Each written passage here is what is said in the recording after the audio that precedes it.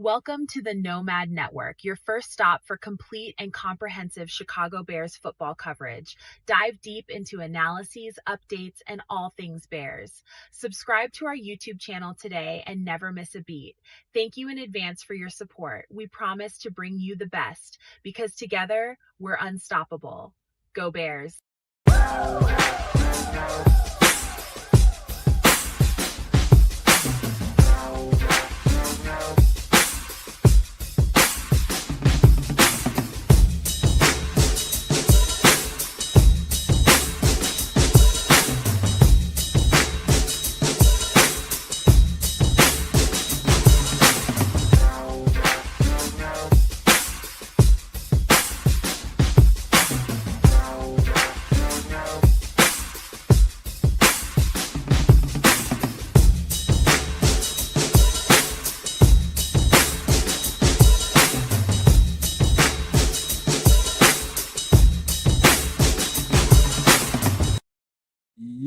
Yo, no maniacs. The night is here. Draft time is here. We finally tired of waiting. I'm ready to see how these Bears are gonna come off, man. Who they're gonna grab. No more delaying, no more nothing, man. We about to find out here in about an hour or so, man. We're gonna find out exactly what the Bears are gonna do at number 25. If they're gonna do anything at 25, if they trade back, trade up, whatever they're gonna do, man. But we're about to see here shortly. I ain't gonna hold y'all too long, man, because we got a long night ahead of us, got a long weekend, and so I'm gonna kick it on over to my man in Canada and see what he got for me on a bounce pass. Merry Christmas, y'all! Merry grown man Christmas, ho ho ho, and all that. It's draft night, y'all, and I'm stoked. I know the Senators are hurting, bro. The Senators are hurting, but that's okay. That's all right. Because tonight we focus on the NFL, not the NHL. I'm super interested in what happens tonight. I'm stoked. I'm ready. I got all sorts of coffee, all kinds of coffee we'll be drinking, and we're going to have ourselves a good time, man. Hopefully you guys enjoy yourselves, and it'll take a little while for us to get to pick number 25, but I guess we'll keep our ears and eyes open for what goes down with these other teams in the NFL, because it's all about how, shit falls, how the snow falls on Grown Man Christmas, right? Hey, man, what it do down there, Trip? Tell me, who am I? I'm going down. I'm going down, baby. Who am I? Hey, fellas, do me a favor.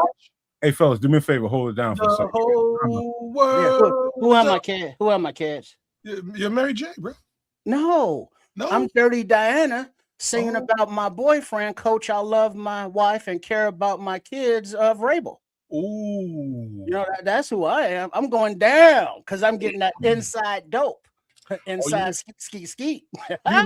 You heard about them 2020 pictures is what you're talking about now. You know what I mean? It's been going on for a minute, the whole collusion thing. But hey, you ain't heard that from me. You just heard it from everybody else in the NFL. But you know what I'm saying? That's the kind of news that drops, on draft day. So not only do we have the final night of waiting for the prospects to get chosen, but now we got a little salacious scandal going on. Ooh, scandals. Trip's all about them scandals stuff. And by the way, man, we got the Superback in the building. The Superback, Suge Sierra, is in the house. Suge Sierra. Superback. Can you hear us, son? Can you hear us, Sean? Can you hear me? Yeah, we got you, bro. I can't hear you guys. You can't? No? I can't hear you guys. Toodle. Take me off and let me log back in. All right, come back. Yeah, because we definitely over here. Well, hey, what you say? Some news drop? So what news drop, Trip? Huh? News? What? Who? What news? I heard some news drop. What happened? I don't know. I thought. We talking about when Mr. Rossini looks at the kid and be like, "Huh, I wonder." Oh. And then the kid look at his father and be like, "Is you really my daddy?"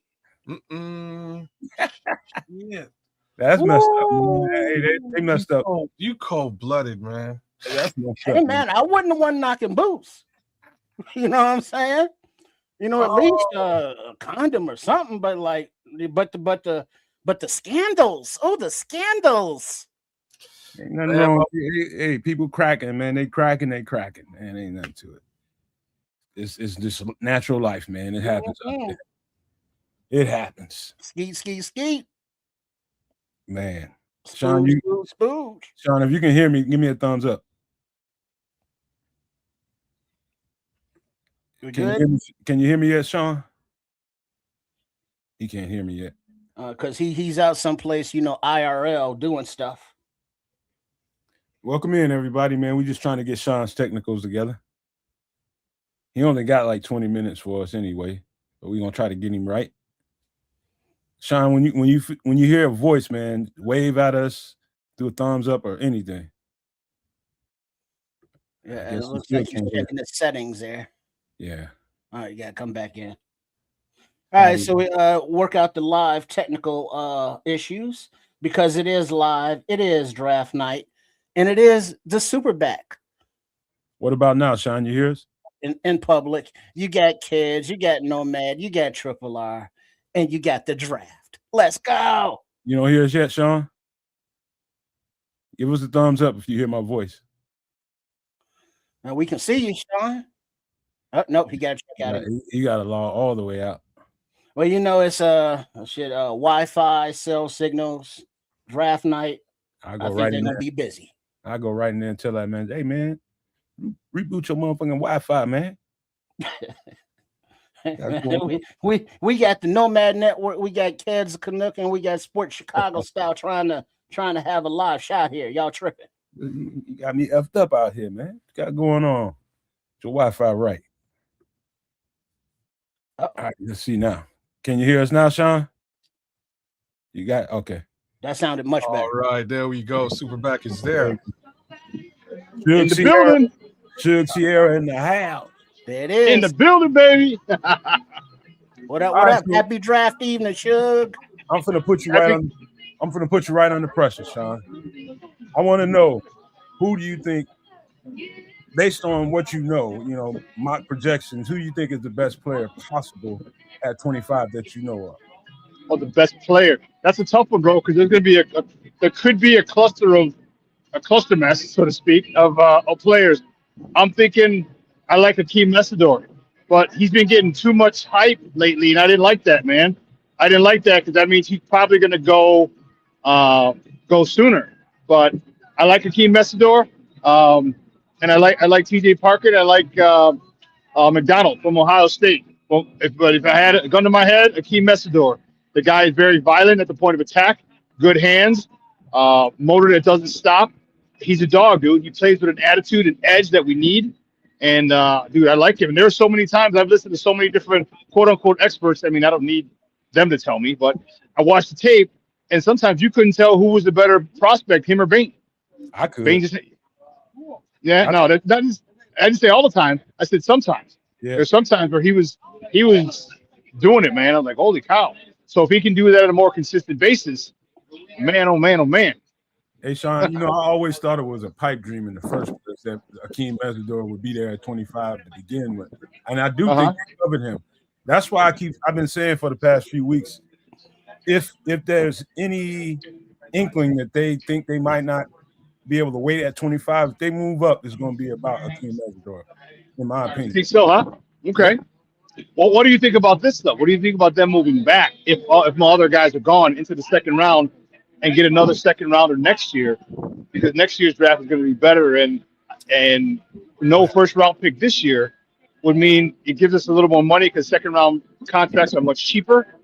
And you're going to have to deal with Caleb's extension coming up probably after this season and some other people. Just save us, obviously we can manipulate the salary cap, but still. You don't have to give Caleb $80 million. You might have to give him 65 or 70. You want me to tell you the truth about what I think about that? Mm-hmm. Okay, I'm gonna lose my shit if they don't get a pick this year. First rounder? All right. No. Second rounder. Like I'm. So you're spitting. You're smelling what the kids is cooking, Sean. Like that's exactly what I've been preaching here. I want Akeem. So Akeem is from my town. I know the kid growing up. He used to play with my son. Special prospect, man. Hope he lands here. That's my hopes. A little hometown love for your boy. Outside of that, if they can't get him or maybe a Dylan Thieneman like that, or Blake Miller, those are the three guys that I'm kind of leaning towards at this point. If those guys are gone and that's not looking good, you trade back into the second and hope you get another pick for this draft. Yeah. Oh yeah. If you can extend your picks in the second, you can really line things up real nice this year. You can't. Plus, it's a big gap. There's over 100 pick gap that the Bears don't select in, and I think Ryan Poles may want to get into that. It's like from like 120. What do you pick? 129? Is that where we at? And then we don't pick against like 139 or something like that. So it's over 100. No, 129 to 231. Like we don't have. Yeah, so 100 over 100 slots that we got to wait. So I think I wouldn't be surprised if Ryan Poles like no. I got to get back into this draft. Well, even if he gets another second, he could trade back. He could trade that second and get a 5 and a 6 and a third later on if he really wants to stock up. But yeah, that's my thoughts. If you can't get your hands on Mesidor, Blake Miller, or again maybe it's like a safety Thieneman, Emmanuel. Yeah, to get out of Toledo is one that I really like as well. He's nice, man. Right. So those guys, if you can't get any of those guys, you might as well get to packing and jump deeper into that second and get some real quality in the second. All right, Sean, I'm gonna do a quick pop quiz for you. Who's the best corner you saw in the draft? Ooh. I'm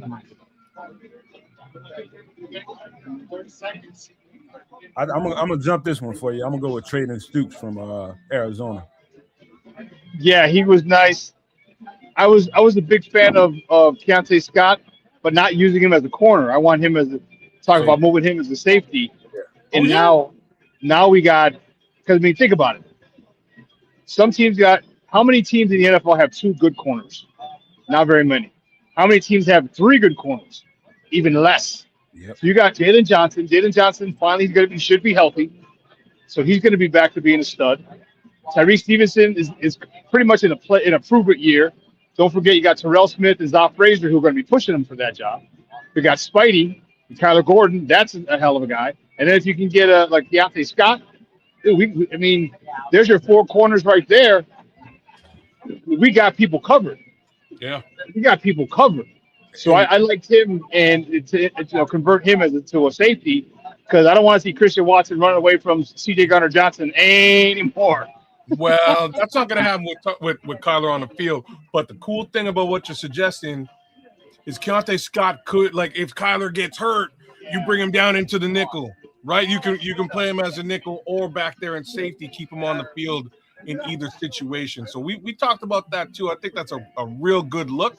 Worst come to worst, you drop back a little bit. You see if you can get yourself some Traden Stoops or some Keionte Scott. And don't forget, remember they played T.J. Gardner-Johnson and Spidey together last year. You can play both of those guys on there together. Now you don't know where the hell pressure's coming.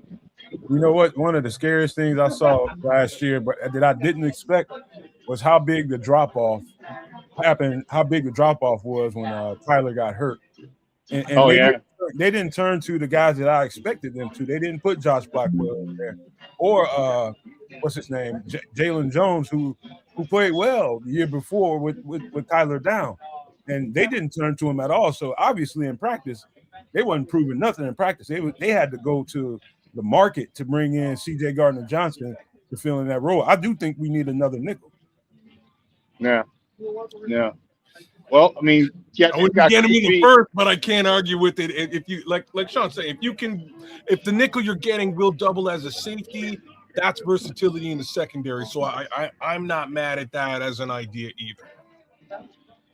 But not early in the draft. We don't need. You want to be a no, not the first round. Hell no. But either 57 or 60. Yeah. Yeah, I think that might be even pushing it. Maybe 3rd, 4th round. So no, he'll be gone by then. He'll be gone. He's another one who's been getting a lot of pub in the last week or so. You talking about Keionte? Oh, I'd be surprised if he got out the 1st round. I don't think he will, man. I think he's right around where we're picking, and somebody will scoop him up. Corner, you know what?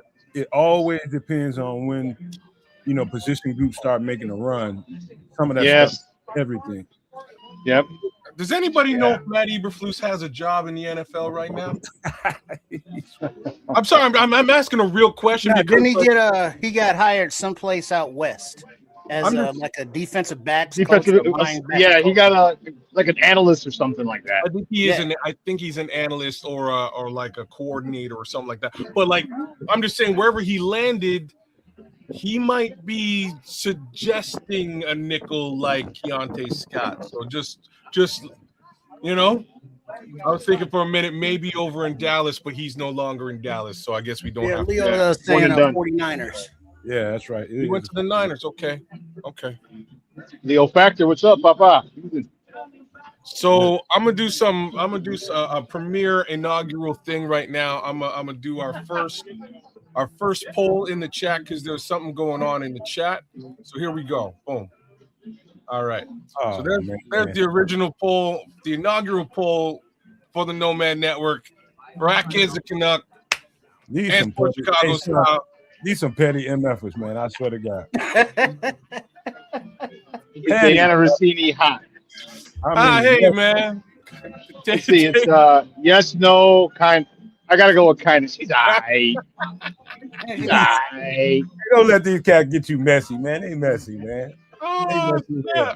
We got the Superbacks vote already. There you go, Chad. Hey, so did you hear what came out? That there were some pictures sent to the New York Times where there are pictures of Vrabel and her kissing in 2020. This is really what Tripp had to bring to light again today, and I say again because he brought it up the other day too. Before the 2020 pictures came out, with the 2020 pictures, like stuff is, the homie said he had to have some conversations, right, Mr. Vrabel? He had to have he gonna have to have those conversations over again because, I think the topic has changed to, oh snap, this is a 4-year-long thing. Oh shit, make that a 6-year-long thing. Uh-oh. Hey, how come you can't see the poll in the chat, kids? This was man. Let me see. 100% said she was hot, huh? Damn. Oh, so wait, hold on, man. Can you blow it up at all, or is that as big as it gets? Man, no, that's what she said. That's the damn shame. That lady had to quit her job, or she got fired. One of the two. No, she didn't have to. But she felt, and there are a lot of people talking about that too. Like, oh, the patriarchy now and Mike Vrabel doesn't have to quit his job, but she had to quit her job. She didn't have to quit her job. She didn't have to. So that was on her own volition. So she'll get a job somewhere else. Don't worry about it. She's gonna fail up. That's just the way it works. You think so? Oh yeah. She starts the podcast. Come on, man. Come on, look at all these recycled ass college coaches and shit, man. They lose everywhere and get a raise after they lose. Fail up. I don't know if that works the same for female broadcasters. You know what I'm saying? Like, that's really my thought there. This is a good old boy. She can go to like Yahoo. She can go to Yahoo or something like that. You know what I mean? There's some other smaller. She might have to take a big time pay cut and work for a smaller organization. You know what I mean? And just kind of stay out of the way and just keep it. I was gonna say keep her head down, but I was like, yeah, that's not appropriate here. She's just got to stay quiet. You know what I mean? And just do her job.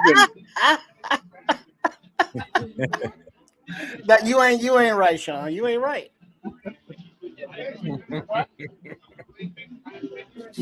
Well, I've been told this often. I don't know if it published, kids. I don't see it actually in the chat. You know what? I don't know. I can't do anything with it. So I'm just gonna. Okay, we'll keep playing with it until you figure it out. We got all weekend. That's also what you said.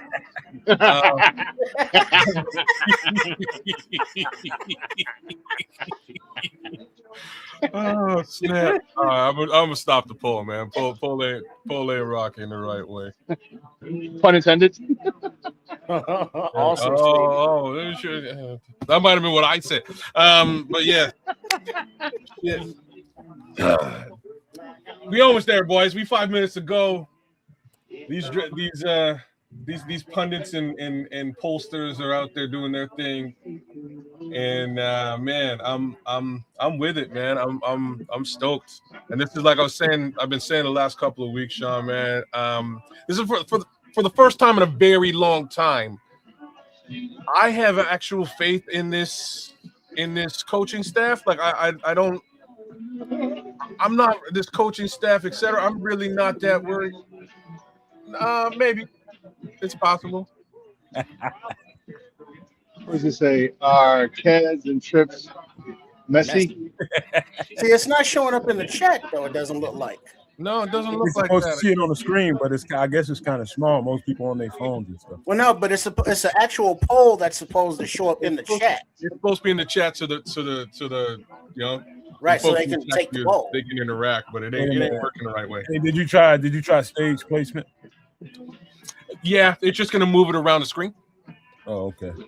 I don't see any way to really do Anything that this. says publish or share. No. It ain't no real way in here to do anything with it.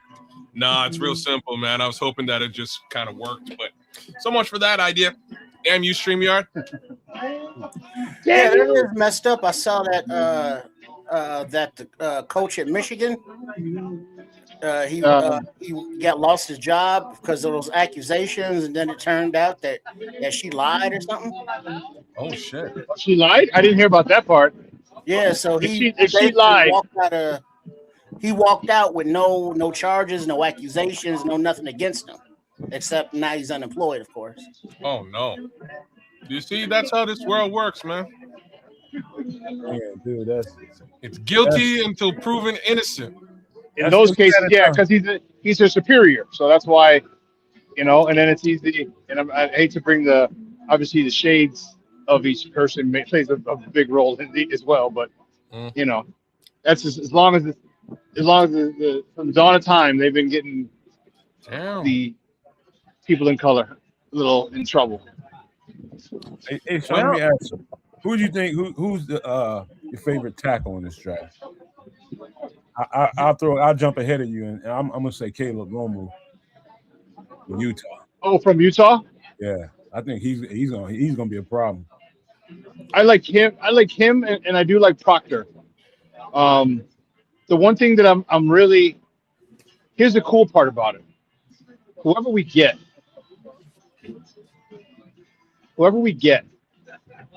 is gonna have some good ass coaching. Yeah, that's the most important thing.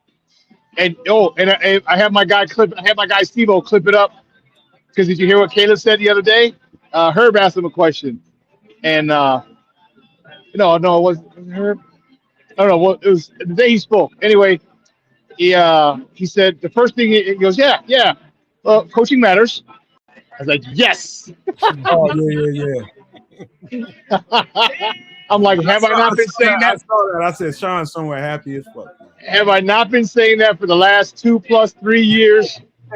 Coaching matters. Oh, I got a T-shirt that says "Coaching Matters," baby. Well, but you see, that's why I'm of the mind that knowing how Ryan Poles is and how he likes to maneuver and get more draft capital, and looking at some of the breakdowns that Nomad has done this offseason leading up to the draft, and the depth at some of these position groups, that trading back from 25 almost seems like a given, unless there's somebody on the board that is their blue chipper that they just can't pass up. And like, do you see a player of that ilk being on the board at 25? Yeah, I think there's the cool part about it is, like, in this draft, when this is one of the I guess less talented drafts, but there's not a big difference from like 20 to 60 is what many of the prognosticators were saying. Many of the draft analysts were saying. So you can get a good pick. Like our first 3 picks can be really, really, really good. But again, the coaching is what excites me about it. You know what I mean? Like Antoine Randall L. and the wide receivers. All right, the Dan Rochard and the offensive line. Like those are, I love it. I love it. I just think that I'd love to stay in the first round. Okay, but if Messidor's gone and McDonald's gone and a lot of guys are gone, and maybe a couple safeties are gone, then maybe. I think it's. Are you cool with keeping some of the safeties? Or should say drafting one of the safeties in the first round? I think that might be too high for a safety, in my opinion. I kind of I don't agree, know, but man. That some of them goddamn are good. Dylan Thieneman is good, bro. Him and Emmanuel McNeil Warren. What's the guy from Ohio State? Like those three guys in particular could warrant a first round. I mean, a first round pick at safety if they're there. Okay. But also, Sean, I want to ask you because we've been monitoring the amount of roster spots they left open this offseason, and getting up the draft. I think the after draft class is going to be extremely rich, and I think that might be the reason why they left so many spots open. Oh, you mean the UDFAs, undrafted free agents? About 15 of those boys. Yeah. And the cool part, and here's the awesome part about it. This is so if the NBA follows this model, they won't, which is why their product sucks. But to not come out for the NBA, I mean, the NFL, you have to because of the physicality. Physically, people you just can't. Coming out of high school or 1 year in college, you can't deal with grown-ass men. You just can't. There's no way, physically. But with this NIL thing, now you can stay. You can get guys who will play 20, 30, or 40 games, maybe even 50 games, depending on the red shirts or whatever. And so when you step into the league, you're stepping in 50 games in a college. That's a big difference. That's a huge training ground, as opposed to a guy he's a 1 year starter. So that's what, 12 games plus the conference championship, and if you get to the college football playoff, 13, 15 games, 16 games, and this guy's got 40 or 50. Like, come on, man! Like that's the cool part about it. So when these guys come into the NFL, they're ready. And also let's think about it. If you've been there 5 years, how many big games do you have in a regular season? A couple, 2, 3. You got a big program, maybe 4 or 5 if you're in the SEC. But then you got 4 or 5 big games in a regular season. You got the conference championship game, and then you got the college football playoffs. So you're dealing in big games. So that's 5 games a year. It's 5 times 5 is 25. The conference championship game, that's 5 more. That's another 30 if you get there. If you get to college football playoff, now you're talking 30 plus big time games that you played in. So when you get to the NFL, you're seasoned, man. You're seasoned. Hey, Sean, try telling that to Triple R who thinks you're old once you start growing baby teeth. Hey. He's an ageist, man. Father Time is undefeated. And once you get around that 3-0 number, the clock is ticking. All right, but it's also good because now you don't have to worry. You worry about a second contract. You don't have to worry about a third contract. Yes, it's 2 ways to look at that. Not only are you getting ready players, but maybe that age factor does get into that second contract conversation, and then you don't have to pay. That is fair. But look, it's 8:02, 8:04. So are y'all ready? Let's get ready. Well, I can see the screen from here. Okay, yeah, they're about to make their first pick. Well, no, actually, let's do a sync up check. I mean, I'll go with the Mongols. Let's not have any premature draft announcements. I'm sure Kids has the intro ready to run. Now we got my man coming out with a cowboy hat on. Wait a second. Speaking of intro, this is about.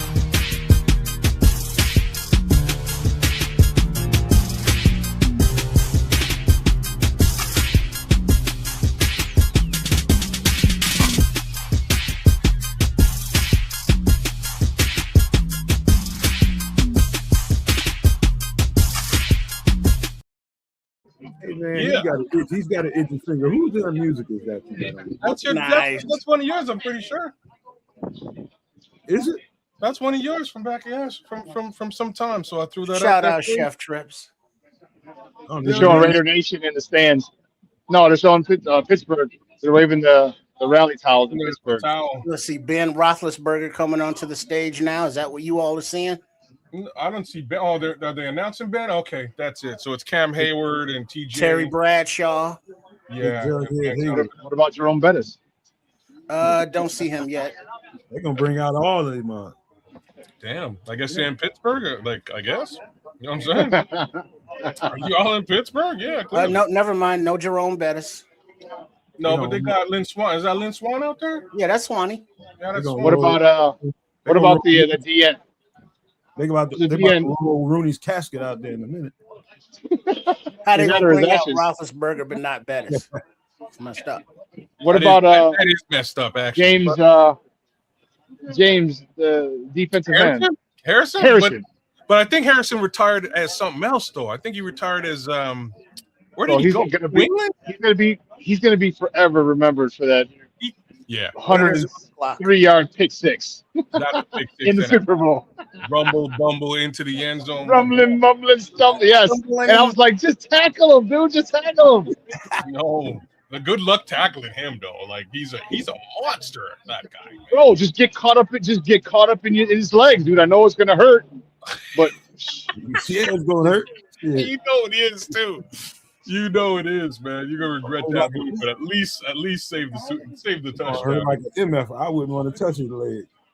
Like what these people waiting on? They got 10 minutes to wait on this. You know, I'm looking at Pittsburgh, and I'm having the flashback of an era that I blocked out in Bears football when we brought in Corky Stewart as our quarterback. Oh, Cordell? Slash. Oh my God. I kind of blanked out that whole era because it was so bad. So did Pittsburgh, actually.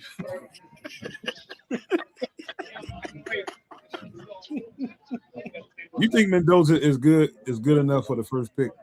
No, but he checks every box. Yeah, and this is a really down year for the draft. That's why a lot of people were.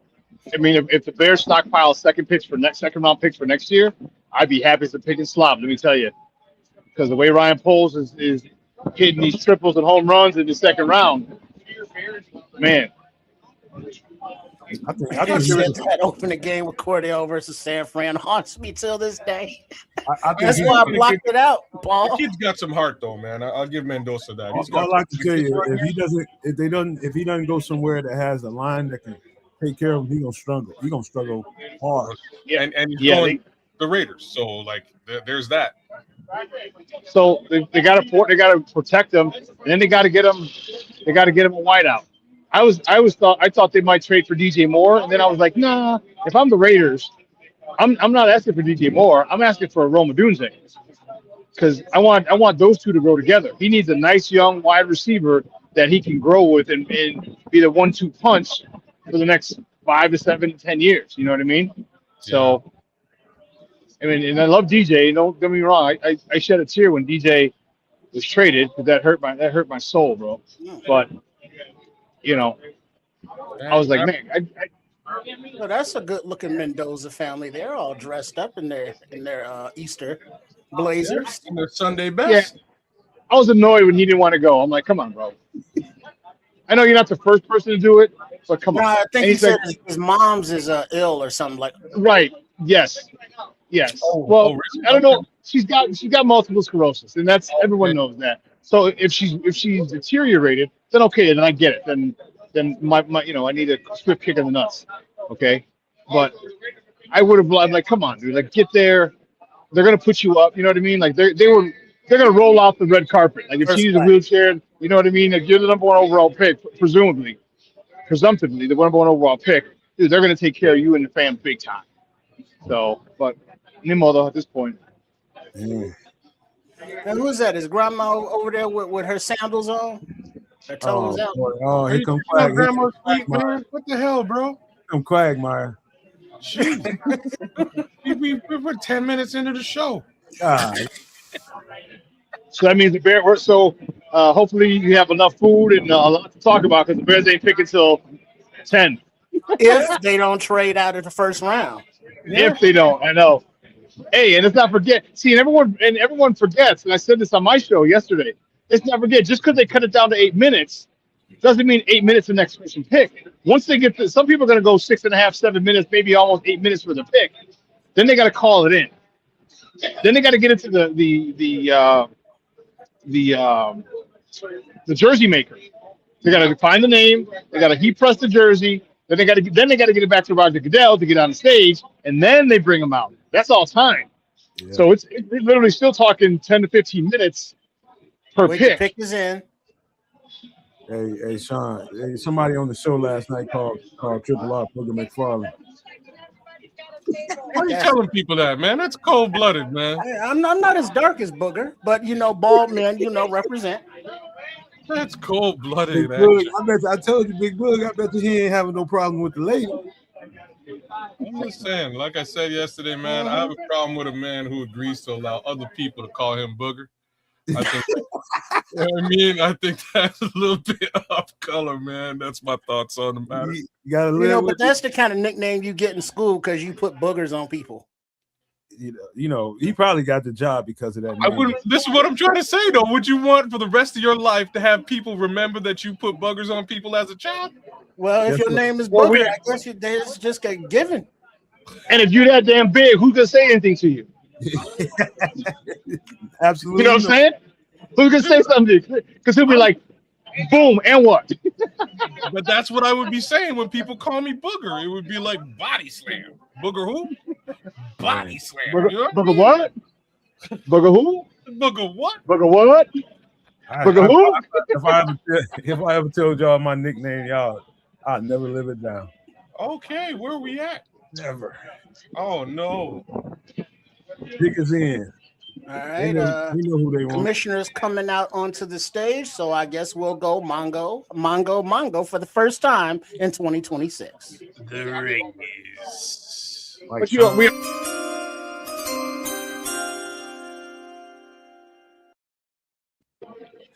With the first pick of the 2026 NFL Draft. Oh, Roger Goodell. Raiders select Fernando Mendoza, quarterback, Indiana. Oh, you got it? Okay, you're ahead of me of where I'm at. Tom Brady picking Tom Brady. Nah. Yeah. Oh, yeah, okay. Yeah. Yeah, they got it catered, nice. Fernando Mendoza goes number 1. The Raiders have a new franchise. I just got notification. The Raiders have a new franchise quarterback.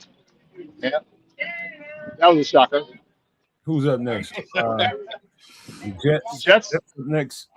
There's talk about some trades going on, so let's see what happens. What you hearing? Watch the Bears trade up to number 2. Well, that's the thing, though. You can't. We think that 25 or trade out of the first round. What if they trade up? Don't see it coming. Trade into number 2. They better get David Bailey, goddamn. Dude, hell yeah.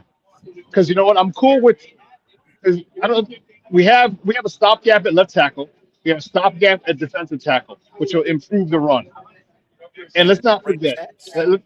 Let's not forget, everyone. Grady Jarrett's going to have a year of training, all right, to prepare for this season. Last year he was rehabbing because he hurt that knee. You and I both know, Nomad. You and I both know there's a big difference when you're rehabbing and training for the season. Huge difference. I was telling them that all year. I don't know if it got through. I'm glad you said it because they were very disappointed. And that's why Andrew Billings was jacked up. Remember, he tore a pec. So how the hell do you expect him to bench 400 something pounds? How do you expect him to hold offensive linemen when his pec's jacked up? You know what I mean? Like, yeah. That's why he was unsuccessful last year. That shit's real. Yeah, it is. Like we probably saw about 60% of Grady Jarrett all year. And he's gonna come back big time. And his presence in the locker room with Shamar, I can't wait for Shamar Turner to come back and hopefully get through that because it happened so early in the season. Will it be 4 or 5 or 6, something like that? And I think because he reminds me a lot of Grady Jarrett. He's a dog. He's extremely violent, and he has a motor that just don't stop. You know what? Just don't stop. Listening to the reading the tea leaves, listening to Ben Johnson and Dennis Allen talk, it sounded to me like they liked him better at edge. I think Shamar Turner? Yeah. They kicked him in last year. They kicked him in. I would like him at edge, but you know what? And that's cool. Because if he can play edge, guess what? We can get a little NASCAR package going, bro. Whoever we drafted edge, slide Shamar Turner in there, have Grady Jarrett, and the guy who robbed the Bears. I shouldn't say robbed because they offered it, so we accepted. I'm not a big fan of Montez Sweat, bro. You know, to borrow a phrase from my old uncle Hawk Harrelson from the White Sox when it comes to home runs, I'm gonna correlate it to sacks. Don't tell me how many you get. Tell me when you get them. All right. Do you worry about Montez Sweat and third down if a team's trying to come back to take the lead? No. He gone. Do you worry about Micah Parsons on third down when you're trying to take the lead? Hell yeah. They got it. That's the type of presence you should command, attention you should command for $98 million. And he's not there. And he's not that dude. Sorry. I wish you could see the screen, man. David Bailey is a big freaking kid. And he weighs in at about 250, but he's going to be a lot bigger and stronger than 250. Yeah, 265, 270 he might get to. Yeah. Man, his hands are massive, man. Massive. And you can just look at somebody's frame, their facial structure, and you can tell, especially from the waist down, you can tell if somebody's going to get bigger. You can put on some weight, yeah. Yep. He's going to be easy 265 with no problem, like a trip to McDonald's and it's over with. Yeah, that or just a couple jars of creatine, he'll be good. Yeah. Get him one of them gym shoe sandwiches up in this month. He'll be all right. Have him go through an NFL offseason with a creatine. Hey, I tried that one time, man. That thing messed my stomach up so bad. Creatine? Yeah, it messed me up. It can fly through you sometimes, man. I know what you're talking about, man. Says the pick is in for the Jets. Oh, here we go. We're Mongo list here, man. What's up with the Mongos, Trip? Yo, just go. Don't worry about it.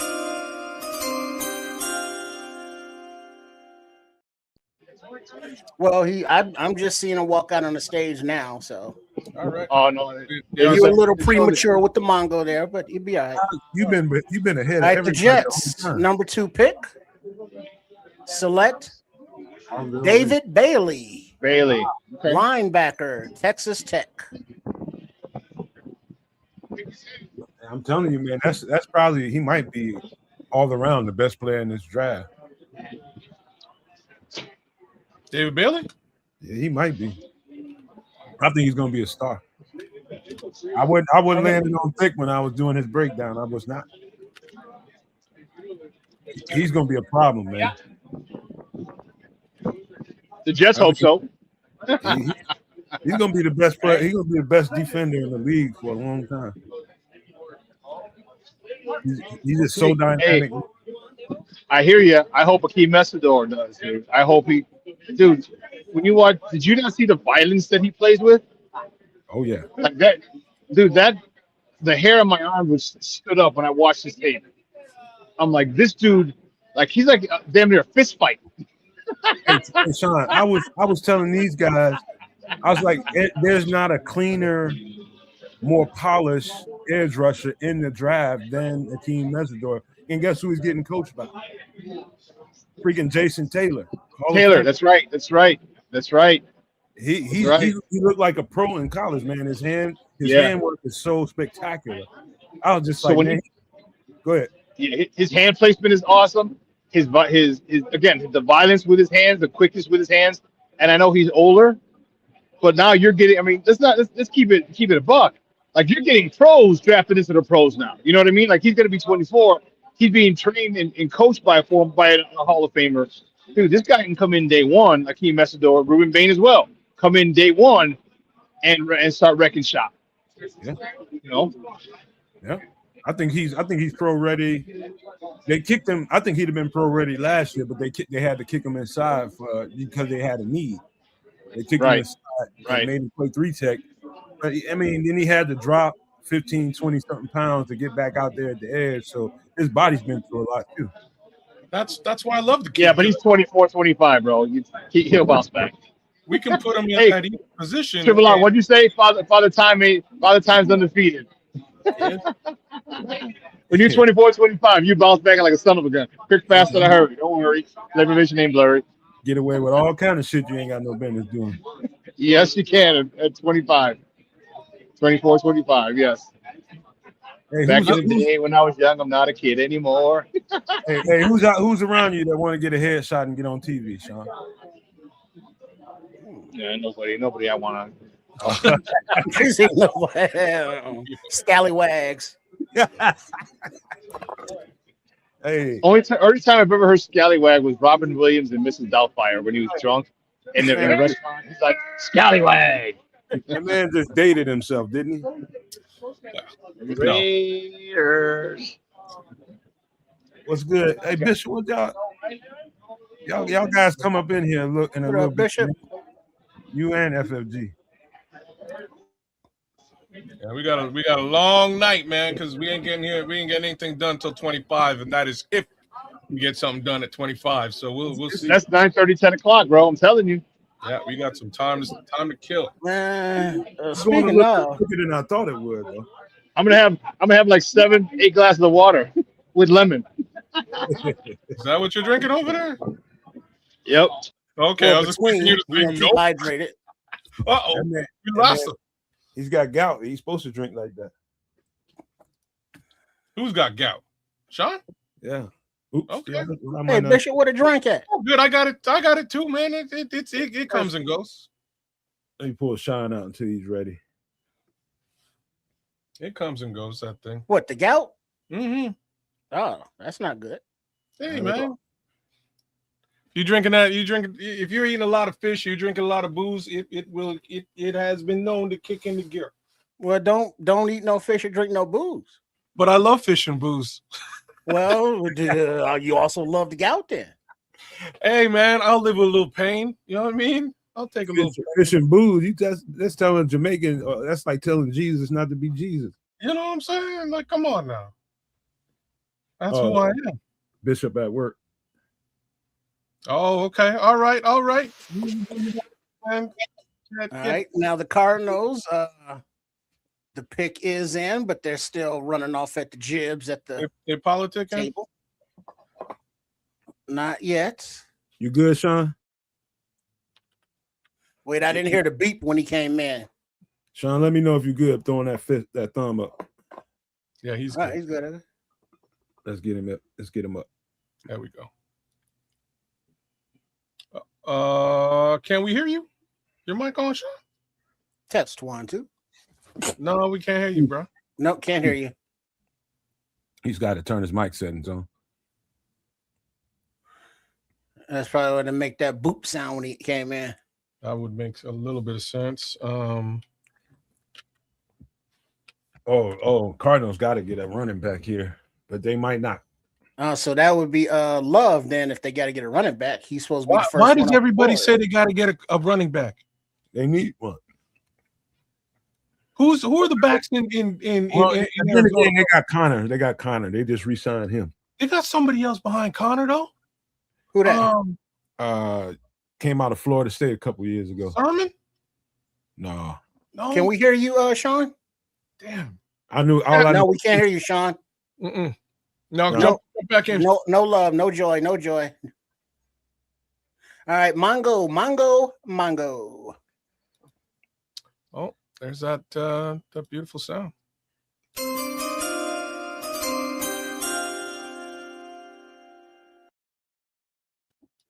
All right, the Arizona Cardinals with pick number 3 in the 2026 NFL Draft select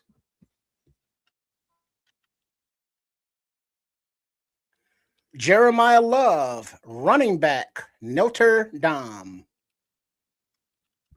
Not surprising at all. James Conner's injury must be worse than we thought. Or you just can't pass up on Love. Yeah. There's so many puns to be used here. I'm just gonna leave it alone. Super tough. Super duper tough.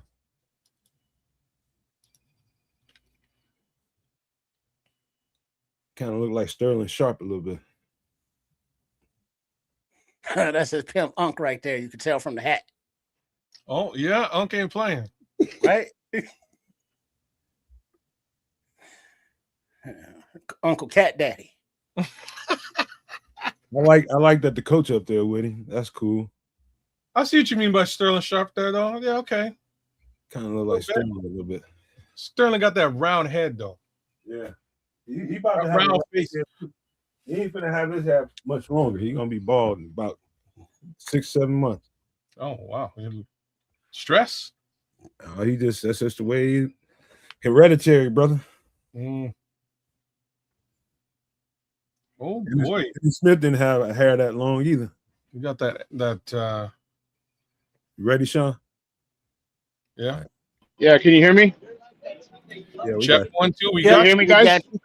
Yeah, we got you. All right, bet. So I guess if I get another call or something, I got to come back out and out of the studio and hit the link again and come back in. So, hey, don't worry about it. We here all night. You saw the pick, right? Yeah, Jeremiah Love going to the Cardinals. To the AZ.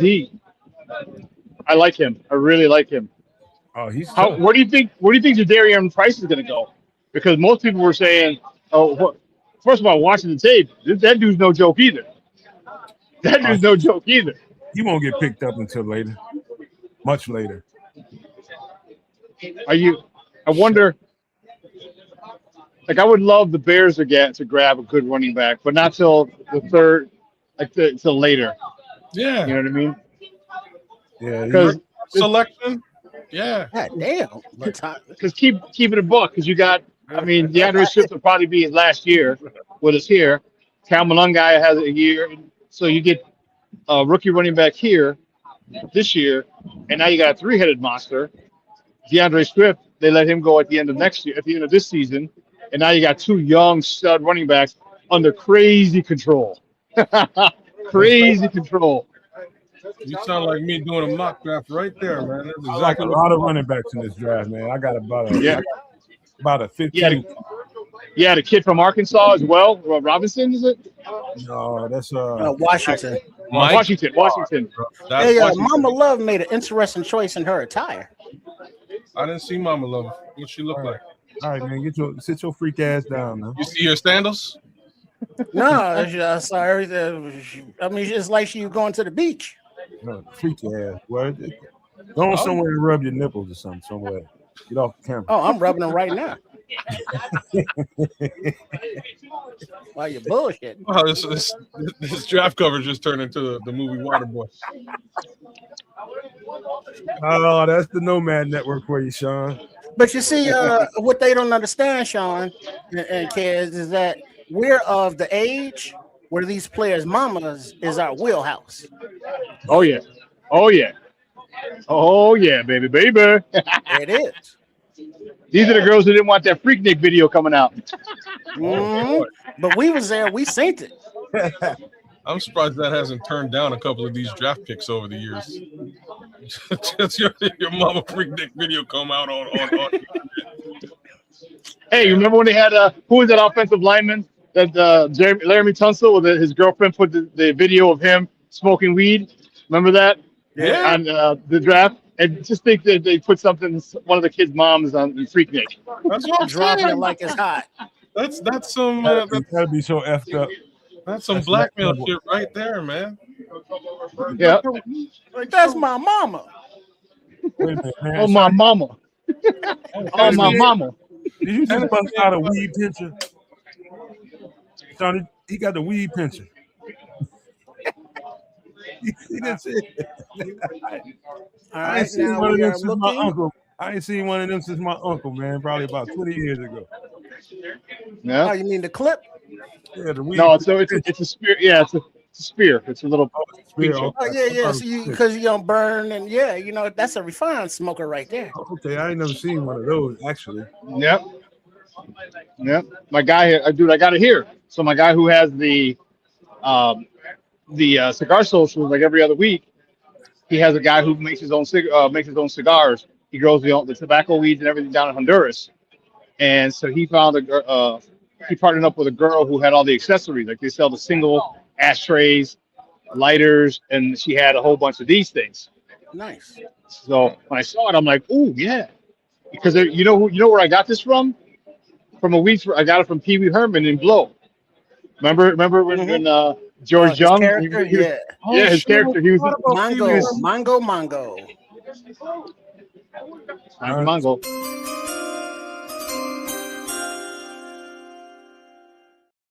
The Tennessee Titans select Carnell Tate, wide receiver, Ohio State. Wow.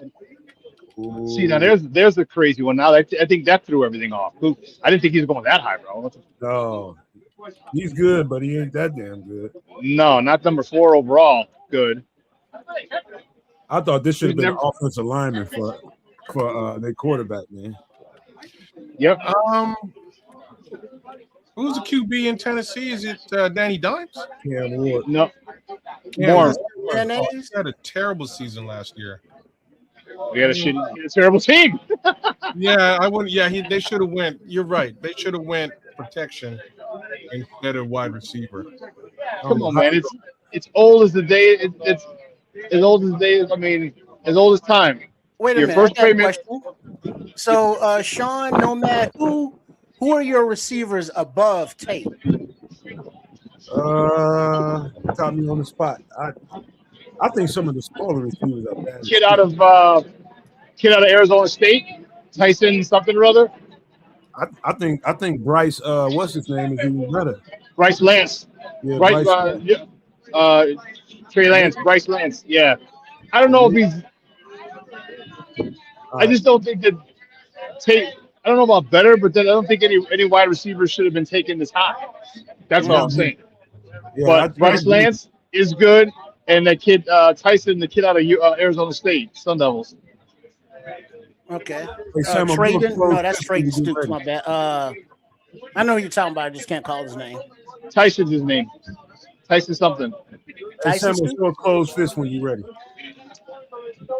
Oh man! So this could be the curveball right here that makes an offensive lineman drop. That makes whoever drop. So let me ask you guys this question: it more attractive for players to trade up, even. What are you saying, Sean? So let me ask you this question: If George Tyson, thank you. If there's McDonald and Messidor available to us at that spot, now that's a long shot, but it's still possible. Who would you take? I still take Messidor, bro. But I'm biased. Messidor, me too. Thing. Me too, because I said I think we got a stopgap with Big Nev and the resurgence of Tracy. I was gonna say Tracy McGrady, Grady Jarrett, and Shamar Turner. Yo, I want them two Ottawa boys on the same line. Like I want that in a major way. Nev is from my city too. These kids, I'll be surprised if they didn't play against each other at some point when they were kids. I just think Messidor is so pro ready. Yeah. Oh hell yeah. No man. Hell yeah. Pro ready. He's body. I mean, he's 24. So think of. I mean, he's got all the off seasons of lifting. Like he got grown man strength. Yeah. With an F. Strength. But this is the thing, and this is what I've been telling the Nomaniacs.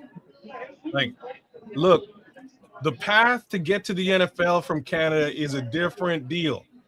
He might have done a couple years university here in Canada before making his way to the US side, man. He's going all over the place to get here. So that's going to account for a year or two extra, just sort of building your way to this NFL draft. So I get the path. I'm not too worried about that extra year or two that he's got. I consider that experience, and you see it on the field. And the real upside with this player for us, again, he can go inside and outside. So that's some versatility. You can stack the line with Austin Booker on the edge, put him at 3-tech, and really get after quarterbacks. It's a bit of a versatility move as well, in my opinion. Did you say put Austin at 3-tech or someone else at 3-tech? Oh no, put Akeem at 3-tech. Oh, Akeem at 3-tech. And put Austin on the edge, and now you got a pass rush with 3 guys. Well, you got the NASCAR package that the Giants did against the Patriots. I'm all for that NASCAR package, bro. Yeah. I'm all for that shit. That's what I'm All talking for about. that. The pick is in, but they on a commercial, so don't worry about it. Okay. We'll give him a little bit of time, but I will get. Come on, I don't know. Did I miss your hand? Did you? Still ain't ready? Okay. No, he ain't ready. You're not ready. You're not ready. There's so many dudes I like. So many dudes I like, man. I think the Bears are gonna have a hard time if they pick that pick at 25. They're gonna have a hard time going wrong. Well, it all depends on who gets taken, because they, you know, it could be very easy for them, or it could be very difficult depending on who's left. If there's like I said, if there's McDonald, if there's Messidor, or Messidor's gone, and you got T.J. Parker and Zion Young, now you're like, ooh, man, which way do I go? Which way do I go? You know what I mean? At that point. Oh, Paul is saying KC traded up and got the 6, but I'm not seeing it yet. Well, if they have it, you know, it hasn't been announced on the main broadcast yet. So I mean, that could be some, you know, Twitter information right there. What the hell did they trade to get up here? Yeah, that's right. Let's figure out someone who's, if you can find a Twitter account of someone who's at the draft, because they're way ahead of us, probably like 2 or 3 minutes ahead of us. Oh, that's a good call, Sean. Yeah. Thank you. Glass number 2. I'm still not seeing it, man. Glass? What'd you say? Glass of water? Yeah, with lemon. I got crazy and had lemon. Ooh, look at you. Oh, You call it fancy. I just now Fancy. seeing it, y'all. Seeing what? The Chiefs trading up? Yeah. Oh shit. Damn. So what, number 6? Yeah. Damn. Who do they want? Oh no. It's probably another 3 technique. What kind of an idiot would would even take this trade? A team that don't really need to pick. Who was in number 6? It was a Giants pick. No, Oh, Giants. that's what take the trade. There you go. I take that back. It was Cleveland's pick. Cleveland. Even worse. Cleveland's stupid. Dude, we should have No, gone. they're not. No, they're not. No, they're not. No, they're not. They're not. Right? Because this team, the Browns are cooked for a couple of years with that. Deshaun Watson. You know what I mean? With Deshaun, like they're in a bad way. They need to stockpile picks, not for this year, but for next year when they can possibly get out of that contract. If they can get out of that contract, the pick is in. The pick is in. Well, hold on. Before they announce it, though, they got people, and then they're gonna come out and talk about something. Please clean up your garbage here in the facility. No. I think the Teamsters or whoever the hell. the team. So who knows how long it'll be before they actually announce a damn pick. So who do they think? Oh yeah. You know, good causes. Yeah. There's a haul they get for it. Cleveland gets pick number 9, pick number 74, and pick 148. So they move down 3 spots and pick up 74 and 148.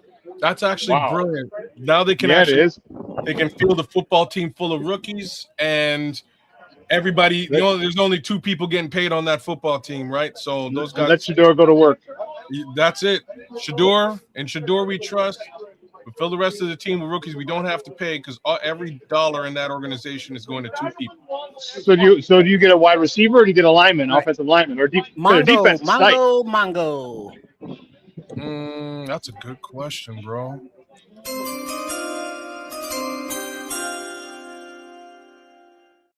This pick, I gotta hop off, and I'll hop back on in about 20 minutes, half the hour. New York Giants select Arvell Reese, linebacker, Ohio State. Arvell Reese. I like that for them. They needed him. I hate that because one of my guys at the Smoke Fellows is the only one of the Smoke Fellows who's a Giants fan. Mm-hmm. And he talks all that ish.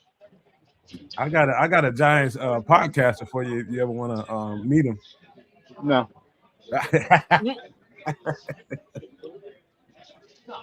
Oh man, I like what they got for it, man. I thought they came up pretty well, and you only moved down a few spots.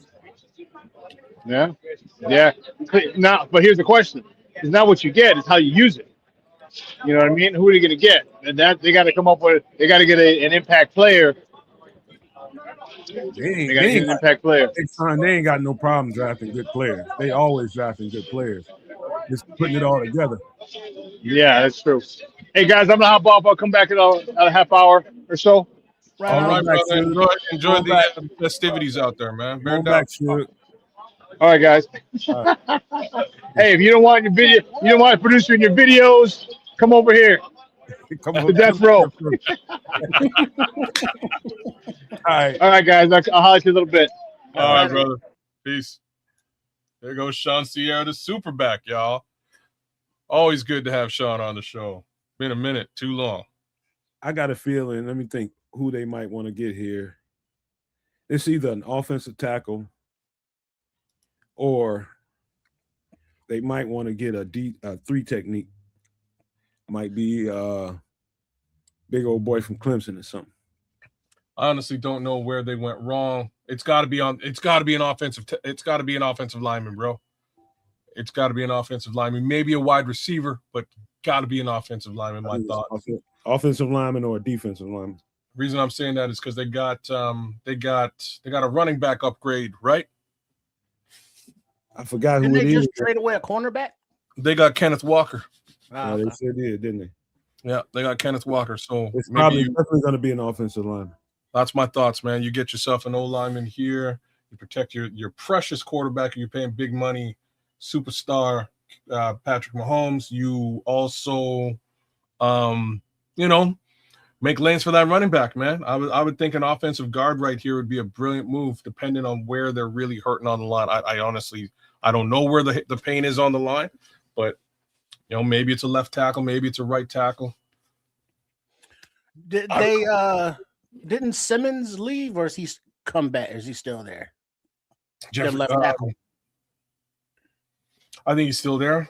No, they re-signed him. They re-signed him and let go. Taylor, Jawan Taylor. That's the one that left. Yeah. This might be the Caleb Lomu pick. I think you're bang on. I think that's who it is too. Mike says O-line for his money. Yeah, that's my thoughts there too, Mike. That's a good bet. Once. You gotta keep your quarterback clean.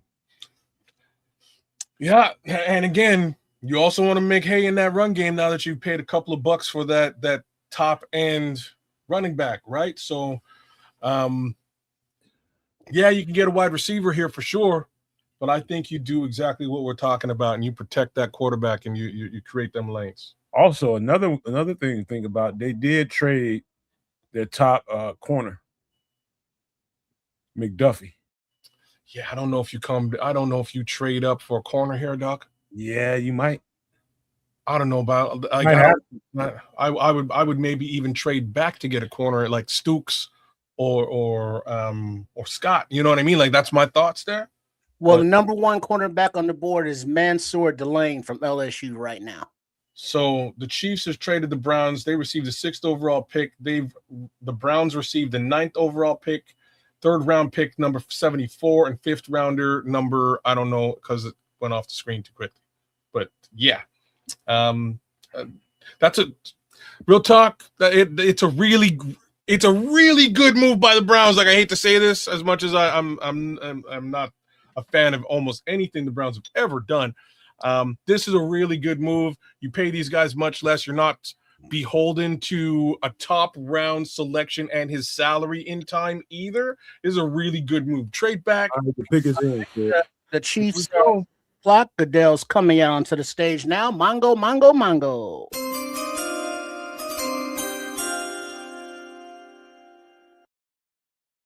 The Kansas City Chiefs select Mansour Delane, cornerback, LSU. Cornerback, eh? Wow. Yeah. I would not have traded their best cornerback. They got to replace him. Would not have traded up here for a corner. That's for sure, man. That's my 2 cents. Good to go, Samo? All right. Get you up. Samo. Big Sam. Rothstein up in here. What up? You see the Chiefs just traded up for a corner? Yeah, bro. Your feed We got you. Your feed catching up. It's catching Wait. up. You there, Samuel? Yeah, it's just catching up. All It'll right, jump I'm right ready. in. All right, cool. Yeah, I'm back. I'm back. I saw it do the little spin or whatever. Man, it just took me what, an hour to get on? Hour to get on, man. That's how rusty I am, man. My system was tripping. I got a new laptop here. Man, my bad, fellas. What you got? I don't even know nice. what's happened in the draft. I haven't even been paying attention. The last I heard was kids talking about the trade the Chiefs made. Then I saw it to my phone. They got a Mansour. You got a fresh The haircut, man. I'll give you for cornerback. that. He got the. Hey, somebody Man, got the appreciate ticker on the it. bottom. I don't mind this outfit either. Who did the ticker on the bottom? Good job on that. Who do you think it was? Nice. I mean, it could have been one of y'all. Good job though. Thank you. Thank you very much. I'll take all the credit that I definitely deserve. But yeah, no, I'm keeping the ticker up, so we'll have a good list of who's gone where, when, and what. Mansour, Delane, LSU, cornerback has gone to the Kansas City Chiefs. They've traded up to get their favorite target early in the draft. So let me ask y'all this: Bailey went too. Samuel, Wow. I know you've been doing them in the chat.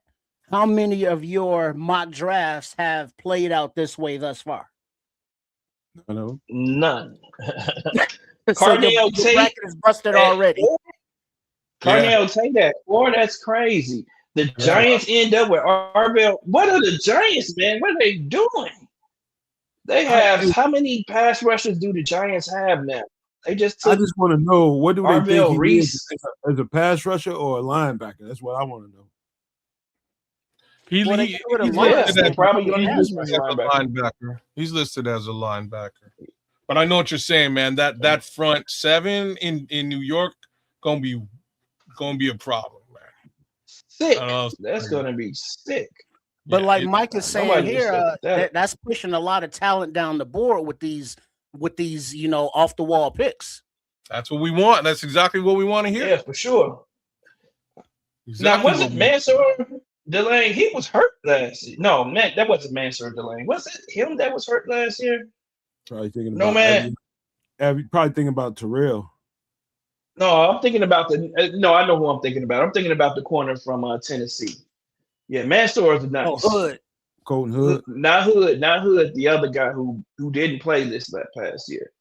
I can't think of his name right now. I know who you're talking about. I can't think of his damn name. Yeah, he's nice. He's a dog. He's a dog too. But yeah, Mansour, man.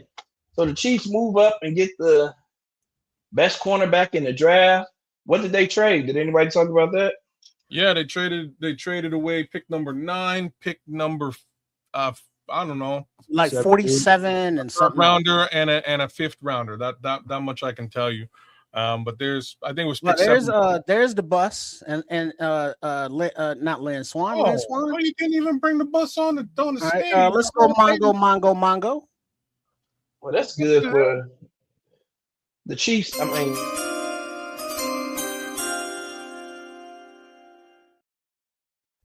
all right, with the 7th pick of the 2026 NFL Draft, the Commanders pick is in.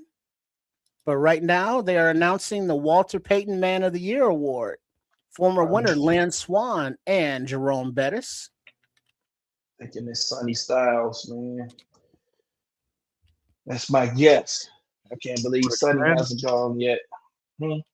They do need linebacker help. Yeah. They like to have a good linebacker. On behalf of the Payton family. Hey, you know what? All is right, man. Some of these picks is pushing a lot of talent back. Yeah. That's exactly. We couldn't ask for a better. Okay, here we go. With the 7th pick, the Commies select Sonny Styles. Good call, Sam. Linebacker, Ohio State. Boom. Yeah. Sonny good, but I didn't think he was going to go this early. Sonny is going to be a dog, man. I think Sonny just hasn't even – and it's the perfect place for him to go, in my opinion, because of the head coach. Dan Quinn knows good linebacker play. He's going to coach him up real good, man. They can turn that dude into an all-pro easily. He has all the talent in the world. That boy's so damn big. A good call, sophisticated thoughts, man. So big, man. Big and athletic. Man, freakishly. Yeah, I think he had the best athletic numbers in the combine. He did. He blew everybody away. He blew everybody away, right? By far, and that's why he's Sonny Styles a damn meta-human, man. Exactly. He's an alien. That dude is an alien, right? Man. Freakish size, speed. He's just still learning the position too, man. I mean, moving over from safety to linebacker. I did his breakdown last year, and I did it again this year. And I remember telling him this. He's just starting to play linebacker, so he really don't know the role. He's just waiting until he gets real comfortable in the shit. Oh no, he's just an athlete, man. He'll play all over the place. And same thing with his brothers. Between the two of them, they blew the combine apart, man. Him and his brother. His brother's got the one of the fastest times on the 40 period in the combine this year. And this young man's measurables are off the charts. You name it, and it's a special thing to look at. So I'm not surprised that he's gone top 10 here at all. You seeing the comp they giving him? Who? No, they give him Brian. Brian, yeah, I can see Brian Urlacher. Yeah, I definitely can see Brian Urlacher. Much smaller Urlacher, maybe. Like he's got the height and the length, but not that. Like, you know what I mean? Urlacher had it's coming. I mean, that Urlacher played in a different time. Kids, look at all these linebackers now, man. They're all small. All of them are like 230, 240. You big, you fat at 240 at linebacker now, which is crazy. You a fat boy, yeah. Man, Urlacher was solid, bro. You know what I mean? But we'll see. Give him a year or two in the NFL, and we'll see what it looks like, man. Maybe my comments will be absolutely useless here, but big ups to Sonny Styles. Boy, I was going over the moon with him last year. The boy Jack, man. Hold on. Wait a minute, man. So he went before the safety? Yeah, he did, right? Caleb Downs? Yeah, Downs is not big. Yeah. This is what we want, Sam. We want the safeties. Wow. We want the DTs to get pushed back. We want the DTs to get pushed back. The further back they go, the more potential for the Bears to get access to those three positions. And let's also talk about the tackle position as well. As much as I don't want to talk about the tackle position so far, there ain't no tackles in the top 10 yet. So these teams done went pretty much all. Jets gonna take a tackle. Every pick so far is playmaker. The Jets, you think so? Yep. Yeah, Jets gonna take a tackle. Yeah, they need offensive lineman bad. They're gonna be the first. Name a position they have, brother. There's gonna be an offensive tackle run in the teams. I'm just saying, I don't know what position the Jets. Not the Jets. I mean, I'm saying the Jets, but I meant to say the Browns. I don't know why I just said the Jets. I meant to say the Browns. My bad. Okay. The New York Jets already went and they got an edge rush. Are y'all noticing this? Every pick so far is playmaker. Yep. Well, yeah, man, but Caleb Downs is the best player in the draft, man. To be honest, other than Jeremiah Love, after Jeremiah Love, it's Caleb Downs, man. I argue with you about that now. Who you think is better than those two? Who you think better than those two? You say Caleb Downs and who? Love. Love is probably the best player in the draft. I think Caleb Lomu is a goddamn beast. Caleb Lomu. Oh, Caleb Lomu is nice. Yeah, he's nice. I like Caleb Lomu. I think he's a plug and play. He's a plug and play guy for sure. Probably Caleb Lomu and probably David Bailey. Bailey. I think Bailey could be a hit or miss, man. That's why I'm surprised the Jets took him. I think he could be a hit or a miss just because of his size. But I don't know what front do they play. I don't even know what front they play. They're in a 3-4. 3-4. That's what he needs to be in. He gonna kill there. I think he a dog in a 3-4, but I question him, and I don't think he was a fit for our defense at all. Dylan Thieneman, man, I think he's the best free safety. Now, Thieneman is not getting past the Vikings, though, man. Think about it. Just think about it. He is not getting past the Vikings. So that's a good call, man. That's a good call. He is not getting past the Vikings. He is, and we would have to move up to get Thieneman. Thieneman a dog too. You're right. I think Caleb might be the better combo safety. Yeah, he is.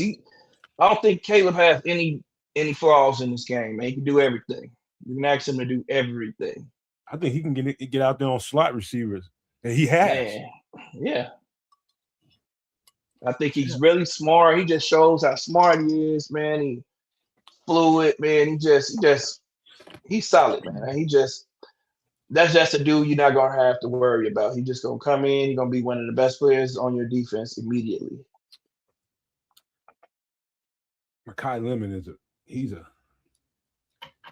that's like DJ Moore. Yeah, Makai Lemon. Yeah, I'm not into all the receivers. I love the high receivers, the top receivers in this draft. I love Jeremy Bernard, man. I like a few guys, but I don't like the receiver class a lot. I think there's some talent there, but I don't think there's like any guys that's just complete dog. I think it's full of weapons. It's full of weapons. Yeah, you got it's full of guys you can weaponize. Yeah, but no, just complete dog. Yeah, I don't see just a complete dog. Nah, I don't see one of those. It's a few running backs that can probably transition to receiver or, play a hybrid role too. Yep. You know who I like? Skylar Bell, man. I don't know why Skylar Bell isn't getting more play. I like Skylar Bell as my favorite receiver, to be honest. He tough. I didn't get around to his breakdown this year. The boy tough, man. He can do a little. He can do it all, man. He'll route you up, and he got the speed. He'll route you up. I think he just went to the wrong school, man. He went at Connecticut. You're not gonna get a lot of play there. They're gonna question your talent level you played against and all of that if you're playing with Connecticut. I don't even know what conference Connecticut is in. They Big 12, I think. Big 12 now? Oh, okay. So they played some decent teams. I might be wrong. I'm just assuming they're in the Big 12. No, they ain't in no Big 12. They got to be in the Big East. Big East, probably, yeah. That probably make more sense. Man, they shifting conferences so much now. Goddamn Goodell's starting to get a little slower. Yeah, why is he walking like it's a laborer to get to the stage out there? Who is that? Goodell is? Yeah. I wish I had a TV in front of me, man. You got to get kicked in the balls by somebody every time you go out there.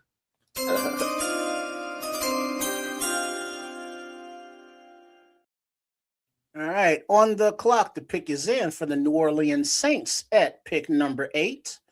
As Roger Goodell lumbers to the podium, the selection is Jordan Tyson, wide receiver, Arizona State. Oh, no, he getting drafted way too early. Wow. Tackles Jordan Tyson. Way too early. Both of them receivers got drafted. Why are you drafting a wide receiver when you don't have a quarterback? Who's the quarterback? Who's the quarterback? They got Tyler Slug. That's their quarterback. Yeah, like I was saying there, no? Him or the other dude. What was the dude that played with Caleb at Oklahoma? I know who you're talking about, but they bumped him for the other young man who ain't all that great either. So I'm just saying, I don't know why you going offense here when you don't have your quarterback situation squared away. All right. Hey, Patrick is putting us on the spot. I know we haven't done that yet, but we'll do it now that Samo here. He says each of you taking your guess of who we're gonna get at 25. Let's start with Kez and see what happens. You know, man. So go to Sam. I don't think he's gonna be there. Let's say who you think we gonna get and who you wish we gonna get. So let me say it again. The more that stuff like this continues to go down, the more likely he's gonna be there. You see what I'm saying? We just got how many wide receivers we got in the top 10 already. That's really not supposed to go down. There's nothing to go down. Just pick your guy. My guy's Akeem Mesidor, bro. All right. That's my guy. What say you, Samo? Man, I say Emmanuel McNeil Warren. Okay. Ooh. Yeah. Yep. What about I don't just because I don't think Mesidor gonna be there though. If Mesidor is there, my guy is trading back. But if I had to make a pick, Like the way this board is going, if Miller's there, I'm taking the left tackle. If the like a McNeil Warren is there, maybe I take him. I don't know. Depends on how the board falls. Get back to me when we get to 22. All right, I'm gonna just go off the reservation since Keds took Mesidor already. I'm gonna go with Caden McDonald. Okay, all right. I have a strange feeling right now with the way that this draft is falling. Both of those cats are going to be in and around 25. Both of them. Maybe if Blake they Miller. are, man, we trading back. I'm gonna tell you right now. If they are, they're gonna trade back, man. If they aren't, you mean if they're gone? If they're both there, then the Bears may trade back because that's gonna mean a lot of good players are gonna be there. They might just be like, you know what? We can probably get something really good. Somebody's gonna give them an offer. Yeah. Because you think about it, man, we have almost 20-something spots left on our roster, man, that we have to fill. Yeah. So I expect us to do a little willing and dealing, and we're going to be active in the free agency market or the unsigned free agents market this season. We roll the dice. That is an interesting move, man. That is an interesting move in a situation like that. I would hate to pass up on a good player, but, man. It's got to be a run on tackles pretty soon. Yeah. It's probably it's probably right about now because we got Cleveland next, and then we got New York Giants next. So we can probably speculate now that the Giants are likely not going to go front seven defense, maybe secondary. You know what I mean? Maybe secondary or offensive line. That's my assumption. They got wide receivers. I think and Odell Beckham just joined the fold again, I believe. So I think they're okay. Wide receiver. You got Cam Scatterbo over there. You got a quarterback. So now really all you need is offensive line support, and again maybe secondary love. So I love the fact that they're up here where they are, because that should help us in a major way. If there haven't been a bunch of edge rushers taken, y'all, if there haven't been a bunch of edge rushers taken now, we got Miami, then we got Dallas. Dallas going to take an edge rusher. My worry was that Dallas would be the team to take Akeem before us. They're only going to take one edge here. It's a shame what happened to that edge they just drafted. I love that player. What happened? I forget. He unalived himself. Oh no! What's his name, man? I know what you're talking Western about. Michigan. He came out of Western Michigan. That man was a monster. Damn! I remember talking to Bear Lisi. Yeah, you're right. Yeah, we talked about him. Marshawn Lattimore. Marshawn. No, not Lattimore. Nealon. Marshawn Nealon. Yeah, Nealon. Yeah, Marshawn Nealon. Yeah, I forgot about him, man. That sucked, man. Yeah, that hurt my heart, man. Yeah, all right, Mongo.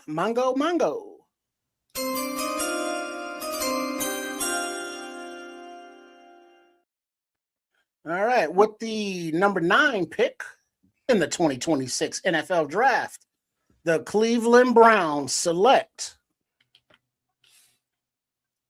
Spencer Fano. There you go. Offensive tackle, Utah.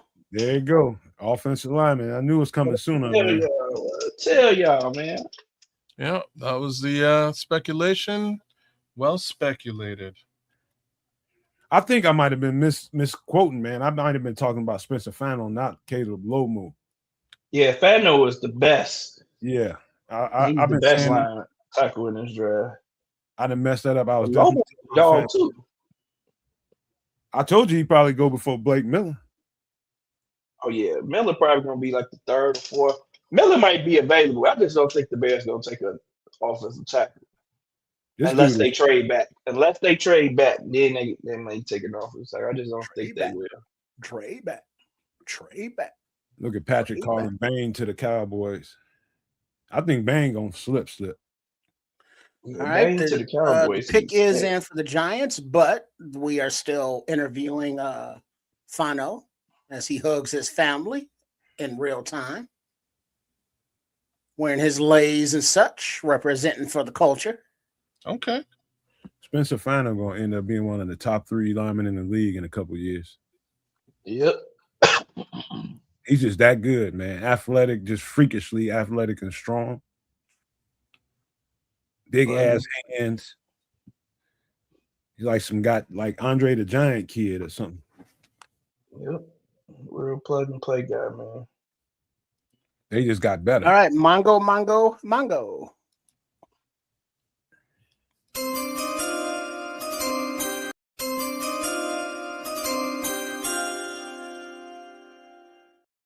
With the 10th pick, the Giants select Francis Maui-Goa, offensive tackle, Miami. Boy, they getting them damn Islanders, boy. I swear by them, Samuel. I swear by them damn Islanders, boy. I swear by them. I love them. Some massive dudes.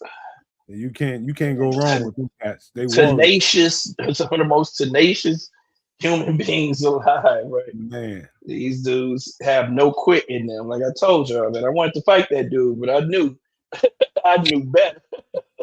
I saw one slap another offensive lineman to sleep. Slapped him to sleep. I mean, snoring sleep. I was like, man, you ever put them big fat ass hands on me, man? I'm gonna pull a gun on you, man. He said, don't worry about it, man. I don't like that motherfucker. That's how he talk. I don't like that motherfucker. Them some big dudes, man. Look at the hands on this cat, man. They are. They some of the nicest dudes with the peaceful, but they got a demeanor about them, man. When they step on that field, it's just like Dr. Jekyll, Mr. Hyde. They just turn it on. Hey, new Cardinals running back Jeremiah Love will make $50.5 million fully guaranteed on his rookie contract. The most fully guaranteed money ever given to a running back in NFL history. Yep. That's automatically the highest paid running back ever, man. He just changed the market for running backs. Changed the market, period. And watch what happens when he gets to his contract year. Watch what happens. Yep. Just that. That's why people like talk about positional value so much, because of stuff like that. The NFL doesn't really want to pay players at certain positions, and they draft them high. So now he just changed the market. So now the next veteran to get paid is gonna be like, this dude a rookie. You think I don't want to get paid in the first year? That's how the market outplayed him. Yeah, I outplayed him. So you got to pay me more than him. Wait till Jahmyr. Did Jahmyr Gibbs get his contract yet? Oh, Gibbs, that's gonna be the guy. Nope. Did he? Yeah, Jahmyr Gibbs will be the guy. You're right. Detroit, you're about to pay out the nose. Wazoo. Yeah, you're gonna need 65. You're gonna need 65 guaranteed. Mm-hmm. Or he's gone. He's ready to get it too. Yeah. Or he's gone. That's right. Good call. They ain't got no choice. They ain't shit without Jahmyr Gibbs. Nope. Jahmyr Gibbs, that whole team right now, barring Amon-Ra St. Brown, but you know what I mean? Hey, Paul said Dallas traded up. For what, Paul? Well, the pick is in for the Cowboys, but gotta be not announced as of yet. Gotta be Bane, man. Think about it. You getting Bane after getting rid of Parsons, and you go get Bane. That's how you say, fuck you, Parsons. We make the right deal. We make the right move. Right? That's making the right move right there. If you go get Bane. It might be Mesidor, man. Man, I hope they don't take Mesidor. Don't say that. I'm knock on wood. Don't say that. No, man. They need another safety too, man. I know that. It might. Oh yeah, they could go get. Yeah, they could get. It could be Downs. It could be Caleb Downs. Oh, Dallas traded with Miami. It wouldn't surprise me if there's a safety. So the 11th overall pick damn it. If this Caleb Downs, I wouldn't be surprised whatsoever. I wouldn't either. Sean just texted me. He loved that pick for Cleveland.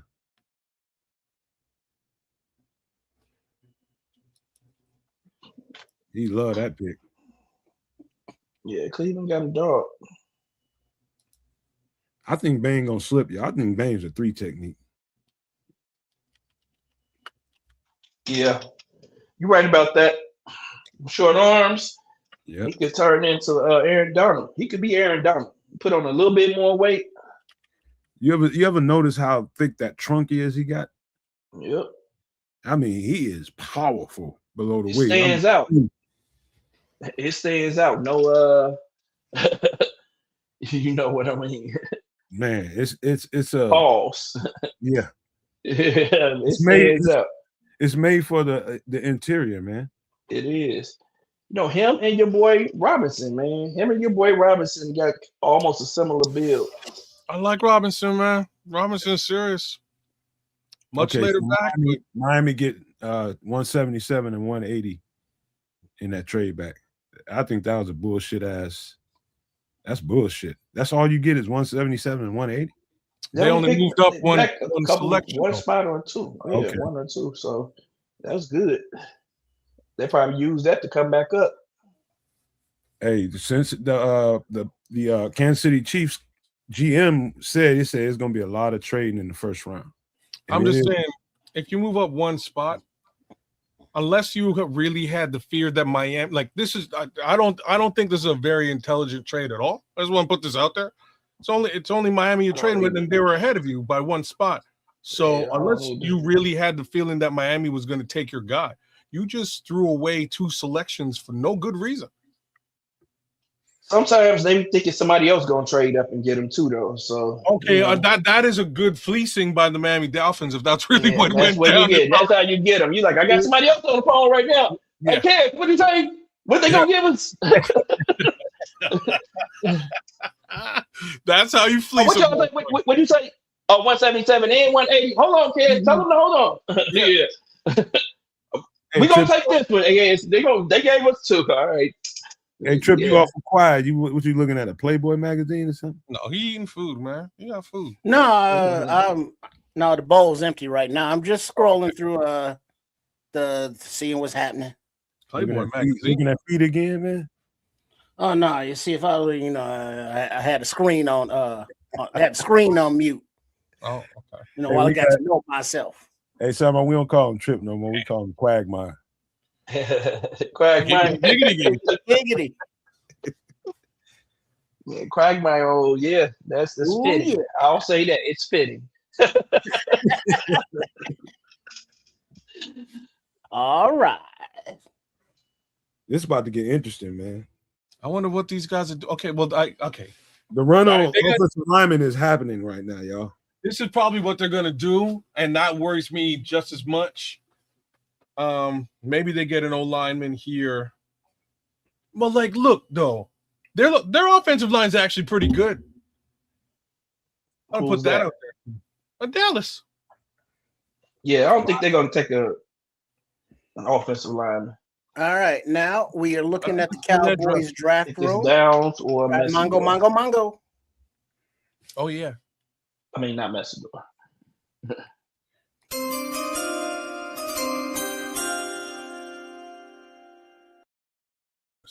With the 11th pick in the 2026 draft, the Dallas Cowboys select Caleb Downs, safety, Ohio State. Crazy work. That dude is that neck on that cat, man. Yeah, I gotta say, he probably got one of the best players in the draft to me. Yeah, I agree. You can't. I wish I could say something to the negative of Caleb Downs. There ain't nothing. Yep. I'll be trying to find a way to be critical, but I can't find it. Who did they trade up with? Miami. One spot. Right. They got duped. This the same way we got duped when we traded for Mitch Trubisky. This the same deal. It wasn't as bad, but same thing. No, I want nobody taking Biscuit in the first damn round. Nobody was future first rounders and shit. Like that was just dumb fair. Like I'm sorry, Ryan Pace. That was just stupid. This is not super smart either with respect to the the Jerry Jones and Steven. This is not brilliant. But they got their guy, you know what I mean? They got their guy. I'll give you that.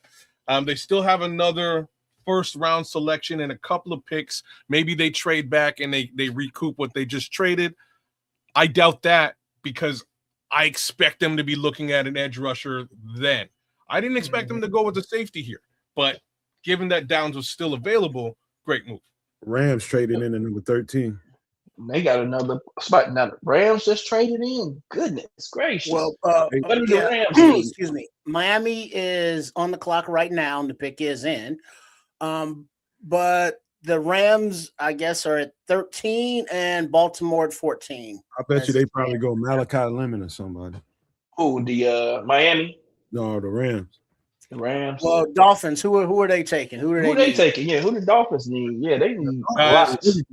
They need a lot of this team is in shambles. I have everything. Name a position, and it's up for grabs. That might be Ty Simpson for them. I wouldn't be. Who do you think best player available right now is? For them, Ty Simpson. Ty Simpson. No, they just they got Malik. They got Malik. Oh yeah. I forget about that. They need to get him some help, I think. So they need a receiver. Did they trade Waddle too? Did they trade Waddle? Or another offensive lineman? They do need a receiver. So this definitely they need a receiver bad, but all those receivers gone already. So now it's like, what do you do? You know what? That might be why the Rams traded up in there, because they think Miami, if they don't get Malachi Lemon or somebody like that, they probably want to go do it. Yep, they got to get them some help because they don't have any weapons. They got a great running back, but no weapons. What about arm day? What about the O-line, man? They might Waddle's with the O-line. I don't know what they have for O-line. I don't even know. This team is cooked. Well, they need some definite O-linemen. But they let Bradley Chubb go too, so they could use an edge. They let Bradley Chubb go. Oh, let Bradley Chubb go. Knock Waddle's on wood, Simon. Knock on some goddamn wood. I don't know. This could be your boy, man. This could be your boy right here. Who that? To be honest, it could be a key. Who, Mesidor? Right here. No, man, there's other edge rushers still available, I think. No? Calm down, kids. I'm just saying. I'm okay. Dane and Mesidor are the best two edges probably on the board right now. All right, the Dolphins. They are both in Miami. Is still waiting to be announced. Pick is in. Well, it's in, but waiting to be announced. You know, they got to do their pomp and circumstance and all that stuff for the TV audience. To be frank here, this team could be waiting. Like, you can wait on Bane. Man, look at how happy these Dallas Cowboys are to get fleeced. They're super pleased with themselves. Man, he's the best player in the draft, man. I'm just saying. Yeah, they got fleeced, though. They got fleeced. Super pleased. They got fleeced. Kids. Oh, here we go. There we go.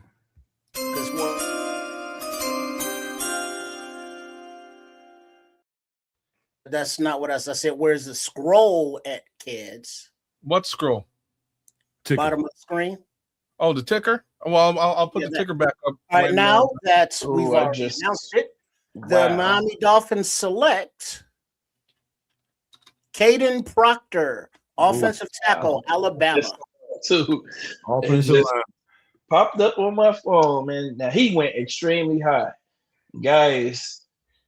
His stock went right for a minute. To me, he only fits in a power kind of offensive line. They're gonna be running a lot of power. Man, he don't fit wide zone. Not like us. I don't think he fits. The boy is too big, man. I don't know. Injury concerns to me when you that big. Yeah. Injury, you 350. Playing how many 350-pound offensive linemen have you seen in the NFL, man? 360.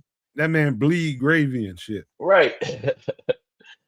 Like, man. Usually mulattoes don't get that big, but he's huge. That boy is huge, man. I know some big. I didn't want him for that reason. I think he's a little too big. He's athletic, big for his side, but I think that putting him in our offense was just going to lead to him getting hurt, asking him to move around a little bit too much. That cat will pat you across your shoulder and make you have to go get surgery. Look at that brother moving the run game, right? He came from Alabama, white G. So that didn't get the weight off of him. Alabama didn't get that weight off of him. It's going to be hot down there. And then if you ask him to lose weight, is he going to be the same player like that? That's why it's just too many. But what's the equivalent of Bigfoot from the polar, the Arctic? Either a Yeti or the abominable snowman. Okay, so according to Red Baron, Caden Proctor's pops found his female Yeti. Female, yeah.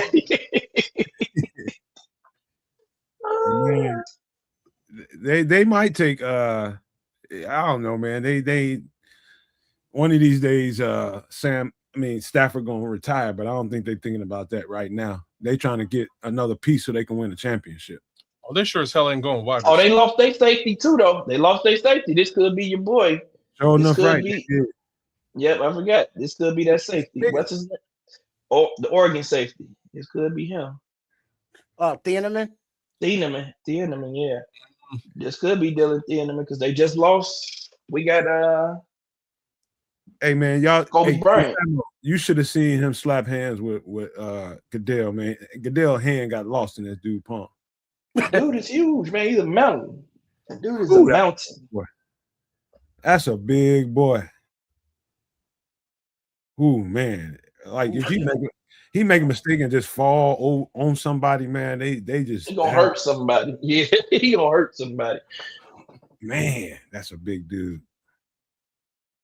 Can you imagine? He's always been big too, man. You just imagine playing with him. You go out there with your kid, man. Talking about that boy ain't 12. Ouch. We need a birth certificate. No. Hey, Samo. I seen that shit happen.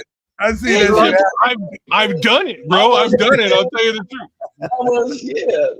Hey, there was one boy who played. He looked like Williams. We were looking at the other day, man. They played him on offensive line, and then there was like, fuck it, he's just gonna run the football. And there was nothing you could do with this child, man.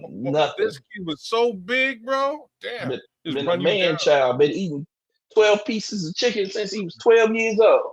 Hey, speaking of big kids, is your daughter grown into a big ass head yet? Who? Samos? Oh yeah, she's big, man. She's a big girl. She is on the 99th percentile for height and weight. So she's a big girl. She's gonna be a tall girl. Hey, you better start teaching her how to rebound. Volleyball. Oh yeah, she's athletic as heck already too. She's jumping off the couch onto things, jumping off one thing onto another at 2 years old. She moves really well. Her hand-eye coordination is sick already. And she been using the fork since she was about 7-8 months. So like, I'm like, oh. I'm like, how do you know how to use this fork like this? Because I'm hungry. Proctor is a goddamn dozen eggs at a time, a damn pack of bacon, shit, a roll of loaf of bread every goddamn rip. Well, that Miami Heat gonna make that boy miserable though, right? Oh, that humidity, baby. It's not the heat, it's the humidity that gets you. Humidity, yep. He probably kind of lean for a big dude though. He is. He kind of lean for a big dude, but he is. He can move. He can move his ass off. The boy can move like he a dancing bear. God. Not that. But can you do that for 18 games, man? At the speed that he gonna have to play, that's what I question. Like that's a lot. Just gotta lay off the sandwiches late at night. What's the big guy we had, man, back in the day? Offensive long line. ago. Yeah, used to play for the Eagles.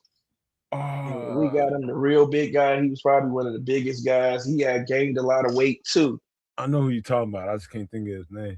Can't think of his name right now either. But yeah, that's who I think about when I see him. Like he could he could be a dog like him, or he could be the guy that Cleveland just drafted last year. Was that last year or the year before? Who was overweight and then Big DeJuan Jones. Yep, DeJuan G started playing well. Then he got hurt, and the injury started coming. So that's what I start thinking about when I think about Caleb Proctor a little bit. Even though he's way more athletic than DeJuan Jones was. You ever been around big people that enjoy food so much and make you hungry? People that just eat all day, they got to be eating something all day. Man, I had teammates like that, man. They was like, Sam, you got to gain weight, man. Coach keep telling you to gain weight, man. You got to start eating, man. Here, you want some of this? Like, dude, when you got a pizza in the afternoon, man, you don't order Domino's You just 11:30. look, it's 3 o'clock in the afternoon. You walk into class with a damn pizza, man. Come on, man. Hey man, it was some dudes, man. We used to like Papa John's used to deliver to my freshman dorm like round the clock. It was constantly and you know, a lot of times people be pranking them and having pizzas delivered up there. And so the drivers used to they got wise to it, man. So they sell you a pizza for like $5, $2, $3 and shit, man. The offensive linemen used to be down there scooping them pizzas by 3 and 4 of them at a time. Just smash. Little Caesars pizza, 2 for $5. Back in the day, probably. Papa John's, man, they just really had so many. It was too many pizzas on there. I mean, I used to come in there sometimes be like 12 pizzas sitting there on a registrar desk. I'm just like, man, I don't want that shit. It was Domino's at my school. They were $6 for a medium pizza, one topping pizza. So, and order wings was, I think, also $6 or $8 or something like that. And, man, they were just running back and forth all day. It's gonna be.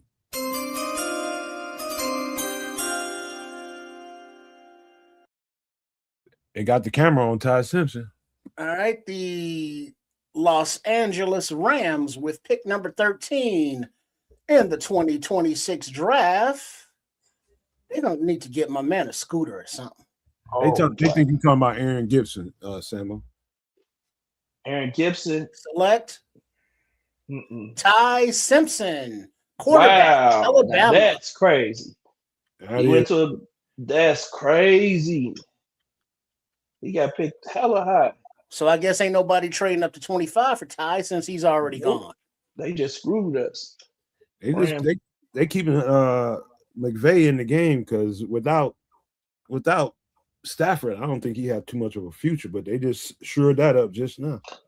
All the quarterbacks that are coming out of the draft next year, though, there's some good ass quarterbacks coming out of the draft next year. So they must think that this is the last year for Stafford. Yeah, it is. It must be. He must have told them, like, I'm retiring after this year. And like, we got to get our quarterback this year then to prepare him for next season. That's last crazy. Run. This is last run. It's a Super Bowl or bust for them. Yep, it has to be. Yeah. Otherwise, you wait till next year. You got all these good quarterbacks coming out of next year's draft. You could have traded up next year. Man, Baltimore don't got the same front. They don't got the same coach. They might do something totally different, Leo, but I know what the history would tell you. Bain is a fit for them, by the way. Yep. Bain is a fit. Yeah. Bain is definitely a fit for them. That's what we don't need to happen, really. You need to keep Bain on the board here. You feel like they're going to go back to back, ain't you, kids? No, it's so here's again. Dallas is still yet to pick. Dallas has 2 selections in the top 25. They need edge rusher help. I'm well aware of this. They traded off. You know what I mean? They traded off their edge rush. Parsons is gone. I expected them to select an edge rusher with the previous pick. They did not. They're definitely in the market. That worries me a little bit. I think Simpson's gonna thrive in LA. Man, this guy looking good for the Bears. I'll say that. Right now, it's looking great. I don't know if Baltimore goes back to defense here. Maybe they go offense. Like they don't really have, they really don't have a wide receiver. Like they don't. Nope. They don't. The weapon is Lamar. He's the weapon. He's been relying on tight ends to get it done for years. I don't know. Offensive lineman. Barlissimo just dropped the bomb. I was going to send you an invite, but I didn't know if you was going to be available. See, ain't Barlissimo on the other side of the world or some shit? And he how the hell is he scooping us? And if I'm not mistaken, man, he did the same thing last year too, right? He sure did. What's crazy is we're using Barlissimo or using the same like app to get our shit. Like I'm 90% sure he's using the same. Are you on DAZN? Are you on DAZN? Barlissimo? Because I'm still waiting for these. Matter of fact, I've been late with every single one of these. He in bed chilling too, bro. Laying back like, oh, okay. He waiting on 25. I feel you, barely. I'll send you one tomorrow, man. I'll send you one tomorrow, and you can use it if you want to, Barrelissimo. That is the best guard in the draft for sure. He said Barrelissimo, the CIA. Straight up, man. What kind of servers he got over there, right? You never know, man. You never know. He got his own surveillance drones. Man. Okay, Ty Simpson. That Ty Simpson is crazy, man. You say, man, like I said, the draft falling nice for the Bears, man. It is falling nice. We have so many options. Another selection we didn't really see coming in pre-25. So again, that continues to push a lot of talent back towards the Chicago Bears. I'm here for it. Well, but then that's also pushing it further back into the second round. Yeah, too. This is where we may wind up. We may wind up trading back as well, like Sam was saying, because again, if all three of your top the guys, you know what I mean, on your you gotta trade back at that point, right? You gotta go get some fast. You might want to scoop up some picks because you gotta think about it. Only one cornerback is gone. One tackle is gone so far. We still got 2 tackles. No, a couple tackles. Yeah, 2 tackles. Yeah, that's right. 2 tackles. No, 3 tackles. 3. Proctor and the Samoan. Oh yeah, the Samoan guy. Yeah. All right, Mongo.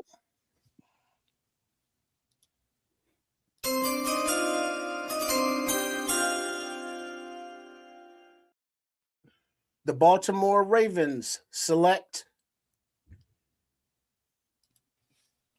Olivia Keionte, guard, Penn State at number 4. How did he know? Because I don't even understand it. He's in the CIA. He said he's seen it already, man. He already saw it. Hey, kids. You know, so this is the third dude with a lay that's been drafted. Nice. Mm-hmm. Hey, Barrelissimo, if I ever see you in a dark parking lot, just know I'm running like a motherfucker. Barrelissimo just called the next pick. Look, I'm running. Hey man, I'm gonna have to start. What are next week's lottery numbers, Barrelissimo? You know what I mean? He's telling the whole draft, man. Mm-hmm. He's telling the whole draft. This is some sorcery here. I'm still waiting for this damn pick to come in. Barrelissimo's a sorcerer. Go to sleep, Barrelissimo. He over there with them Harry Potheads in them. He's a wizard.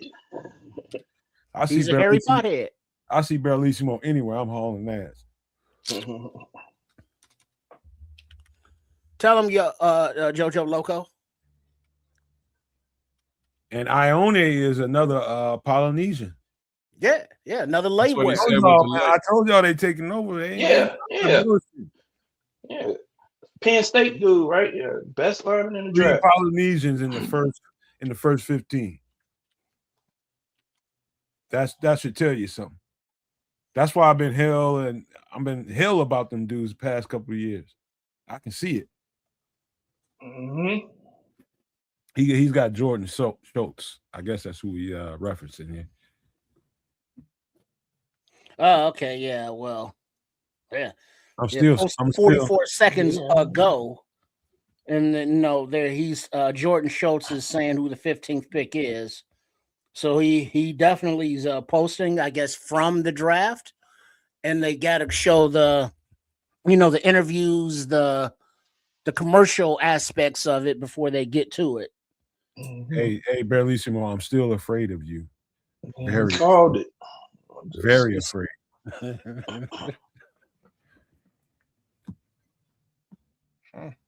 You wild for this shit, Barrelissimo. I'm really liking the way this is falling down, though. Now, let me ask you this, kids, Samo, Nomad.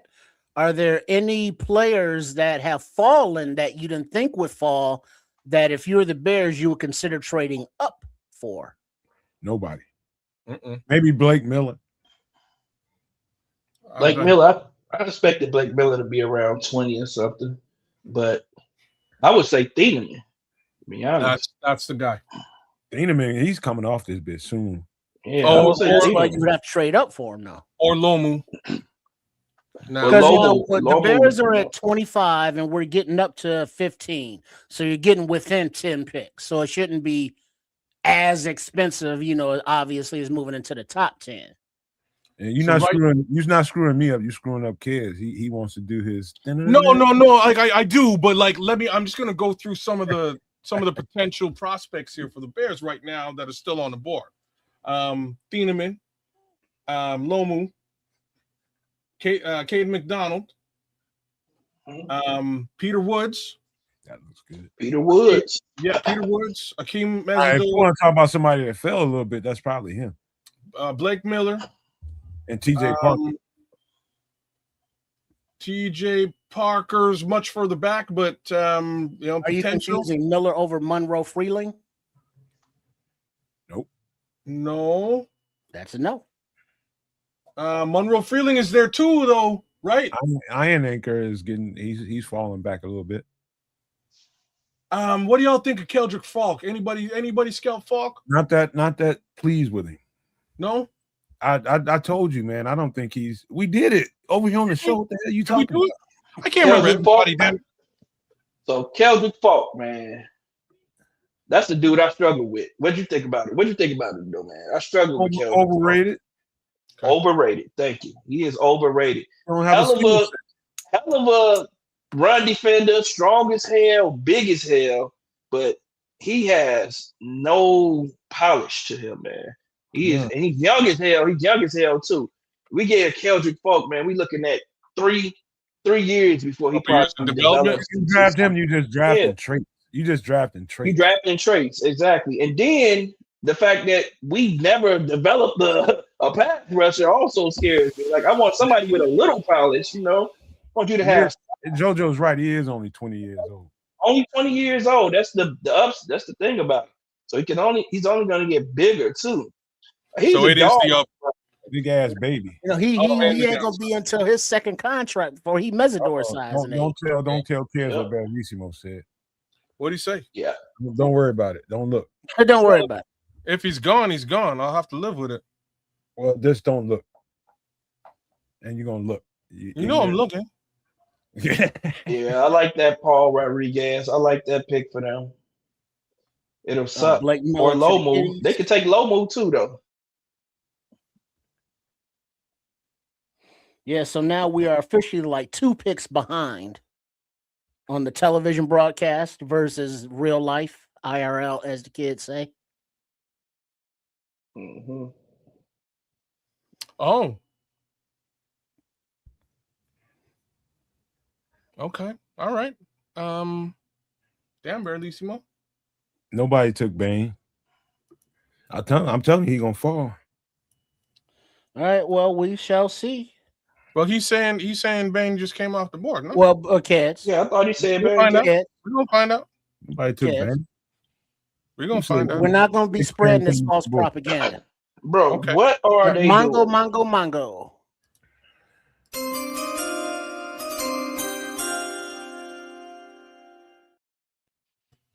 The Tampa Bay Buccaneers select at 15 Ruben Bain Jr., edge, Miami. Wow. Yep. Wow. Coach, when they got him, Coach. That defensive coordinator, who is their head coach, don't be playing, man. He know that's the way to a championship, man. And he got a little Shaq Barrett in him too. What was it? Who they have? Shaq Barrett when they won the Super Bowl? Yep. Yeah. Why the Bane they like the same build, right? Funeral? They got about the same build. Hey man, why the Bane clan look like they going to a funeral? Because I know this. He don't believe in that arm length shit. I know that about him. He don't believe in who? In that arm length shit. They don't believe in that down in Tampa Bay because they also took Kalijah Cansey, right? So they like the short man. Short arm shit. They don't care about that. They like the short play, you can play. Man. I'm gonna tell you right now, I think Akeem Mesidor is a better player. I do too. Because I think Akeem Mesidor just stop it, Ralph. Stop it. Ralph. Yeah, I hope not, Ralph. I don't want to. I'll put it like this. Hey, Sam, I'll put it like this. If I air quote if the Bears select a left tackle with their first pick, then obviously they have more information about medical reports than we have. Yeah, I don't expect to see Ozzy this year at all, but I like Braxton and I like what's the guy that got from Cleveland? If he's healthy, he's gonna be a bully, bro. Yeah, I think if he's healthy, that dude was a dog. Man. Yeah, he was a top 10 pick. Yeah. And he's a bully when he's healthy. Took a year off and got his body healthy. Injury, I mean, basically his hip joint or bone or some Yeah, shit. when he's right, he's throwing cats around with one arm, man. Yep. Well, hope we ain't got to do that one leg though. So that's the He issue. got Braxton working with Dan Rochar. No, he's not working with Dan Rochar. He's working with Armstead. What's his name? Who? The guy from the guy used to be the tackle of the Saints, who got the podcast right now. Talking about Teron Armstead. Armstead, yeah, Teron Armstead. Braxton's working with him this off season. He's saying Braxton looks kind of good. They saying he looks built a little muscle. As long as he got a butt lift, he all right. Is that a big ass Adidas symbol? Is that sponsored by Adidas? I take it. Who was that? LaShanda Thompson, Bane's mama. Bane got some monstrosities for hands, man. His hands are real strong. I mean, just powerful. Who got pop, man? He played with great leverage. He got a lot of pop. They need a tackle, Barlissimo. Oh my goodness, man! I'm seeing all of these. Man, I just saw something else. Shit. Damn it. What you talking about? I just saw a pic just came to my phone. I don't know if it's real or not. I'm all the way on 17. I just saw number 17. I saw I just saw 17th pick, and if that's true, I got 16 is already through, but not announced. I just saw 17, and it's gonna suck. Hey man, so we gonna get what's my man Roger Goodell, get him a Segway or a scooter, because he's slowing shit up trying to make it to the microphone every pick. Right. I'm just saying, just give him a chair and tell him to sit his ass down. Walking like he gotta take a shit. Right. You know, I know he was loving that COVID draft. Mongo.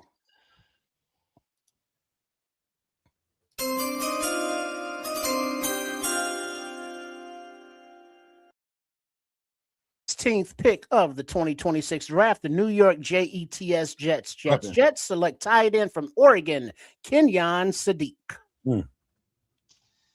Don't like it. I don't know how that's helping the situation, but that's what I'm saying. How is that going to help? They need so much, and they decided to take the tight end. Well, they needed one of them too, though. So no, they really didn't. They got a damn good wide tight end. They had Taylor last year. Mason Taylor was balling last year. Tight end. He played very well last year. Hey, we're getting close, y'all. We're getting close. Peanut butter skin. We're getting close. Peanut butter. Getting real close. Lions gonna always piss me off what they pick. Yeah, they're about to. Yeah, they about to piss you off. Really about to piss you off. This one, what I saw is legit. It is. It is. I don't know, Bellissimo. Just ask the chat. They the ones. Ask the chat, not me. I'm cool with whatever you're doing. Fucking sucks, man. Yeah, it does. That one sucks. They always pick a player I want. They're about to, bro. They had the Jets. I just saw a meme. The Jets select Spencer James. You know Spencer James from what was that football show? Okay, now I see pick number 17. You know, it's probably Blake Miller. Shut up, Nomad. What are you doing? Because I'm just being honest. I mean, it makes the most sense. It does, doesn't it? Wouldn't that piss you off? Well, it's just somebody for Austin Definitely Booker piss me to beat up on. That's all that is. They still ain't gonna help because their quarterback is shit. Blake is a Well, dog, it's man. help them because that's what they need. They need to protect. They need to protect his old ass as much as they can. So, Blake is nasty, dog. I picked mulatto. Right on. Oh, but at least I'm gonna say he already posted. I missed it, but I seen it on my phone. We know you posted it. Damn it! We're just trying to Blake be. Is fucking nasty. Yeah, I turned ears on to him last night. He was tripping on it. Man, I was like, this is some of the best. I'm not, like I say, I'm not a big fan of watching offensive tackle tape. It's not my favorite thing to watch. But like watching Blake Miller, whoo boy, it's some of the best offensive tackle tape I've ever seen, man. Clean, athletic, nasty, clean motherfucker. Fast. I was kind of blown away when I watched this film. He fits what they do, man. Damn. They gonna piss me off. I'm gonna be mad. I ain't gonna lie. And he nasty too. That's what's crazy. But I like that's the first. The past 7 years they ain't missed. In the past 7 years, they ain't missed with them draft picks. Nah. No, they get good offensive linemen, man. They really do. They shore up the trenches, man. They draft the trenches well. I don't say that about them, man. They don't play about the trenches. They ain't missed, bro, in 7 years. No, every one of their selections in the first round has been very, very well scouted. Ooh, what if it's TJ? What if it is TJ Parker? How do we have a best available list we can share? No, but I can. Hey, you know what? Also, I want this a thought about Detroit. Number 32 went down with the ACL. And who knows if he's gonna be right? The safety or quarterback? Yeah, who knows if he's gonna be right? Maybe they go there. Who? The 32. Oh yeah. Wasn't it Kirby?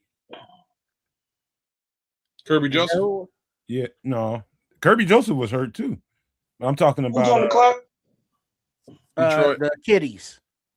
Detroit is on the clock right now. Yeah, there you go. Branch. Yeah, Branch. That went down. Thank you, White G. Let me refresh this shit. So just a quick go again. Come on, Donovan Mitchell. What you trying to do, Samuel? No, I was just looking at my parlay. Checking on his money. Oh, you got it bad. What are you playing? NBA? Donovan Mitchell, yeah. Dude. The playoffs, man, winning me some money lately, man. Okay. Donovan Mitchell looking like a bum tonight, though. He got to step it up. So we got Keldrick Falk left. Sorry. Colton Hood. Dylan Thieneman. Oh, the Thieneman too. Caleb Lomu. Caden McDonald. Those would be your tippy top guys that I would talk about right now. Bears need to step it up, man. They might need to. And now here's the facts of the matter. We might need to do something because all the playmakers coming off. Rodriguez.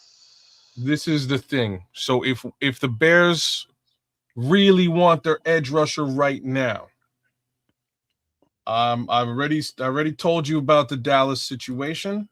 That's a real thing. Mongo. Oh, here we go.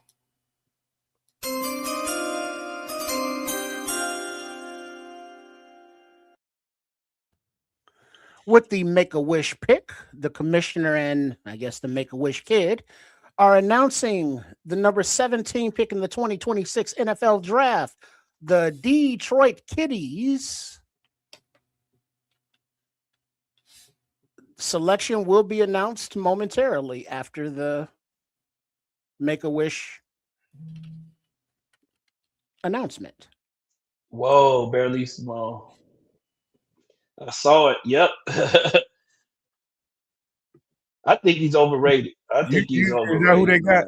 Is that who they got? Yep. Who they get? He is overrated. Settle down. I told them that, Samo. I told these guys. I don't like him like that, man. I think he doesn't All play. right, Easton, Make a Wish. Detroit Kitties. Oh, Select. Hell. I'm happy for this pick if that's what it is.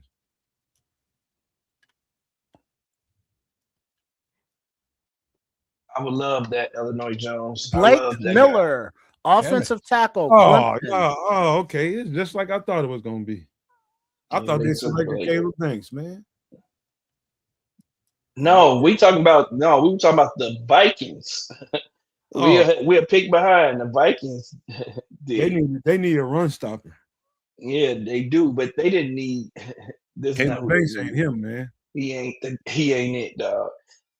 Caleb Banks is going before Peter Woods. Come on, man. That's crazy, man. Peter Woods, I'm gonna tell you something. I'm gonna tell you somebody's tape, Samo. That cat, he came up missing sometimes, and he don't like I would just say endurance for him is a problem. That's because they trying to move him around too much, man. They got him on the edge. They got him playing 5, 4. He ain't the same cat in the fourth 3, quarter. 2, 1. Yeah, he's not. He seemed like he wasn't interested in football last year, man. Like something was. He was just going through the motions last year, man. Yeah, his ass house too motherfucking much. So looking at now that I know Nomad said that Miller could probably play left side, but looking at his highlights here on the right side and some scuttlebutt about the Kitties switching Penei Sewell to the left side, left tackle, does this pick reinforce that, you think? Nope. It just keeps him on the right side. Yeah, keep him on the right. Yep, keeps him on the right. So how do you think Penei Sewell will do at left? He ain't gonna go over there now. I wouldn't put him over there. I wouldn't. Well, no, they're showing Blake Miller as a right tackle though. If they put Blake Miller at wait, hold that thought. Mongo.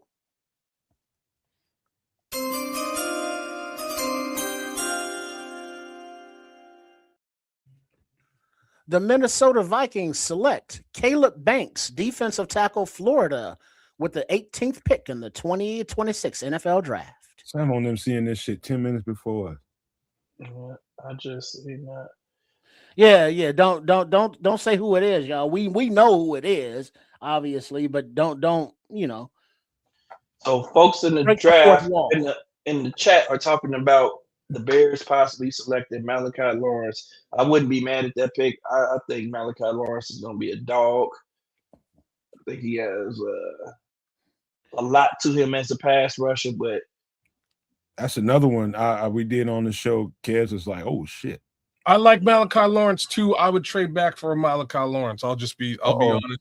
I'll be honest. Wait, do you like a Malachi Lawrence over in Ndamukong Tucker though? No. Hold up, y'all. Bellissimo say the Eagles traded up. They number 19 on the clock now. That don't mean nothing. Because right now, wait, hold on. Time out, y'all. Hold on.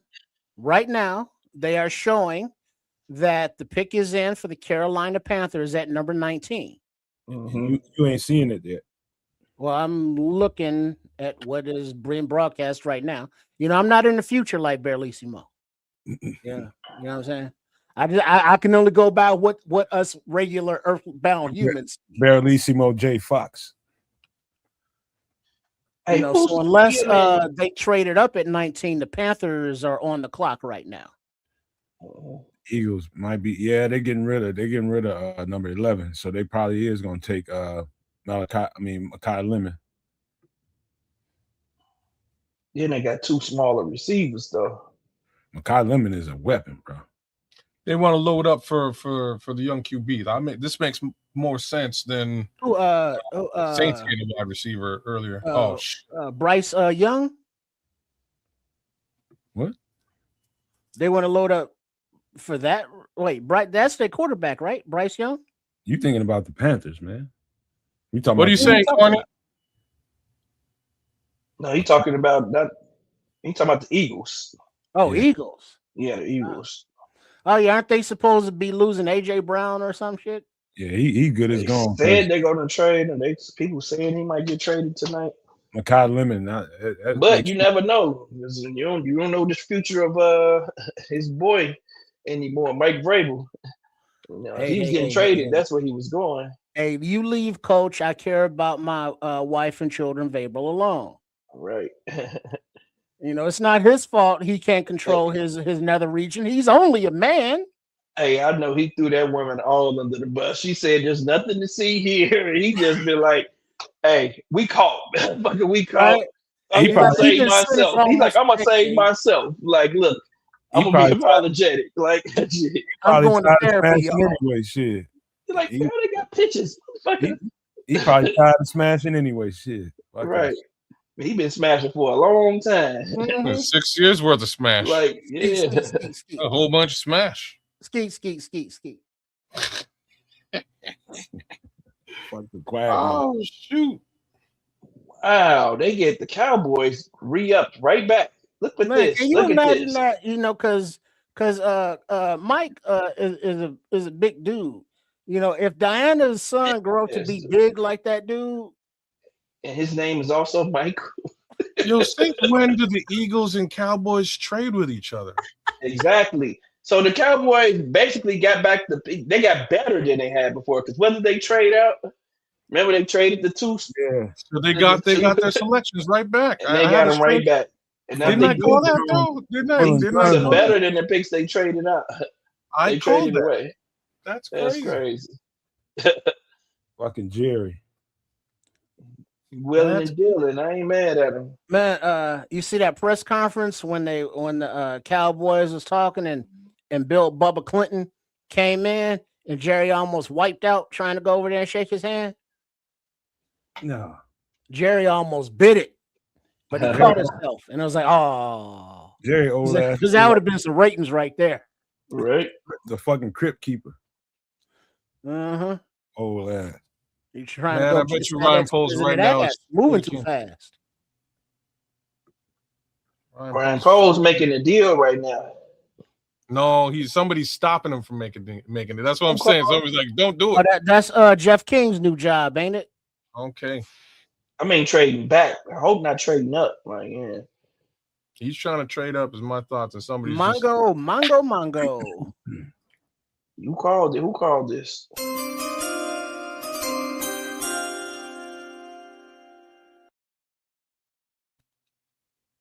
With the 19th pick of the 2026 NFL Draft, the Carolina Panthers select Monroe Freeling, offensive tackle. That's Georgia. Good. That's good for them. Get them a protector. Yeah. Yep. Monroe Freeling is nice too. Oh, is that Monroe's girlfriend? Oh, I see you, Monroe. You got a nice one. Hawaiian. Oh, I see you, Monroe. The Hawaiian son. Okay. Got a little something, a little natural tan to her. Oh, he's getting laid. I mean, a lay. Yeah, well, you know his mama's a yoga instructor. I did not see that motherfucker on payday.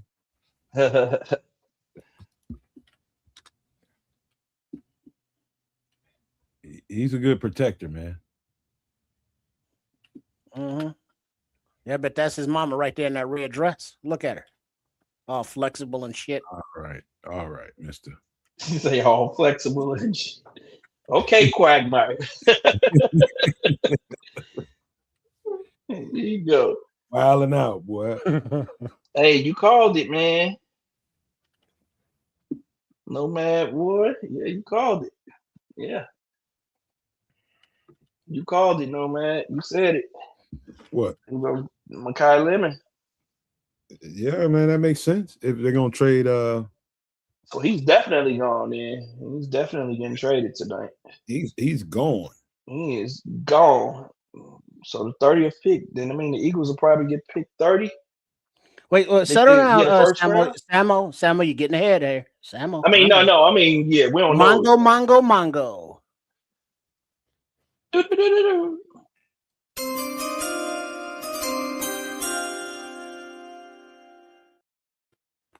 With the 20th pick in the 2026 NFL Draft, the Philadelphia Eagles select wide receiver from USC, Makai Lemon. turns into a running back instantly when he gets the ball in his hands, and he's hard to tackle. Yeah, the boy nice. Remember that breakdown, kids? Remember that breakdown, kids?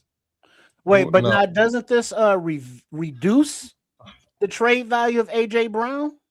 No, that trade is already done. Obviously, shit. Mm. That trade is already done. Oh, it may not be. They might use it later on to get some capital here. Get some capital back. You know what I'm saying? That it can work that way too. Yeah, so they recoup something. I think he gonna eat there. Yeah. Well, you know, as long as Hurts get him the ball. Oh, he can get him the ball because they've been having some issues with that old line and they pass completions. They like the short area passing game, and he eats in that. You just get the ball in his hands on the screen, and he turns into a running back.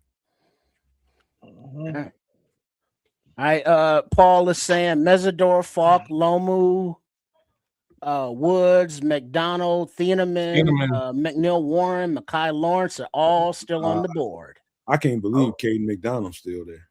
Yeah, I think Caden McDonald's is man. I think he's an acquired taste, dog.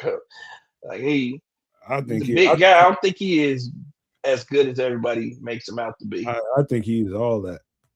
I think him as a run stopper, yeah, but that's the only thing I'm thinking rusher. That's the only thing I'm thinking about. Samuel is run stopping. Oh, he gonna eat the middle up. So I think he'll eat the middle up. Now, you're not running up the middle with him in the game, but other than that, like I just don't. It's just too high for me. He's gonna make the defense. He's gonna make the offense get right, because you better double team. Hey, Barrelissimo, I'm with you. I don't like Thieneman. I didn't want to say it, but I'm not a Thieneman fan. I'm not a huge Thieneman fan. I like Thieneman, but I think he's a little overrated too. Oh, man, I'm gonna argue with that. He makes it up with his speed. I think he makes up a lot with his speed, man. If it's Thieneman or Emmanuel McNeil Warren, I would take Emmanuel McNeil Warren. McNeil Warren has probably some of the best instincts in the draft. Yeah, and he's just a playmaker, man. Just makes so many impact plays, tackles for losses, he forcing fumbles, he intercepting, can cover tight ends over the middle. I like him a little bit better, a lot better.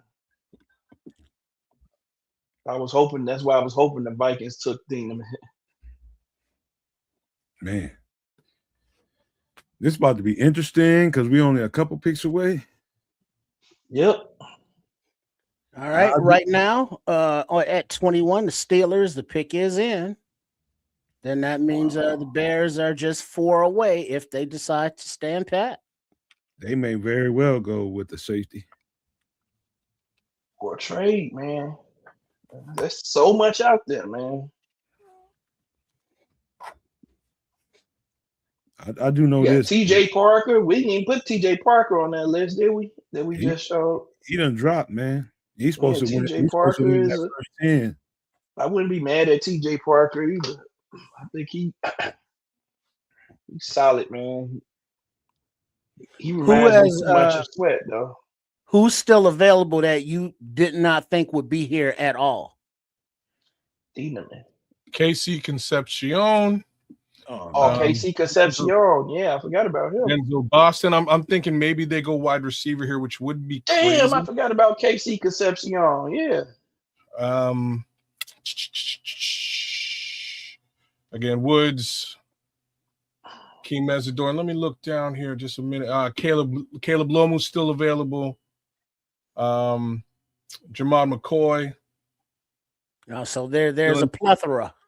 Omar Cooper. There's some wide receivers. Cooper is a damn good receiver too. I like Omar. Yeah, he's good. He's nice. There's some wide receivers here, y'all, that might fit the bill. Who's Boston? That Illy's talking about, Illy Jones. Yeah, Denzel Boston, wide receiver. Another wide receiver, yeah. I think he's a little overrated. Yeah, I think he's more of a second rounder than me. I like him though. He's decent. He's decent now. Well, we getting there, ain't we? Yeah, Man, we it's moving. we Moving, real right? close. It's moving tonight. We real close, and really, I can see Oh snap! one of them came off the board. Is what he's saying. I like this guy too, man, a lot. Okay. Oh, Is up the street, it's up and trying to look down me. Somebody gonna drop it there. I marked him to the Bears. I think when we did this next guy. When Tripp get done having his moment. Yeah. What you humming? I don't know What was that? Foreigner? What song was that you was humming? This whatever they got on the draft thing. It's the Pittsburgh pick is coming, so they're amping the crowd up. Is that Journey, Foreigner? One of those rock bands. what song? Listen to it. Oh, mama, I can feel long arm of the law. Old school rock song. Hangman is coming down from the gallows, and I don't have very long. I don't like. What kind of shit is that? Maybe there's a song I don't know. What's the name of this But why damn don't you song, just- chat? What kind of shit is that? Though? Hangman coming down There's from the gallows. Renegade by Styx. Thank you. That's the shit I don't want to listen to. Renegade You know by what? Styx. I like some Sticks, man. I feel bad. Sticks got a couple of songs. Yeah, Renegade is one of them. Okay. You know, but it's hard to carry that tune when they sing into the high string guitar and it's not really, you know, like, yeah, you know what I mean. All right, Sticks. so On the clock. well, they're having an announcement real quick. They got high school kids and Jerome Bettis on the stage. All right, Mongo. Don't be surprised if this is a linebacker.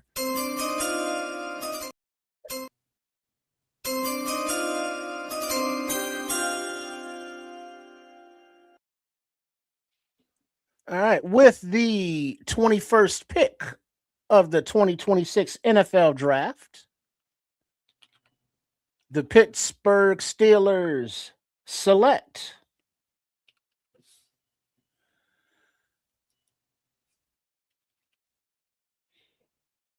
Max Keionte, offensive lineman, Arizona State. That's a good pick for them. They've been struggling. Yep, Ian is a dog to me, man. They've been needing a tackle for a while. Left tackle, as a matter of fact. Yeah, he's just raw, man. And I think he's only played right tackle, but I think he is the left tackle. The dude can move. He's big, athletic as hell, strong as fuck. He's a stud. Ihanachor, yep.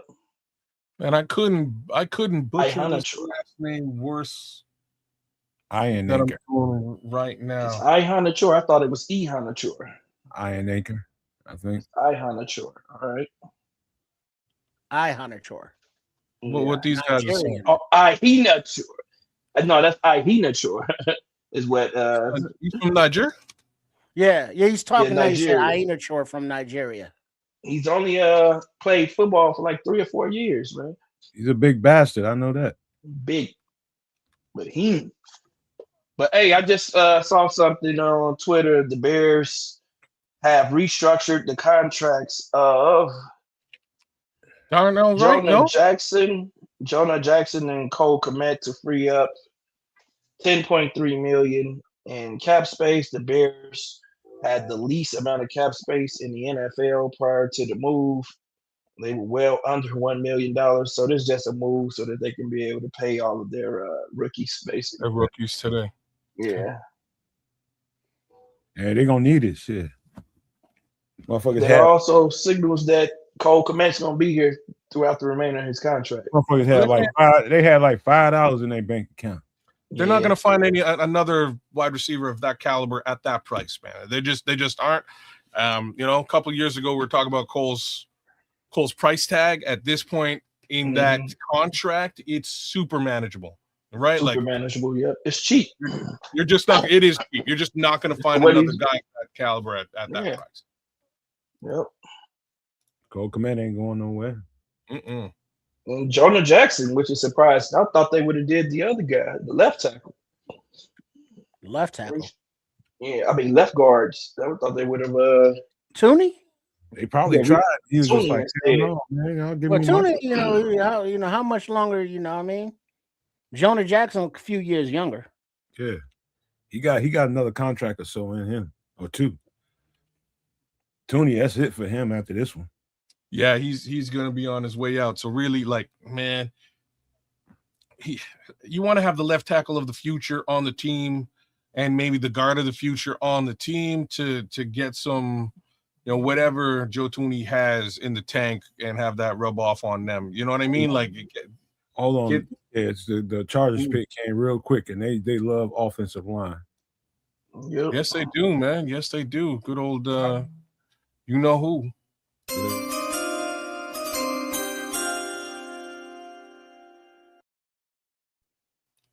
Good old Jim. Did I miss something? I didn't see they got anybody yet. They didn't. I don't even see the pick in yet. Well, no, the pick is in for the Chargers, but it's They not probably being need a receiver. They probably need a receiver because Keenan Allen, that's it for him. Yeah, they eating sandwiches or something on the stage. So there's 3 receivers here. There's still KC Caleb Concepcion. Okay, here we go. Your wide receiver. Oh, nope. Mongo. There he is. I heard that they liked him too. With the 22nd pick of the 2026 draft, the Chargers select Hakeem Mesidor, edge, Miami. You mother. I heard they liked him, man. I heard they liked him. You Sorry. I didn't think he'd be available. I just said it. He's gone, y'all. He's gone. The guy is good, man. He was the best edge The rusher. native of Ottawa, Ontario. He's gone, y'all. Yeah. Bears, how y'all let this happen, man? Bill Harbaugh, like 25. I don't give a fuck if he was 28. Motherfucking play. Bring his ass on. And now it wouldn't surprise me if Dylan Thieneman gets off the board. Who's next? Who's picking next? Right now, Dallas will be at 23, Cleveland at 24. Dallas, they already took a safety. Dallas already took a safety. So I'm talking about for us, Dylan Thieneman. No, man, I don't want Thieneman. I'll be mad as hell. I'll be mad as hell if it's Thieneman. He said that quick, boy. Oh, no. I don't want Thieneman, man. Not Thieneman. Damn it. I hate this shit, though. I hate this one. Damn it. You hate this one? You saw it already? No, I'm talking about Hakeem Mesidor. Hakeem Mesidor. Man, I told you he wasn't going to be there, kids. I've been telling you the whole time. I thought it was a pipe dream the whole time, man. Shit, Kid. No, He see is now. too damn You good. remember last year when Genty got picked and Kez was done for the rest of the draft? Yep. That's where we at now. He got that resting bit. He got that resting. He got that look on his face too, like fuck. They call that the resting bitch face. I just think that, hey, easy. I need to check out his mom's is really where I'm at, man, because she's gonna be roaming around here a lot. Yeah, settle down, kid. Settle down. Hey, man, she got a lot of money now, or at least access to it. Sorry, baby, if you But watch. she ain't got nothing. Her son got. But hey, man, you know what I mean? Like, He got paid. by proxy. He a good child. By He's a proxy. good child. Yeah. Kid's about to slang some mangina. We got paid. No, we ain't got shit. He got paid. Yeah. All that talk about, oh, you don't take a 25-year-old player. Remember In the when they first said, round. you look like my son? Son! Watch out for TJ Parker. Watch out for big boy, the 3-tech. Watch out for Thieneman. All 3 of those guys. Peter Woods, yeah, TJ. Keionte Terrell, the cornerback. The long shot is Malachi Lawrence, because Malachi Lawrence, man, he has a lot of good traits. And he got a build like a Khalil Mack type build, and he had a Khalil Mack type of combine results. We'll see, man. We'll see what the Bears do. I'm with you, though, Squirrels. I wouldn't mind McNeil Warren. Yeah, I would love that. There's some studs on the board, man. There's some studs. Straight up, I'm trading back. Like I told you, if he's gone, I'm out. Blake Miller gone. Akeem gone. Trade back. Right now, we're looking at Peter What Woods. up, what up, Miguel? Dylan Thieneman. I ain't seen you. I'm glad to see you. Good to see you in here, Miguel. I ain't seen you in a while, but it's so good to see you. Miguel Goncalves. Good to see you, Doc. I love seeing the guy in the chat, man. Corny, man. The dream is over, Corny. The dream is over, bro. What if they fucking get another tight end? You say, well, damn, Cowboys. What the Cowboys just do? What if they get another tight end? Well, the Cowboys, they're on the clock right now. 3. There's no tight ends. Yeah, it's some tight ends, man. Only one tight end went off. That was Sadiq. Yeah, but there's no tight end at this stage of the draft besides Sadiq. I'm going to look at that tight end for you guys. Unless you want a tight end. Oscar Delp is the next tight end. I don't see them selecting Oscar Delp at. Oh wow, Cowboys did it! Wow. Settle down, Samo. We don't jump the clock. They took McNeil Warren. We not gonna say nothing until we announce it. Damn. Settle down. Don't fucking tell it. No, don't tell it. They should trade back at this point. You're probably right, FFG. Yeah, we should trade back, man. At least a few picks. Nah, man. If McNeil Warren there, man, I say take him. You got business going on. Miguel got business popping. Who are you looking at, Samuel Jordan? Yep. Look at Jordan. Jordan to tell you. Yeah, that's what I've been looking at. It's just hard. You got to refresh it. You got to refresh it yourself. Yeah. Yeah, that's the problem. Yeah, I don't know why. Usually, last year was just updated. I don't know what's going on this year. Eli Musk, old cheap ass. Oh, Bellissimo just told it, man. Don't look, kids. Don't look. And you're gonna look. I might as well say. Mongo. But I told you they needed an edge. I told you. Hey, Bellissimo, that dude.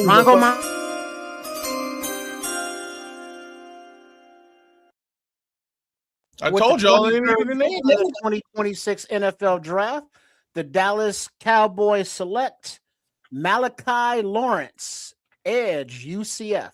I remember that breakdown. I remember that breakdown, and I remember Kiz's face when he was looking at them highlights. That boy is a fucking animal, man. I'm telling you. Oh shit! That boy has it. Hands, feet, speed, power. They drafted Micah Parsons, is what they just did. Strength. Yeah, they drafted. I think he's gonna be like a Khalil fucking Mack, man. Once he gets a little strength, he gets a little bigger. There goes the edge rush. That guy's gonna be a 10-sack guy. A little bit bigger Micah Parsons. Bigger Micah Parsons. Yep. The kid is and he got so many moves, man, and counter moves. I was real impressed with him. He was I love that kid too. Outside of Bailey, he's probably the fastest to the ball I've seen. He's a freak. I like him, but at the same time, I would not be selecting him up this high. I'm just gonna say that out loud. No, I think he's going to end up. He could end up being the best pass rusher in this draft. You think so? He's that Hell good. Yes. He's good, man. He can end up being the best pass rusher in this draft in the next few years. Not immediately, kids. Now, now, for the next about year 3, I'm telling you, the kid's gonna be down. He's gonna be a dog. He doesn't play the run well. He's not strong enough to hold the edge right now at all. That's exactly how he can definitely be that dude, man. But as a pass rusher, man, he got it. He got it as a pass rusher. He got it. Everybody's good, Miguel. Thank you, man. Everybody's healthy, man. Happy, and that's a good place to be. I hope you are too, and your fam, bro. Yeah, salute to you. But all right, man. We are just to update right now. We are broadcasting on the Nomad Network on at Keds the Canuck and Sport Chicago Style, also known as Triple R SCS. That's how you find it on the YouTube. As we are here on night number 1 of the 2026 NFL Draft. So make sure you are subscribed to all 3 channels and have those noties on, as we will be going live tomorrow, Friday, and all day Saturday for every pick, live and direct. Right now, we are looking at pick number 24, which is in for the Brownies. And then at 25, the Bears will be on the clock. Cornelius, I agree with you. Gabe Atkins is a much better player than Falk. Falk. Keldrick Falk. For real. Look, I like Falk, but like I said, man, Falk gonna need a few years to develop into what he could be, and he is the better fit.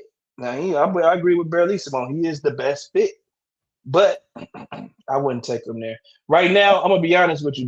The pass rusher I want right now is dennis-sutton, who's gonna be in the second round. I don't even want to take a pass rusher right here. Yeah, I don't like him either. I'll be straight up. If we're talking about a pass rusher at this point, it's gonna be guys that I'm looking at it's gonna be TJ Parker at this point. Parker, I would take Parker before I take. Yeah, I would take Parker. If we're gonna take one, I'm taking Parker. I'm looking at Ndame Tucker way later. Yeah, Tucker could be later. That's just me, but I'd go after other things. In my opinion, the edge rush game is over until. Me too.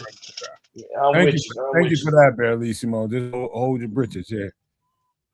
Hold your britches. I know you're gonna know way. But I will react. I appreciate that, Barlissimo. That is appreciated. It's Christmas. It's draft, man. I understand the excitement.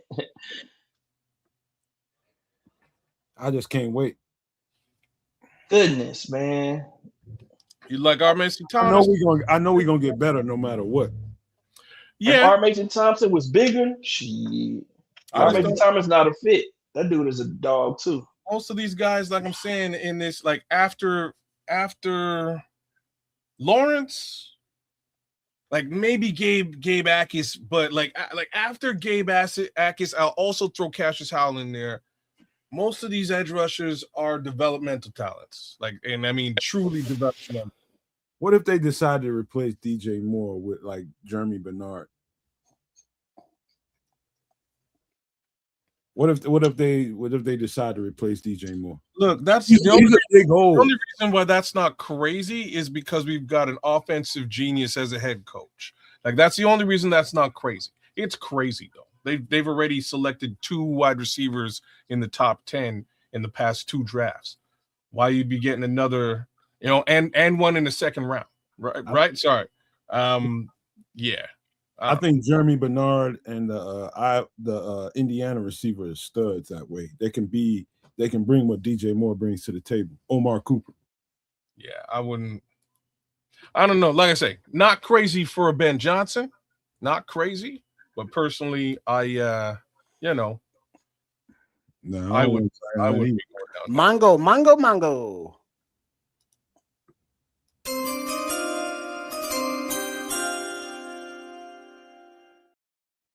With the 24th pick of the 2026 NFL Draft, Cleveland Browns select wide receiver KC Concepcion, Texas A&M. That makes a lot of sense. They really loaded. Man, whoever the new coach is, I guess he believes in Sanders, right? Well, what other options are there? There are zero. Got a healthy Deshaun Watson. That's the other option. Well, that's not an option. Ooh. Well, he getting paid like exactly. If that was the case, they should have drafted him masseuse.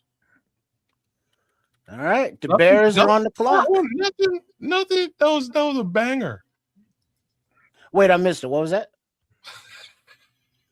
He said maybe they're loading up to help Deshaun Watson. I said if that was the case, maybe they should have drafted a masseuse. Oh, come on now. Hey, man. I'm sure he went to therapy or something for that. No. That's what they do.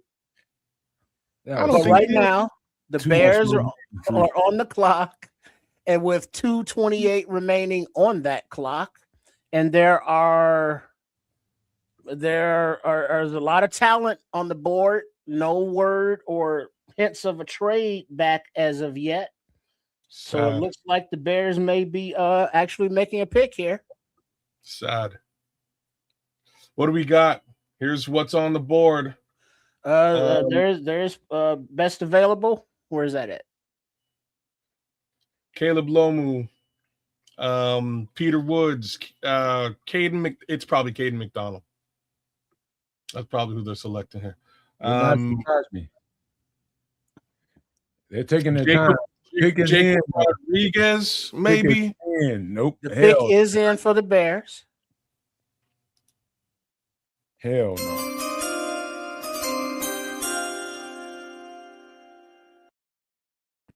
I mean, it's in, but it's not being announced yet.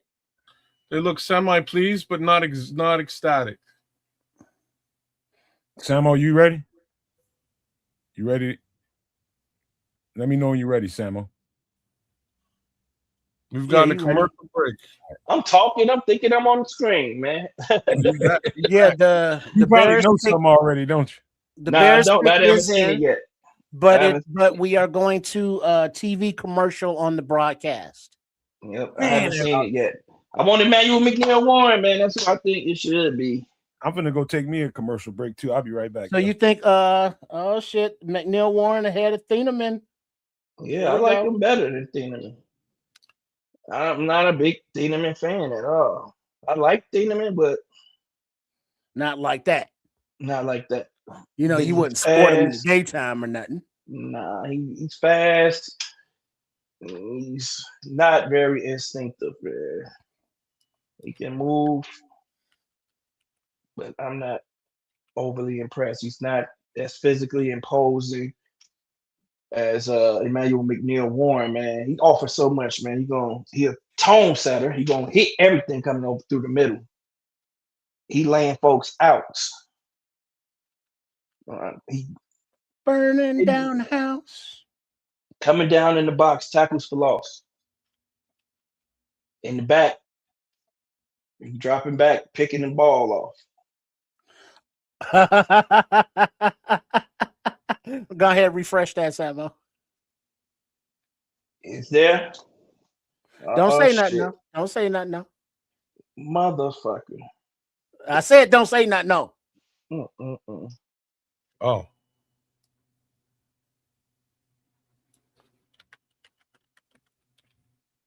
I don't know. You saw it? You saw it, Samo? Yep. You saw it? You upset? No, we'll wait until it's announced. You upset, Samo? Yep. It's probably because it's their boy. I've been calling it all. Mike Washington Jr. That's a reach, ain't it? It's gonna Mike be Washington. It's gonna be Thieneman. I know it. Don't tell it. Fuck it, Samo. No, we gonna wait. You know, until wait. Announced. He cussed. I know it's Thieneman. My girlfriend. I walked away. He said Samo was cussing. She said Samo was cussing. He pissed off. I know it's Thieneman now. I know it's Thieneman.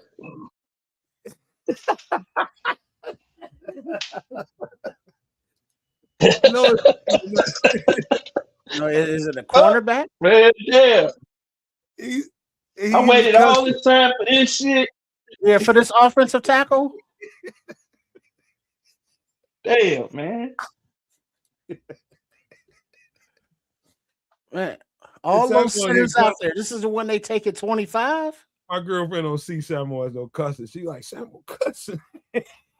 Of all the fucking players that are available right now, that's who the fuck y'all choose. This is not. Come on, man. All right, as we are joining back from the broadcast, showing the Bills traded up. No, the Texas. fans out there. You got some Bears fans. You got some Texas just traded up. colorful I'm outfits scared that to they're actually know wearing who for it some is, man. reason. I'm scared to know who it is. Texas just All right, traded up and to so 26. now we are Am I the gonna be pick is happy, in. Samo? Mongo. You gonna be happy.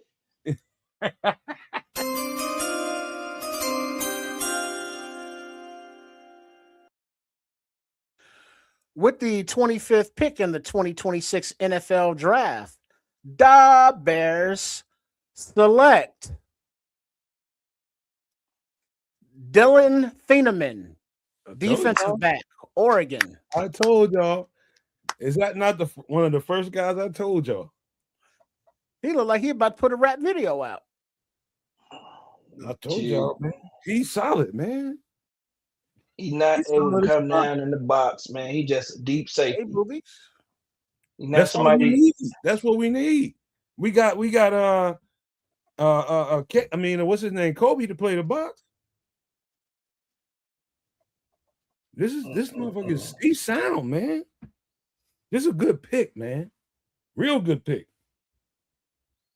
Well, it's the last viable person to select in at 25. Everybody else is gone. So I cannot argue with this selection personally. I would have especially given the fact that the Bills just traded up. I would have traded out with whatever the Bills were offering. I'm just saying, if you could get Emmanuel McNeil-Warren a little bit later on, I don't know where the Bills were picking before, but that would be what I would have aimed to do. So that's my 2 cents. Either way, I'm not mad at this selection. We needed a safety. Let's see what they do throughout the rest of the draft. I expect them to get an edge rusher later on. That would be my suggestion. I expect them to get a DT early, probably with the next pick. And then you're looking at, fingers crossed, Mike Washington with the third. I think this dude is I think he's the best free safety in the draft. Combo safety. Yeah. Other dudes, people like Caleb Downs and McNeil-Warren, I think fit that better. But free safety, I think he was the best in the class. They're saying that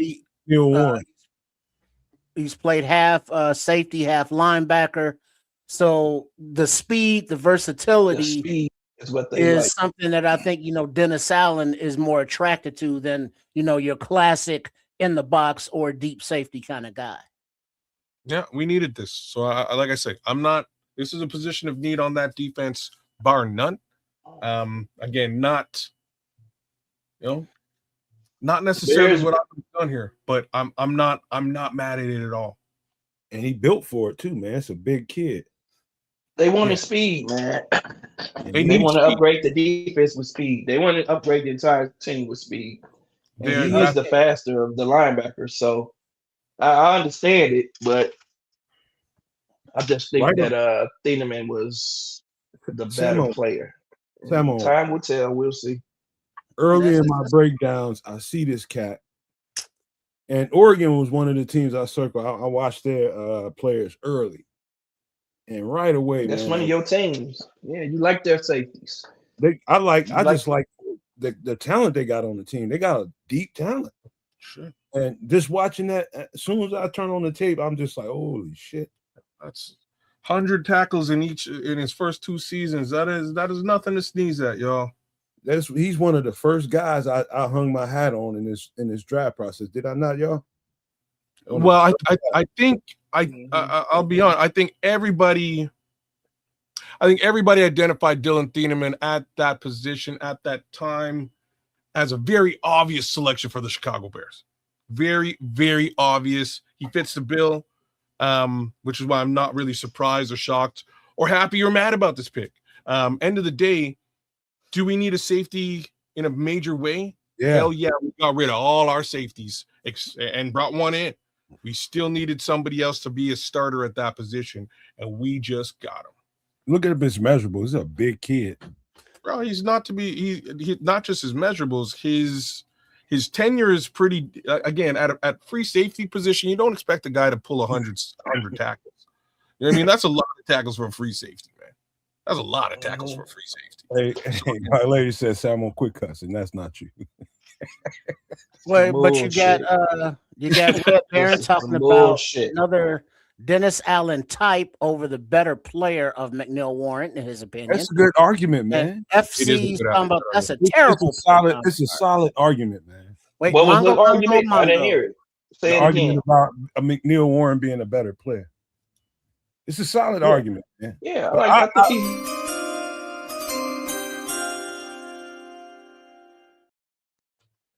The Houston Texans trade up with the Buffalo Bills and select guard from Georgia Tech, Kalen Rutledge. The Bills will get number 28, 69, and 167, while the Texans get this pick at 26 and 91. I think Kalen Rutledge might be a goddamn psychopath.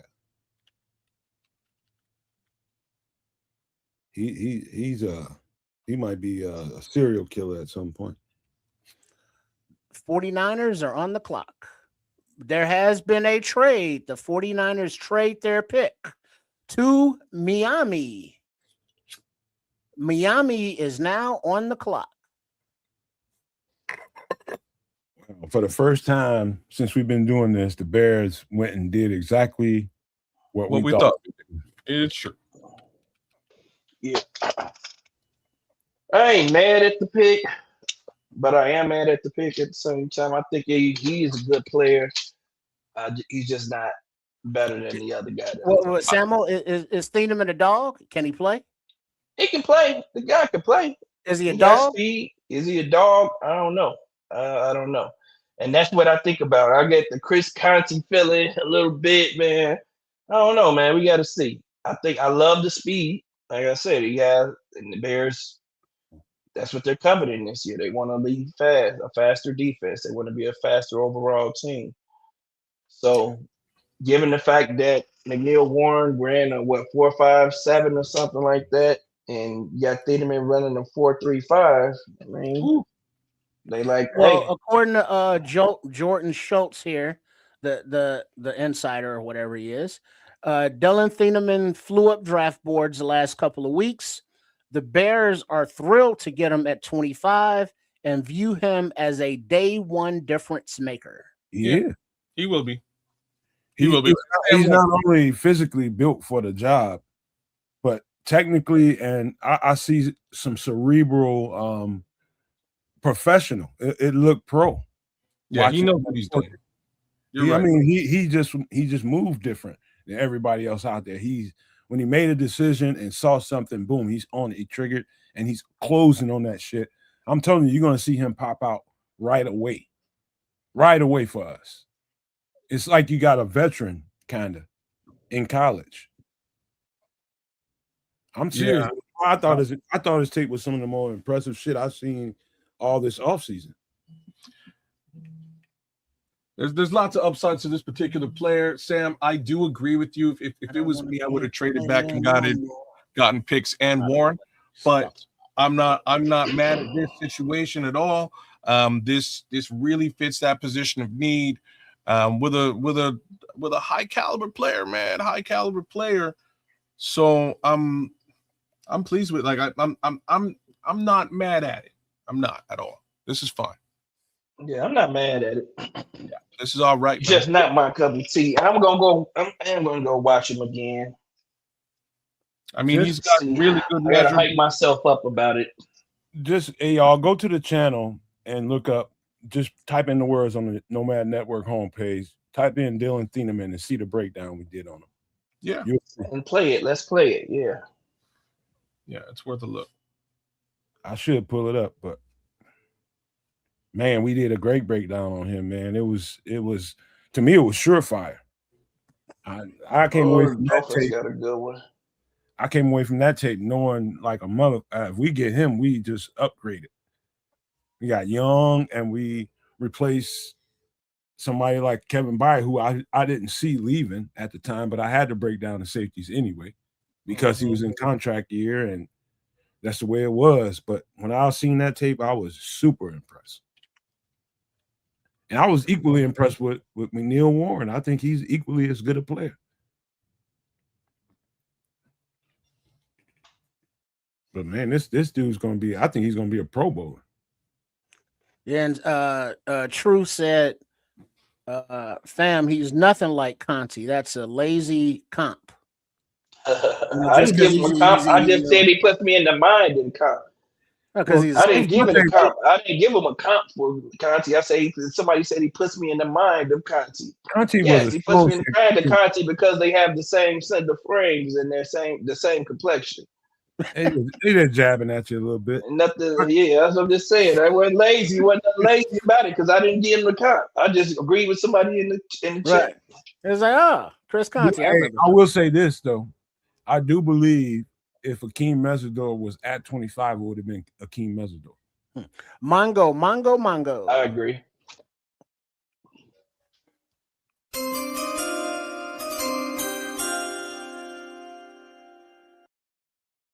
With the 27th pick of the 2026 NFL Draft, the Miami Dolphins select Chris Johnson, cornerback, San Diego State.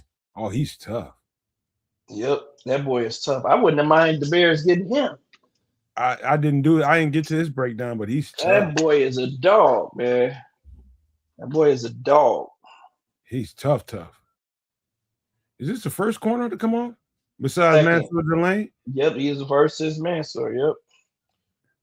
He's tough now. There will be a run on corners. You'll see Colton Hood coming off soon. And that boy can roll, man. Yeah, that boy can roll. You ain't lying. I think his best role is at slot. I think he can play slot and the outside. And the dude is nice. I stick him in the slot.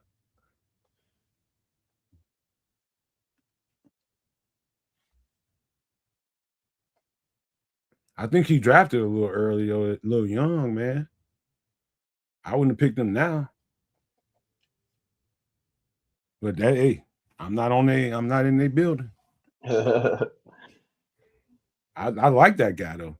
That's the Packers ex defensive coordinator who's down there, head coach down there. I can't remember his name, but Avion Terrell hasn't been selected yet, right? Avion Terrell. That's Rob McCoy. Colton Hood. I like Colton Hood a lot. But he's fit. Samo, we got better, man. We got better. I'm not saying we didn't get better. I'm not upset about it like that, man. I just like another guy better. Like I said, I'm hoping we get the dennis-sutton in the second. You know, the thing is that I'm actually kind of comforted by is as many prospects as we looked into, safety wasn't that deep. So, grabbing your day one, play one starter at a position of need, and he's the BPA, you can't be mad at it. Now, if it's a difference between, I like McNeil Warren versus Thieneman, that's personal preference. But for a position of need, BPA, perfect pick. Mongo. Yeah, you got a guy.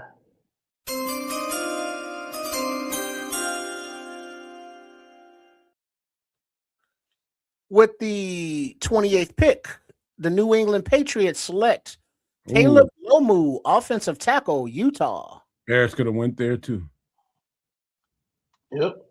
Oh, so guess what that means? Guess who's moving inside? Mr. Campbell. Will Campbell is moving inside. You don't draft Caleb Lomu if you're not moving them inside. if you don't have a left tackle problem.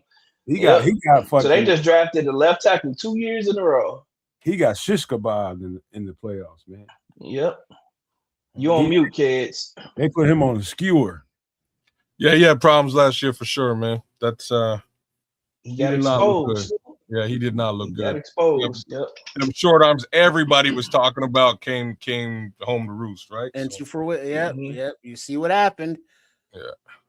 And it's like now, coach, I care about my wife and kids. Vrabel, got a new offensive tackle to work with. Hopefully he cares about the offensive tackle position. That big fucker can move, man. He can. Lomu's another big athletic motherfucker. They just definitely got better. That bastard can move. He ain't Their better. defense gonna be crazy though. Yeah, that's right, JoJo. It's like we feel the need, and according to best BPA, a left tackle is like, nah, we got bodies to throw there. Hopefully Ozzy comes back. The top edge is off the board, top corner is off the board, defensive tackle. Wasn't Thieneman, was he the second safety off after Downs? Yep. Yeah. Yeah, so that's a perfect spot for him right there. Look, the Chiefs about to come up again. Like they needed it. They about to come up again. They finna get either TJ Parker or the defensive tackle. They trade up again, bro? They trade up? That's just where they was.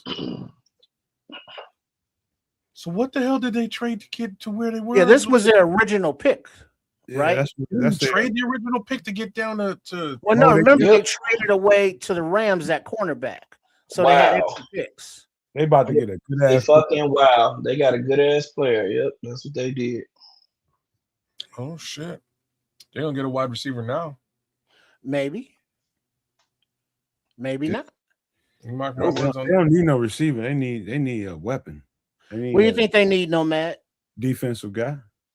Defensive weapon? Probably D tackle or linebacker. All right, Kid, you said wide receiver, huh? Maybe okay. So there's Jacob. They may go edge rusher here too. They ain't no edges left. Really, they can. You tripping? I guess they don't have to trade up. Like at 29, I suppose there are, but you know what I mean. Oh, there's some good edges left. What was that? That's how I feel about the edges from here to like the fifth round. Like real talk. Everybody. Until you get to Ndamukong Tucker. That's the one selection that I'll sit back and say look like he's football ready to me. The rest of the Ndamukong Tucker. It could certainly be TJ Parker here. Could be TJ Parker. Could be. My guess, Caden McDonald. Really? I mean, he's here. Oh yeah, you right there. Man, McDonald ain't that. Yeah, corny. I didn't like the tape, bro. I didn't like the tape, but if they want to beef up that, their ability to stop the run, that might be the move, right? As opposed to the wide receiver, that might be the move. Peter Woods, there's another guy who's right here. He getting. Man, he's supposed to been gone according to all the so-called experts. I like Peter Woods. I like that tape. He got a lazy ass tape if you watch a lot of it. Yeah. Yeah. That's probably why he ain't on the board, because he ain't consistent. Maybe that's what happened. Lee Hunter he shows up in a flash, and then this next thing you don't know he's there. That's some discipline shit going on. He ain't taking care of himself. He ain't, maybe he's got endurance problems, and that's something to do with, conditioning. I mean, that guy should have been off the board with his talent. He got high level talent. Who was that? Big Woods. Woods, yeah, that dude is Peter Pumpkin Eater. But he just shows up when it shows up, and other times he's not even there. They might draft him anyway.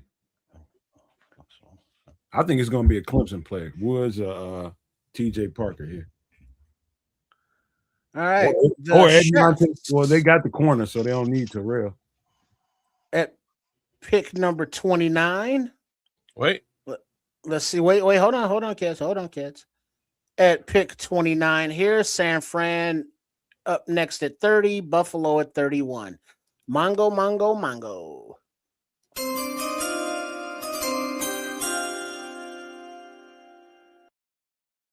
With the 29th pick in the 2026 NFL Draft, the Kansas City Chiefs select. There you go. Peter Woods, defensive tackle, Clemson. Right off. You muted, Samo. Mm. They're getting ready for the exit of big number 95. Dude, they just paid. His knee only got so much left in it. Peter Woods, you better get your motherfucking endurance up, bro. He can be a dog, but you're gonna have to get disciplined, homeboy. See, his family dressed like they going to a wedding. He gonna get his conditioning together. It's gonna be a damn funeral. Oh, San Fran traded the pick to the Jets. San Fran trades pick to the New York Jets. The Jets are now on the clock, and the pick is in. The Jets trying to get aggressive. What the hell y'all got going on? Nothing. They got not a damn thing. But you think about it, Peter Woods got Chris. Got Big Chris out there to help him, though, man. So that's a good Chris place Jones. That's to go. Yep. Well, that's the one Nomad talking about. He's about to be on his way out, maybe. Yeah, he's on his way out. You know, you got a year, maybe year or two. You know, you get the young buck to learn under him. So let's see. Retire with Milton. Bro, Dylan played all over the field. He's fast and strong with good instincts. Him and Bryant came to play in the box and back. We all agree. We all agree it's a good pick. You know, it's just a good pick. There's some people like the other safeties better. You know, I understand. I think McNeil Warren is almost equally as good. It's like all prospect draft season. You got your mouth set for a particular player. Then that particular player don't get picked, and now you just got to, you got to clear your palate, for the player that was picked.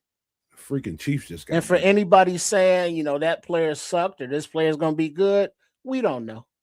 You know what I mean? We got to see him actually play. I'm actually shocked Dylan Thieneman last year. Failed that far. I'm shocked that he was available that late, to be honest. Yeah, I mean, well, those wide receivers that went early. It was going to be somebody, right? It was one of them few players. There was a lot getting close to that selection at 25. Unfortunately, we lost out on the edge rusher case scenario. Couple of teams traded up and snaked that out. What do you do, man? You get the best player available at the position of need, and I like I say, I can't argue with the Thieneman selection. Mongo.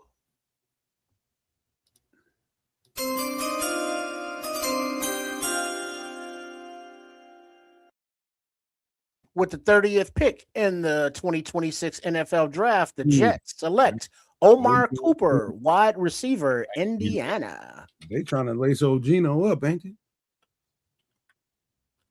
And Omar Cooper is nice. They're like what a this they're not a good organization, bro. I just did Omar Cooper last week, y'all. Remember that? We just did that last week. What the hell are you drafting a wide receiver for? They need him, man. What Garrett Wilson sucks? That's all receiver they have, though. They need an entire team. They need a full team. Well, now they need one less wide receiver. They traded away. He's the best player available. Oh yeah, and they traded up for him, right? But this is my point. It's not a BPA thing. If you trading up, you're trading up to go get a guy, and that's cool. But like you're aiming for a wide receiver when you need virtually every position. Kids, I think you underestimating how good this cat is. Okay. He's got out of all the receivers in the draft, I don't know another one. You might be overestimating how good Geno Smith is. No, I think Geno is as good as the people you put around him. Another one that what did you say? He's got the best. He's got the best, contact balance of any receiver in the draft. Yes, yeah. Now I'm not taking anything away from Omar Cooper. Now, don't get me wrong. I'm just talking about requirements on a team, where you are in the draft, what you're willing to trade up for. I'm not so sure wide receiver is it for the New York Jets, who just traded away their. You got to remember this, kids. The Jets has been at the bottom of the barrel for a long time. They've been drafting they got a lot of good football players on that team. No, bro. No, they just traded them away, is what I'm trying to tell you. They traded away Sauce. They traded away Quentin Williams. They traded away Sauce. That's it. That's it. That's the defense. That's your secondary and your pass rush. The only one I think that it can hurt him is Quentin Williams. I think I think Sauce is overrated. I'm talking about. I agree, but he was a high-end selection for them. They put an investment there. They got capital for him, and they're using it. Wait, so here it is. The Jets come up from 33 to trade with the 49ers at 30. And so they end up with 3 first-rounders tonight. Who ends up with 3 first-rounders? The Jets? The Jets. Yep. Okay. That's a so third. In a few years, they're going to have some contracts to pay up, or they're going to be trading some fools again. So what did they pick here? So they picked a wide receiver. They selected. Let's look here. Trade alert. Buffalo trades to pick to Tennessee. So the Titans are now on the clock. I wonder what they do here. They got rid of Big Boy in the middle. So this is probably Caden McDonald. Yeah, they want to come up. Peter was a big boy, man. These dudes about to draft Caden McDonald right now. You're probably right. Yeah, that makes sense.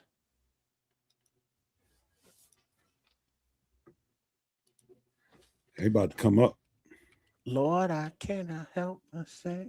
Get that. He gonna get the double teams and big number. What's the 3 technique? Number 98 about that. He about to eat. Simmons. Yeah. Justin Simmons. Jeffrey Simmons. Jeffrey Simmons. And there's Robert Saleh in the Titans war room. He about to get that 1 tech. I almost can guarantee you this is Caden McDonald. If this ain't Caden McDonald, man. All right. Mongo.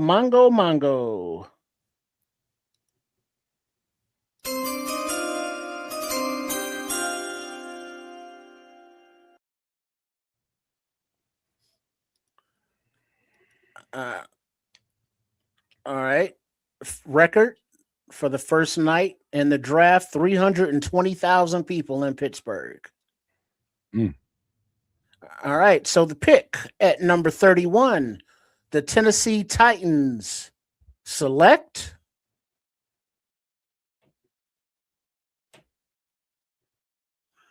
Keldrick Falk, Ed Auburn.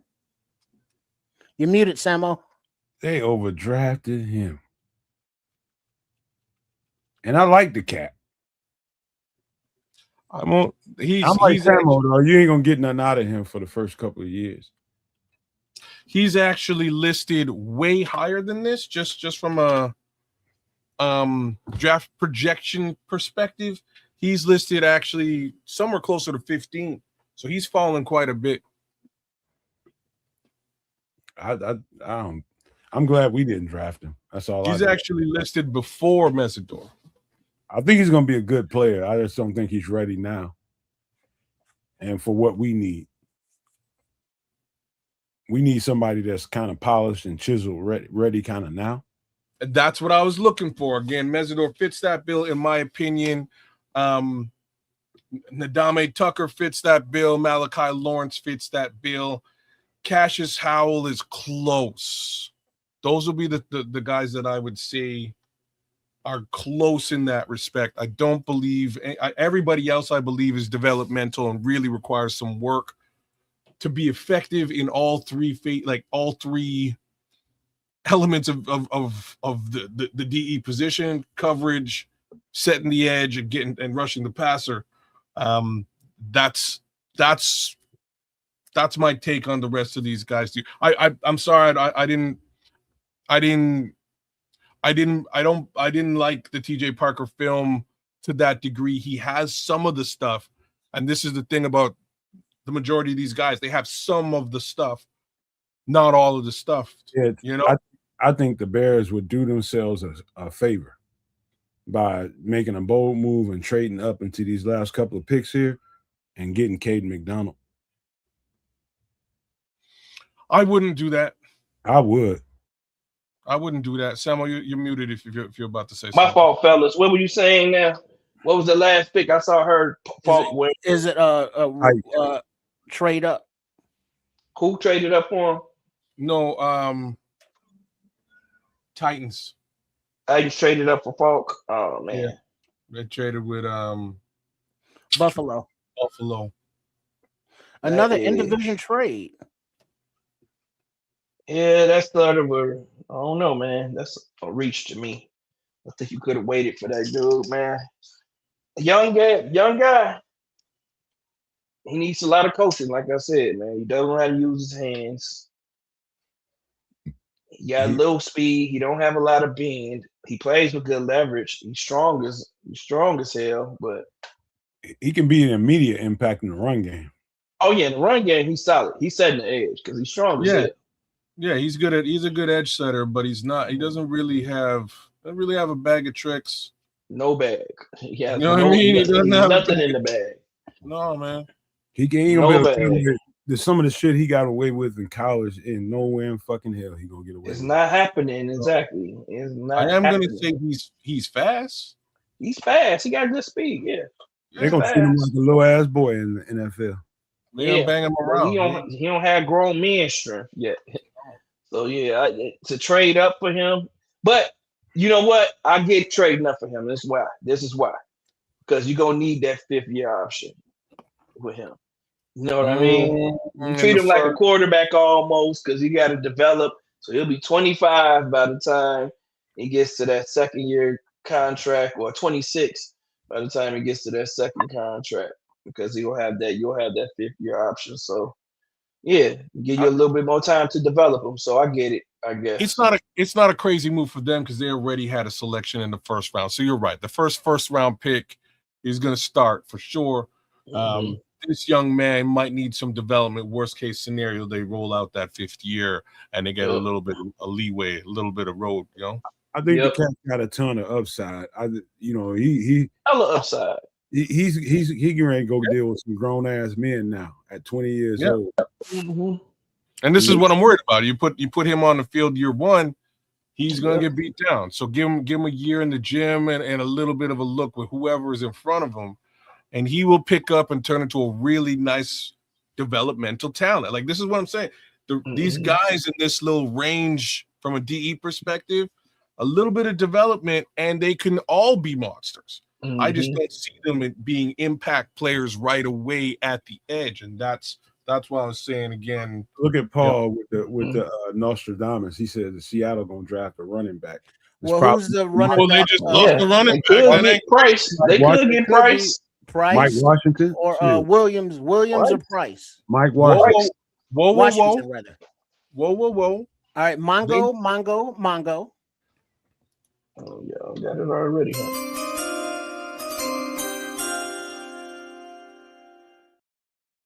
All right, announcing the final pick, number 32 for the 1st round of the 2026 NFL Draft. We have a Make-A-Wish recipient. This might be safety Emmanuel McNeil Warren. All right, just because they lost Kobe Bryant. Yeah, you got that. Yeah, it might be safety Emmanuel McNeil. I have to agree with that, bro. Or Price, the running back. Either would make sense to me. All right, big up to the kid. Running back or safety, they can't go wrong. And there's a brain tumor. Big up. They lost their running back, right? They lost the safety. They lost their Super Bowl MVP running back, though. Yeah. But they got another running back behind him. Who they have? I forgot. Charbonnet. Charbonnet. Oh yeah, I forgot about Charbonnet. And that the Samoan kid. Oh, I thought you were gonna say Velus Jones. I was gonna reach down and strangle your ass. George Holani. Yeah, Holani's really good.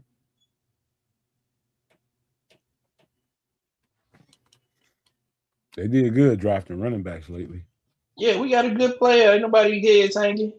Nobody heads hanging. Rob Love. Homie, you gonna bust another blood vessel in your brain. What the hell is this dude doing? Settle down, man. You Make-A-Wish, kid. Leave him alone. Oh, okay. Oh. All right. The Seattle Seahawks select Jadarian Price, running back, Notre Dame. Wow, he went way earlier than I thought he would. Man, that dude a dog, man. I think he is too, but it's still early to me. I thought he was gonna go to second round, but yeah, they need him. They do. They guys trying to fill a need. So both Notre Dame running backs go in the first round. That's crazy. It could have been a back or a safety. They went back. Yep. Because there's a lot of good safeties left in the draft. You think about it. You got Halsey, you got guys like Stoops you can put back there. You got so many good safeties. I'm gonna just tell you right now, man. All us Bears fans, they're gonna be hard to deal with. Who? The Seattle Seahawks? Fuck yeah. They already hard. Yeah. I mean, I'm just telling you, I like the matchup. I like our matchup, but because they got such a forceful running game, that's gonna, we're gonna have to really put our fucking, cleats down in the ground against them. They just did what every NFL team wants to do, is set the game up so that your run game look beautiful. Get rid of your top end running backs. You don't have to pay them, and replace them with a top end running back. Like that, every team wants to do this, and here they are. They ready to run. He ain't as good as they got a damn good running back. To be honest with you, he ain't nowhere near as good as Kenneth Walker. I'm not saying he's as good as Kenneth Walker. What I am saying I think he can be. I think he got some wiggle to him. I think he got some power. He don't have the power Kenneth Walker has. You definitely want to got some thunder thighs, boy. Yeah, they him got the top end running back with a top end running back that you don't have to pay. Yeah, I think that's a good trade off, man. I think he got a little bit more speed than Walker has some speed. So he get out open. You ain't catching his ass. Yeah, you're not catching Walker in the open field. I think it's a good trade off, man. It's good to see. I tell you what, the Bears, it's about to get mad interesting because they got a couple of picks in this next round. 2 or 3. Yep, 2 picks. 2 picks in the second, 1 in the third. 57 and 60, and then 89. That's right. They stand to get a lot. They already got better just bringing Thieneman on the team. The safety room just got better. So here's the one little problem that I'll throw out for the world now. It's a little obvious problem. For those of you, much like me, who were mocking Mike Washington Jr. to the Chicago Bears as a potential running back selection. Highly doubtful now. Just saying. Why you say that? Because he's the next top running back available, period. Okay, so who's the next picks before us? So like I say, we going at 57. There's a whole bunch of picks. There's a good chance he's gone. You're right. That's what I'm trying to say. Right. So we're talking. We're at 32 now. Green Bay, Arizona, the Titans again. Oh, the Titans probably just traded out of this. Somebody's here. I'm not sure who it is. Houston, New York Giants, the Rays, the Browns, Kansas City, who's probably not really here either because of the trade. Probably the Browns. Kansas City could take them. No, I think they traded out of this selection. I'm just assuming because of what went down earlier on, but maybe. Bengals, Saints could take them. Saints could definitely take them. Miami, Jets, Baltimore. No, they don't need. Baltimore could, cause shit. I mean, he retiring soon. Well, they've been paid him. You know what I mean? They paid him, so you might want to respect that little dollars and cents there. I don't know. Tampa Bay.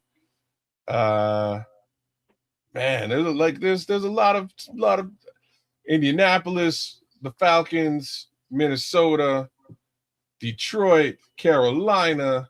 Well, hold on for a second. You know what I'm saying? There's a lot of selections before. SCL Bear Boy is kind of speaking something that we probably should talk about right now. Okay, based on what they just did, they're replacing what they let go. They let Kevin Byard go. They let Jaquan Briscoe go. They replaced Jaquan Briscoe with to me, it could be Thieneman, it could be Kobe Bryant. So either with your upgrade, it's fine.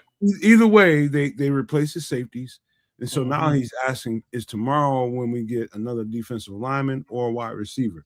We let go of DJ Moore. Now, to me, I think that's a good question to ask right now. I don't think so. I mean, based on what I saw today, it could be just that. D-line for sure. Yeah, I could see a wide receiver in the third. At 89, maybe. Or like that, to me, 89 is the luxury pick, right? That's my 2 cents there. 89 is the luxury pick. Either you go with a wide receiver or a running back there. My hope was maybe Mike Washington Jr. might be around close to that, maybe at 60. You might want to make a selection there. At this point, I don't think that's going to be the case at all. So maybe a wide receiver a bit later on, a Bryce Lance or maybe Stribling at 129. Jeremy Bernard. But hey, kid, do me a favor. Go to your ChatGPT. By then too, dog. Huh? Can you do me a favor and go to ChatGPT or whatever AI you use and ask ChatGPT what are the Bears? Who will the Bears most likely target? What particular players will the Bears most likely target as UDFAs? Oh, just ask them that, and you'd be surprised what they come up with. I'm not going to do that. I'll do it right now. The only reason I'm not going to do that is because we don't know who the UDFAs are yet until the draft is over. Right? They can speculate on 500 selections right now, and maybe, but you know what I'm saying? Like 7th round. I'm going to do it right now. Don't worry about it. A little early. Yeah, I'm going to do it right now for you. You know, because they're saying that round 2 starts in a little bit over 19 hours from now. So, you know, round 2 and 3 is at 6 o'clock tomorrow. Oh, they're shutting it down after round 1 tonight. That's it. Yeah, it's only round 1 on Thursday. You want to hear? Like, what the fuck? Y'all want to hear some? Y'all want to hear some? Ready to go? Y'all ready to hear a name? Okay. Okay, we got who we just did the other week. This week, Mason Rager. Mason Rager, edge out of Wisconsin. Traded Stooks as a safety out of Arizona.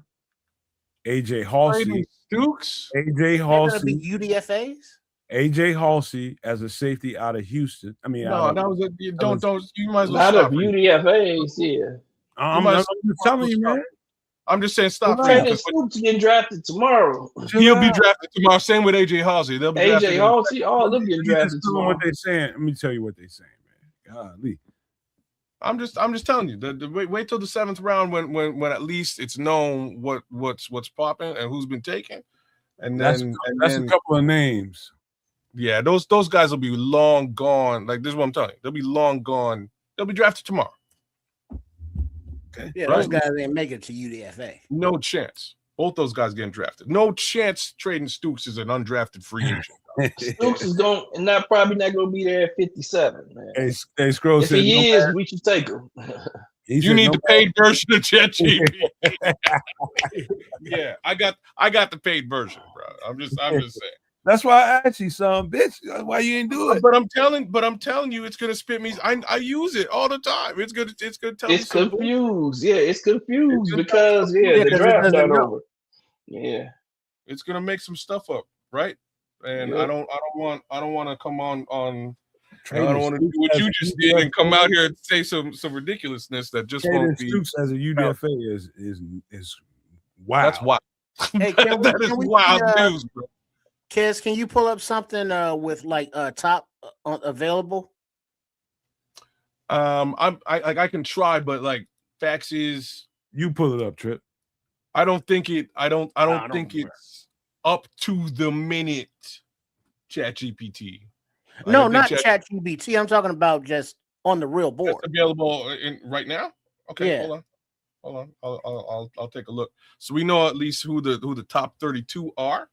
I'm gonna run through that right quick, and then we'll look at. There should be something up there with best available that that they're putting up. I'll give you an idea as to what that looks like in a minute. Just give me a minute while this runs. Yeah. Samuel checking on his money over there, his parlays and such. How's it working? I have to rework it. I lost already. Ain't that how it always is, man? Jamal Murray killed me, so I had to rework it real quick. Man, I don't know who playing who right now. Basketball playoffs. I ain't been watching no damn basketball. I'll be dead ass honest with y'all. I've been all football. I only like the playoffs, man. I only like the playoffs. I don't like basketball. I only watch the playoffs because they play a little harder there. Stakes are higher. So, dog, Cornelius, you just don't know how good of a pick that was. And Cornelius is with me, man. He wanted a king, man. He's right there. I feel with you. I feel for you, Corny, man. That's what I'm saying. He wanted a king. I wanted a king. If Akeem wasn't on the thing, I would have exited stage left, what's his name? Snagglepuss. Yeah, man. Exit stage left. Even. All I know is early in the process when we first started breaking them guys down, I had to jump right out there and talk about him. He was. You're right. You were right to do so because again, the positions of need were the positions of need. Safety, edge, DT. Tackle. But we see that, obviously after the Bears picked, there were trades that happened. So there would have been trade partners possibly at 25, but they did not want to miss out on, Thieneman. That's, I guess, their BPA. And it's like, nah, we could trade back, obviously, but we don't want to. So, I mean, their choice was Thieneman, not McNeil Warren. You got it. You got it. Those are their two. I assume their top two guys were likely Mesidor and Thieneman, and that's what they were aiming for. Again, maybe a tackle was in that conversation, but by the time 25 came, the vast majority of the tackles were already gone, with the exception of Lomu. So, is what it is. They made their selection. I'm not mad at it. I actually applaud it given the safety situation and the position of need requirement there. As long as they hit one of those four positions, I was only going to scream if it was a left tackle. You know what I mean? I was only going to scream if it was an LT. It wasn't an LT. Yeah, that wouldn't really piss me off. You know what I'm saying? Like it wasn't an LT, so I ain't mad. It is that position of need, and I know he's going to be an impact player and a starter for this team. So I'm all right, y'all. You know what I mean? I'm good. I'm happy with it. I think it's going to really help out. Mark Carrier. We never thought he was going to be available, man. He shouldn't have been there. I thought he was a top 15 pick. He has the speed. He has some game. The boy got game now. I'm not saying that he's not a good player. And I see the vision with, adding a lot of speed in the backfield. We can cover a lot of ground in the back. Like, wide receivers, like, he's faster than freaking Justin Jefferson right now.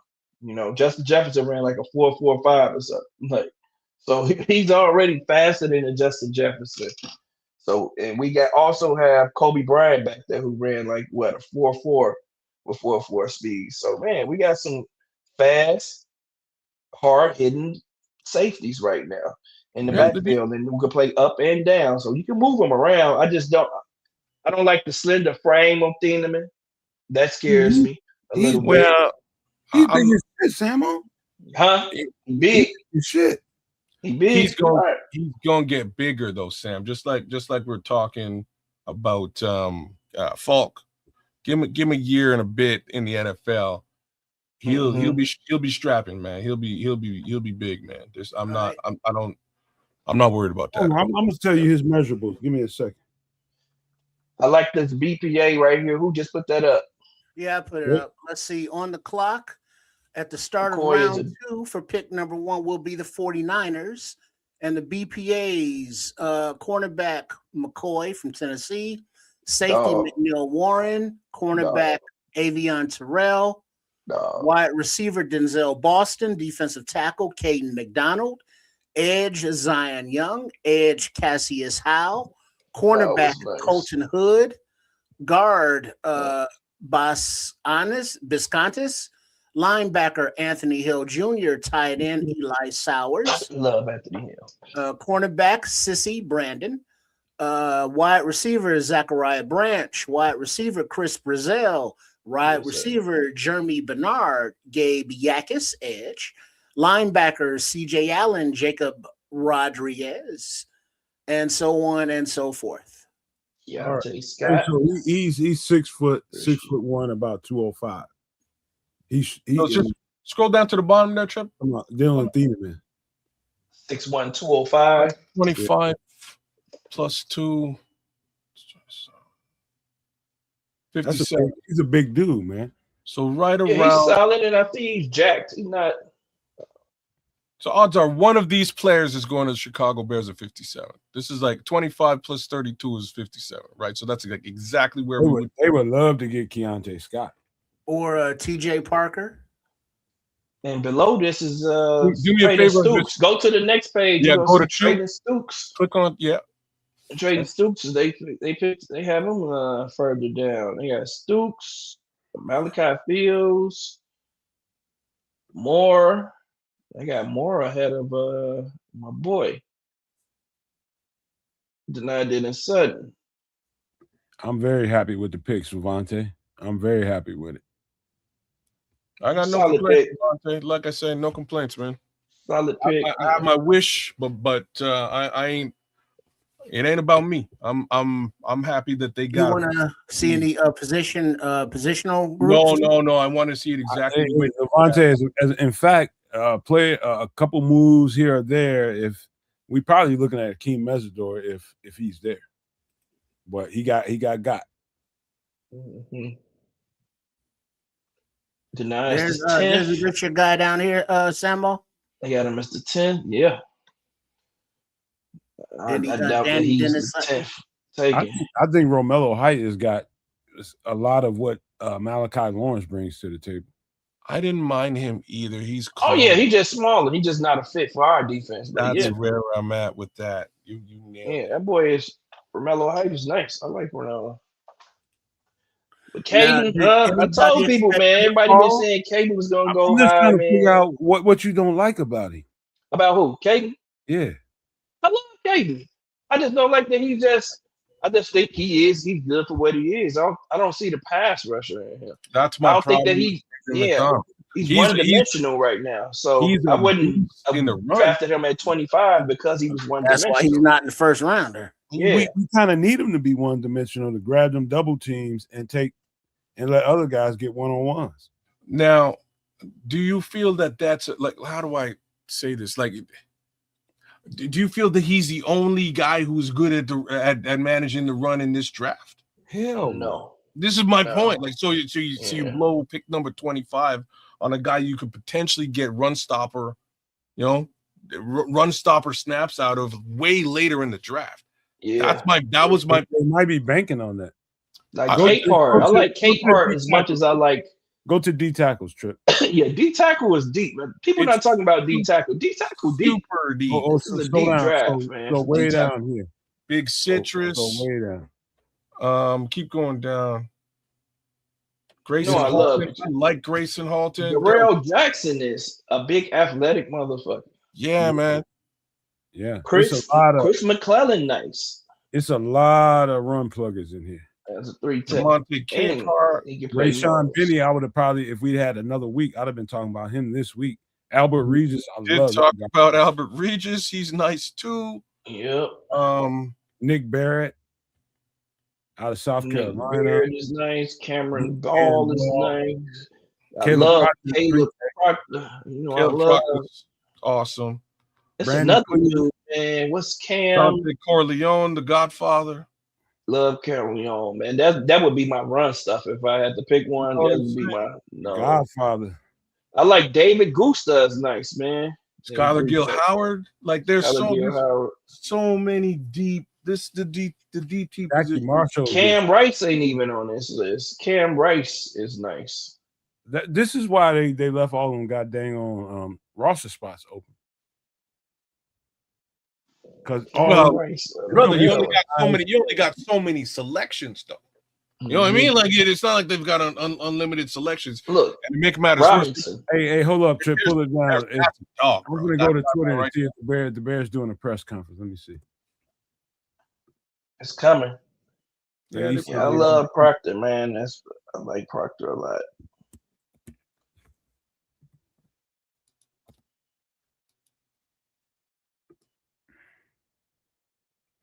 Let me see. Let me see if I can find it live.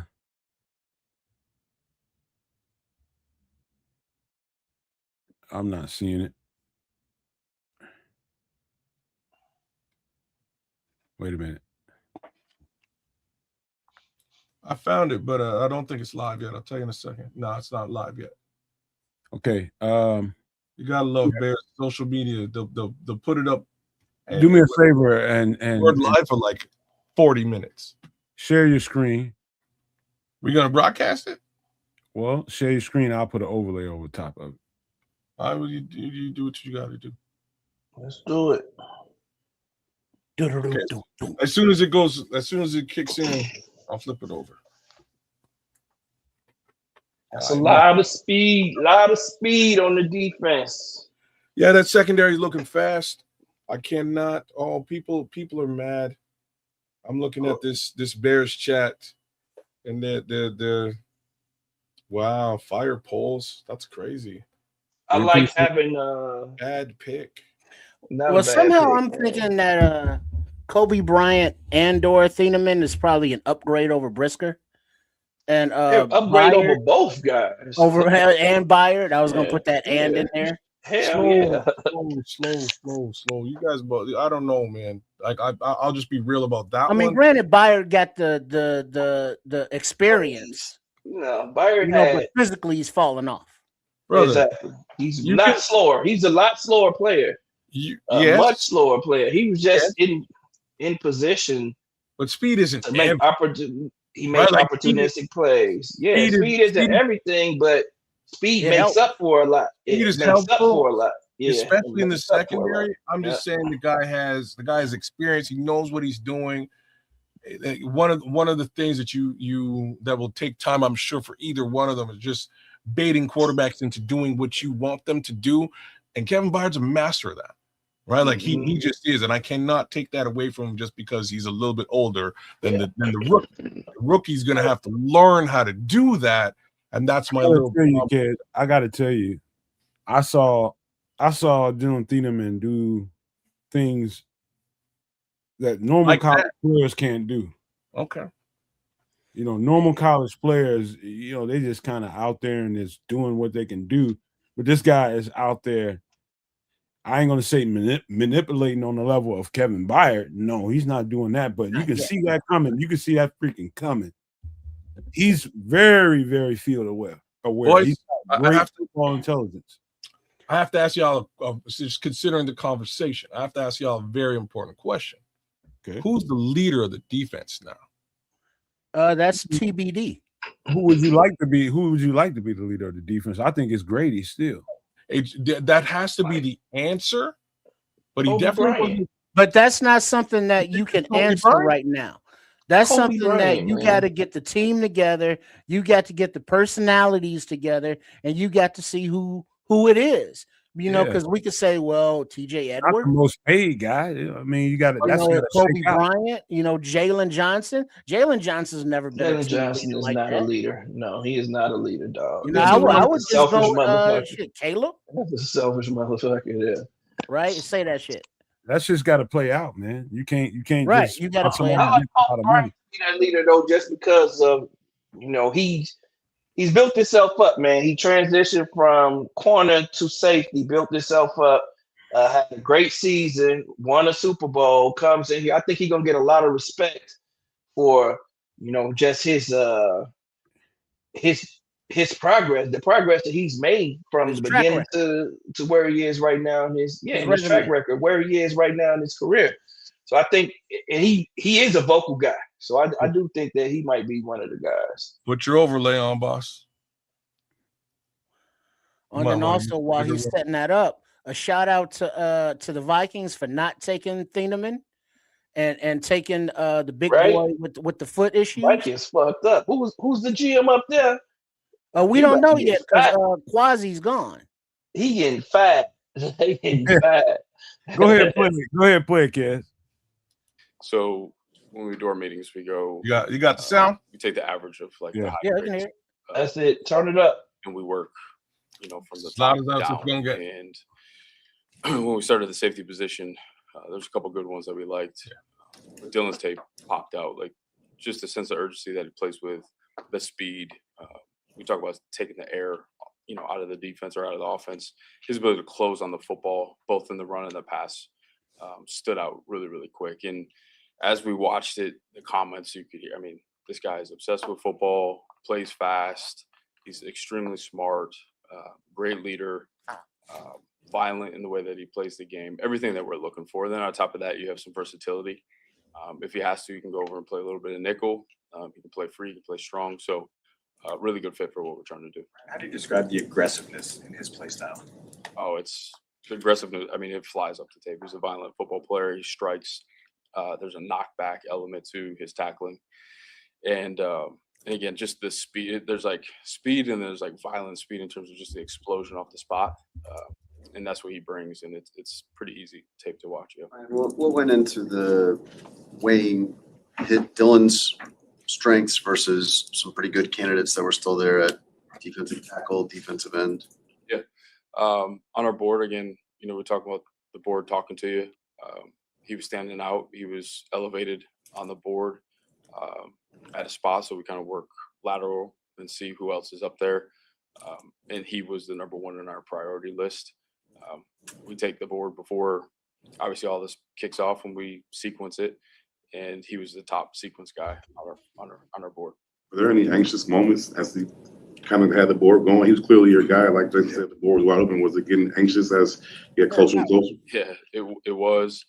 I think I've talked about our simulator uses some mock, hundreds of mocks to kind of hone in and give us different challenges as we're picking to go through and simulate the draft.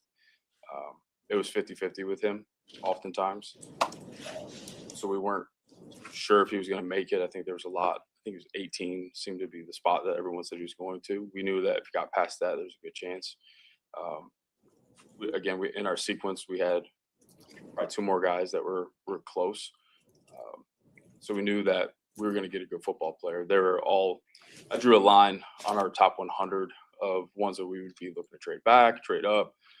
And it fell where we had a couple guys there in the sequence. So we looked to potentially move back a little bit.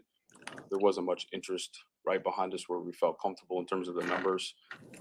So we just moved forward, and we love the player, so we were excited about it. What pressure is there in a situation where you need a day one starter to go in and then be able to land that guy, but just like the process of getting him, how do you feel in that? And you start to see all of my menus and promotions are ready at the touch of a button. Managing screen. Just for a second, we'll just talk for a second. We'll get right back to it, but that's just YouTube. Yeah. Let us run for a second. Yeah. I do think he was right there where I think it was Akeem Mesidor, bro. Now it's so easy. If it wasn't Thieneman, I think it was Akeem Mesidor. He just came off right before they got a chance. And I think Thieneman was number 2. I think that goes without saying. And when I say that, I mean it. I mean that they won't say that. You know what I mean? That they're gonna say that Thieneman was the guy that they were mocking. Let's be real. You are going to look at 2 to 3 best players available at your spot, and whoever's there, you're going to make a judgment call on. And I would have to say the guys that all of us, and if he's sitting here saying he's done 100 mocks plus to figure it out, the guys who fall at 25 are Akeem Mesidor, Caden McDonald, Peter Woods, and Thieneman. And Thieneman will also throw a Blake Miller in there as well. Like, those are the guys who fall in and around there. When the majority of those names disappeared, you look at the guy who's left over and you go, all right, does he fit a position in need? Yes. Is he best player available? Yes. Let's stop, That's enough. Beating Right around there. the bush and just press the damn, to make the phone call. Because the question is also, out of the safeties that are in the draft, other than Thieneman, who else is a day one starter? There's a couple. McNeil Warren. Yeah, McNeil Warren is definitely one. Okay. Genesis Smith. There's like 5. But now the skill set, though, but compared to Very Thieneman, similar. McNeil Warren, Genesis. Similar.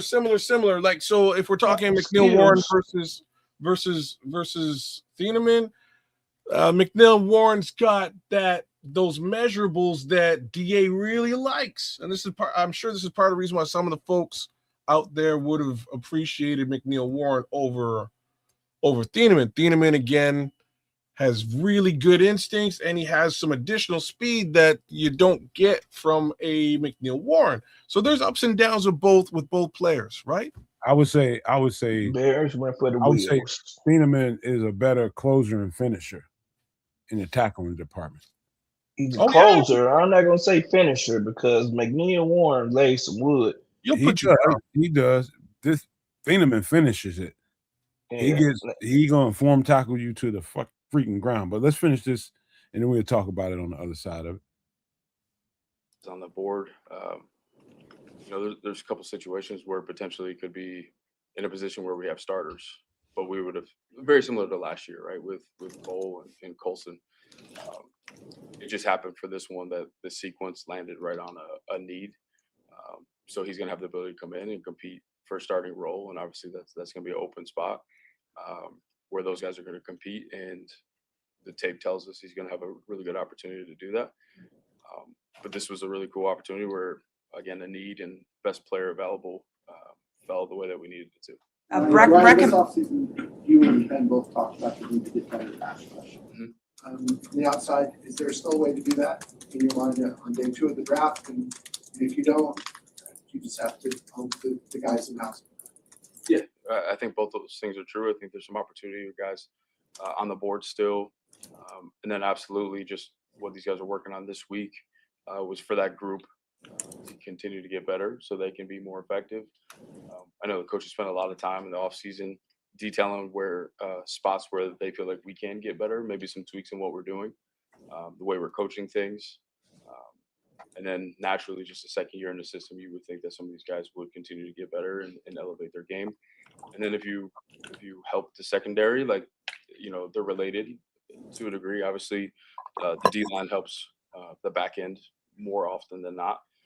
But in this situation where, we have good corners, good safeties, we can be in a position where maybe we can have the quarterback hold the ball a little longer. Did the edge rushers kind of break the way you thought they would? Considering the combination of Kobe and the speed you added back there, what strikes you about what you do with those two guys and how fast they are? Yeah, I think you just match up better. You eliminate, every time especially like our pro staff, when we do an advance on our opponent, we're looking for targets, looking for guys that we can find mismatches on and expose. So when you have speed and you have a lot of guys that can cover in different spots, your ability to hang in there, cover longer while you're bringing pressure, things like that enhances the entire defense. Rick mentioned with the combination of Kobe and Dylan that there's no weaknesses between the two of them because they can do everything. What does that do for a defense when you're secondary? I mean, that would just point to the secondary being the strength of this defense. What can that do in year 2 with Dennis having that? Yeah, that group can elevate. Obviously, there's a lot of turnovers. You can increase that number, which is going to be, a big challenge for those guys. But I think just like I said, taking the air out. Anytime we've seen a defense and you feel like it's suffocating because of the speed, that's what we're trying to do. Right, he goes from Purdue to Oregon. Where did you see the most development? Like, why does he really take off once that change is made? Yeah, there's plenty of that. I mean, you can mature, continue to grow in just your understanding of the game, getting bigger, stronger, faster, different schemes, coaches. So there's a lot of things that could potentially go into that. His first year as a freshman, I think he had 6 interceptions. It was really, really active too. So when we worked through all of his tape, there's a lot of things that popped up from the time his first year to his last year. Brett talked about the football character. How did that jump out to you throughout the process of getting to know him? Yeah, it's off the charts, and we have so many good sources in terms of guys that he's played with, and that's all the way from Westfield High School all the way to Oregon, and the feedback that we got was incredible. I think one of our guys, probably Brett, came down and talked to you, and I don't know if you mentioned it, but we had talked about this as a very similar type person, player combination to what Colson was. The work ethic, again, that passion for ball was off the charts. We grade on a scale 1 to 9. It pause, kids. There's no 2s because there's no fence grades. This is they gave Dennis Allen what he asked for. Let's be clear about that. Dennis Allen, this is something Dennis Allen felt like he needed, and they gave it to him. This might not be necessarily what Poles wanted at this particular spot, but this is what they got. And I'm not mad at that, man. I love that the fact that the coaches take priority in these situations. I think that's healthy. And something you just said that Samo disagreed with, according to this right here, who is this? Nick Whalen. 2025 missed tackle percentage. Thieneman, 8.3. Stooks, 10.7. Downs, 11.7. EMW, 15.3. Oh, wow. So according to this, Thieneman is a more less. He misses less tackles than those other guys. Again, 100 tackles in a couple of seasons is a fuck ton of. That's a lot of tackles for a safety, bro. That's a shit ton, as they say. It's a lot of tackles. So, like I say, I can't. I do not have any problems with this. Yes, I wanted a top end edge rusher early in the draft. Once they were gone, BPA, baby, or you trade out.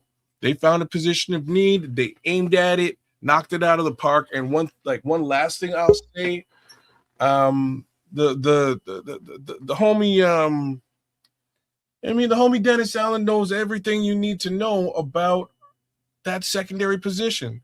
So if there's a guy that I'm going to trust selecting a DB, it's definitely DA. Well, Sean, not DA for me. It's the Al Harris pick. If Al Harris agrees with it, then I agree with it. Well, I bet you they're both working together on that one. What it Yeah. do? Sean just answered that. Al Harris will make him better. Al Harris will definitely make him a more cerebral player. How many cigars in are you now? Clean up some of this other stuff. Just take the overlay off. Just 2. 2? Yeah, just 2. Okay. So fucking Sean Suge Knight. And I only had one shot. That was the only alcohol I had tonight. So I gotta get up at 4. I gotta get up at 4 in the morning for CrossFit. Tomorrow's a tough one. So my boy, what do you think about? Dylan is a Chicago Bear. What do you think about the pick? I wasn't overjoyed with it, like a lot of people. I wanted to upgrade. The pass rush. However, if we can get an edge, because there's still a lot of good edges out there. There's still T.J. Parker out there. There was still Zion Young out there. If we can get a good edge tomorrow, I'll like this pick today even more. I mean, he's a good ball player. I think he's a phenomenal 4.35. I think that's great. He's not afraid to come up in the run game, in the run support.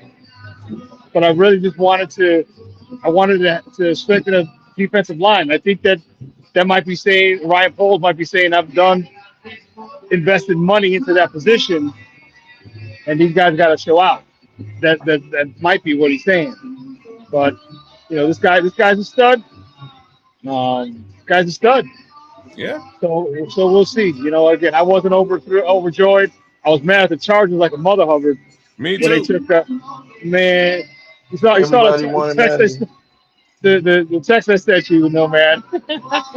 What happened? The text I sent you when the Chargers drafted, they got a Akeem Messidor. Yeah. Oh, yeah. You weren't the only one. Kez went turned to a vegetable and shit on the show live. Yeah, I was mad as a mother hubbard on that one, dude. I was pissed. But again, Thieneman's good. Again, I just I don't know. I just wanted a legit starter off that edge, you know. But here's the thing. I preached it to my people, and if I'm gonna preach it to them, I gotta abide by it. I gotta trust Ben Johnson. Because Ben Johnson is making all the moves. I mean, obviously with Dennis Allen is there on this one, but so I gotta trust it. As I said, if they can get a good edge tomorrow, like 57 and 60, and then is it 2 and 3 tomorrow? Yeah, it's 2 and 3. Yeah. Okay. Yep. 57, 60, 89. Right. So if we can get a good edge tomorrow, like I said, this pick will look a lot nicer than me. I'll be a lot happier with this pick. So I'm gonna say something crazy to you, Sean. I don't like the edges in 2 and 3, man. Like the only one that I would look at moving forward is Adame Tucker. So I would look elsewhere and try and get an Adame later in the draft. That's just my take on it. I believe all the edges from here on, maybe with the slight exceptions, like slight exception of Gabe Yakis and More maybe from Michigan. Howell. Yeah, like maybe Cassius Howell. Like those guys Cassius Howell too. Yeah. They look like guys you could start, but they got some, like, all of these guys need development, in my opinion. And one kid that I've seen that's got tricks in the bag, bend, set the edge, he's fast, got the measurables, is the Adame Tucker. And, you know, he's a fair amount later in this draft. So, all right, hold on. Kid, hey, Sean, you want to hang around while we finish this press conference? yeah, we're going to throw up Brian Post here. So just. Oh, yeah, he just finished it. Yeah. Sit there. There's a lot of sense. It's really happy with the type of person we're bringing. Is it the combo of football character and kind of the speed that makes you feel good about a safety in round one, where there aren't a lot of them that go in round one, and you can oftentimes find pretty good ones a bit later on in the draft when you think about positional value? Yeah, you got to look at versatility. So if it's a safety and it's like kind of old school box safety, that maybe doesn't have a lot of coverage, you know, value probably stays down just a little bit. So that's why we felt comfortable taking Dylan where he was. There's versatility, so there's multiple positions he can play, on top of the ability to cover the range, helping in the pass game, third down. And then you got Kyler, you got Kobe, you got guys that you can do a lot of different things to confuse the defense. That was kind of on the checklist of a safety taken in one and grading them where we had them graded. Ryan, Ben has complimented safeties in the past, like during the season. Like, what was his reaction? What was his input? Yeah, he was fired up. We spent time together. He would come in and watch tape with our group, and this was one of the guys that we had on when he was in. And I mean, I can now feel Ben. Like, he doesn't have to say anything. I can feel his like body language start to like get excited about somebody, and you could feel it because again, it's that style of play that he has that, like I said, is contagious. It's the type of player that we want on our football team. Is there anything that surprised you from the first round tonight? Yeah, but I'm not going to get into other people's picks. One more, please. We'll walk off. Pick at Penn State as a signature play. What struck you about just the moment and the actual play that he made? Yeah, we want players that can rise to the level. We plan on playing a lot of big games moving forward. I'm sure, I don't know what the schedule is going to be, but I'm sure there's going to be a lot of primetime games. There's going to be, hopefully, we're back and deep into the playoffs. So we need guys that thrive in those moments. So when you show those things, we feel even better about you. When you look at your board heading into tomorrow and the 3 picks that you have, how do you feel about your needs and the way things kind of shook out? Yeah, a lot of good options. I'll say this was probably the most aggressive we were in terms of the guys that we really like. Like, they have to play our style. They got to have the right makeup in terms of our scheme fits. Like, all of that had to be there. If it wasn't there, you're off the board. We were really aggressive with it. So when you look at it, it feels really thin. But that's a good thing. I think it's a really good thing because we're very selective of who we want. There's some historical numbers that I have that makes me feel confident that You can hit pause if you want to, kid. guys that we like still available to us. So I've been preaching that. They're looking for certain players, man. That play. If you're gonna trust the Bears and you're gonna get away from your virtues of what you think the Bears should do, now's the time to do that. Now's Well, the let time. me ask, Trust Sean, can you hear us, Sean? Yep, you got me. What are your thoughts on that? Because there are, you know, to what Nomad is saying, if we're going to trust the Bears and trust the coaching staff, we need to do that. Whereas some are of the opinion that if there is a football player that's an athlete, even if he doesn't quote unquote match your scheme, you ought to alter your scheme to incorporate that athlete into your system. What are your thoughts on that? You heard what Ryan Poles just said. If you don't meet our requirements, you're out. What are your thoughts on that? Well, it's you got to know what you want, and if you're in a spot where you have a scheme that you want to run, but and a lot of times it's not about the X's and O's, but the Jimmys and the Joes. And if you have a player who's that special, then you adjust the scheme for his skill set. And if you don't have a player that is extremely special, then you go after people that fit your system. So he didn't feel that, first of all, maybe he feels Finneman is very special. I mean, two things can be true. He feels Finneman is very special, and he fits the system. So those two things can be true at the same time. So if you have a player who's that special, as I said, then you kind of adjust to his talents. But if not, then you go and get people that fit exactly what it is that you do. So, and right now the Bears are trying to fit Dennis Allen's scheme. Dennis Allen's been a very well-respected defensive coordinator throughout his career. So obviously he knows what he wants, just like on the offensive side, Ben knows what he wants, a.k.a. Colston Loveland, okay? Lisa Burden. So, as I said, on my show, like I just said it when I first started, I told my people I trust Ryan Poles and trust Ben Johnson, because Ben Johnson's really the puppet master in all this. If I tell them to trust him, I got to trust him. I may not like the pick, but I'll trust him. I love that, man, because that's really where we at, man. It comes down to virtues. We all think that this player or that player should have been the pick for 25, but it didn't happen that way, and it didn't happen that way for a reason. They thought differently than a lot of people did in the fan base. I think he's a really, really good football player, man. I think he's a great safety. But you're talking to the fan base and trying to keep them where they need to be, man. So it is what it is, man. I'm good with it. I trust what they're doing. Well, they got. Remember, we talked about earlier.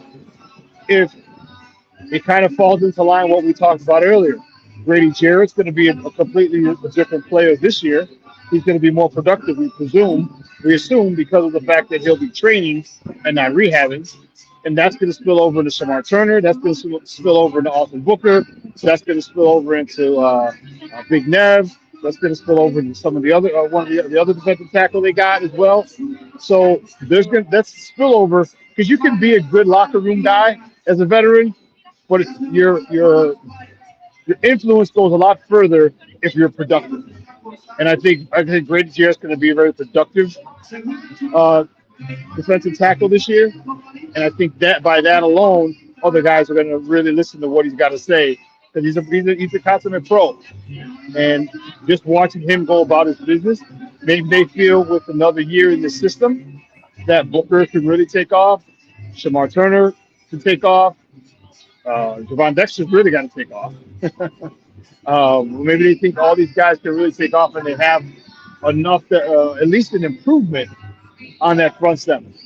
Okay, Sean, before we start this video and finish the press conference, let me say this. There's a lot of people, and I think it's pretty unanimous amongst the fan base, that believe in Austin Booker. They believe in this cat. I believe in this cat. And think about what an edge rusher would have did at 25. That's gonna knock Austin Booker's progression way down. And so as many people that believe in that guy that want that edge rusher, think about what that would have did to Austin Booker. I disagree with that completely. I do. You said it before. I still disagree with it. It all depends on who you get. In the case of Akeem Mesidor, you could line him up right beside Austin, and now you've got a NASCAR package, like I said earlier on. It wouldn't have. That's on a certain down and distance, kid. That's That's right, and then you have a rotation as we saw last you year. You cannot. If you're going to draft a guy this high, it's got to be a starter. You got to And start. that's fine, but you still need to rotate. As we saw a lot last year, there's snaps where Montez Sweat ain't on the field. There's snaps where Austin Booker ain't on the field. You've got a real healthy rotation, man. I understand what you're saying, kid, but at 25, that guy's got to plug in and play every down, pretty much. Well, I can't argue with that, but like I said, I think you got a situation where Montez Sweat, if you need to take a breather, you've got two more guys that really can hold it down at both sides. I mean, we seen that with the Seattle Seahawks. They got a platoon that they run out, so you can never have too many edge rushers. Look at what the Giants just did. I mean, you can never have too many edge rushers. Yeah, but I do agree that Woods drafting a guy at 25 is going to stunt the growth of it's possible. Booker. It's yeah, possible. I mean, because you want him to be the focus. You want him to be the focus right now. I don't know about Sutton's growth. He's a focal point. I don't know if it's Sutton's growth because of the fact that he's been in the system already. He's in the system for a year, so he'll obviously have the upper hand. Definitely. But one of the things that it might do is it might push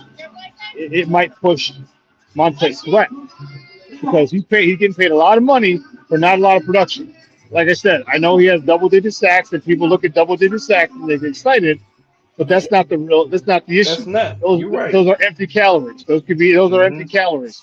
So, and you could just say, hey, listen, the Bears could have flipped it and said, hey, we got two young studs. If that whoever say they drafted Zion Young and he turned out to be a stud defensive end. Well, guess what? Now you have a very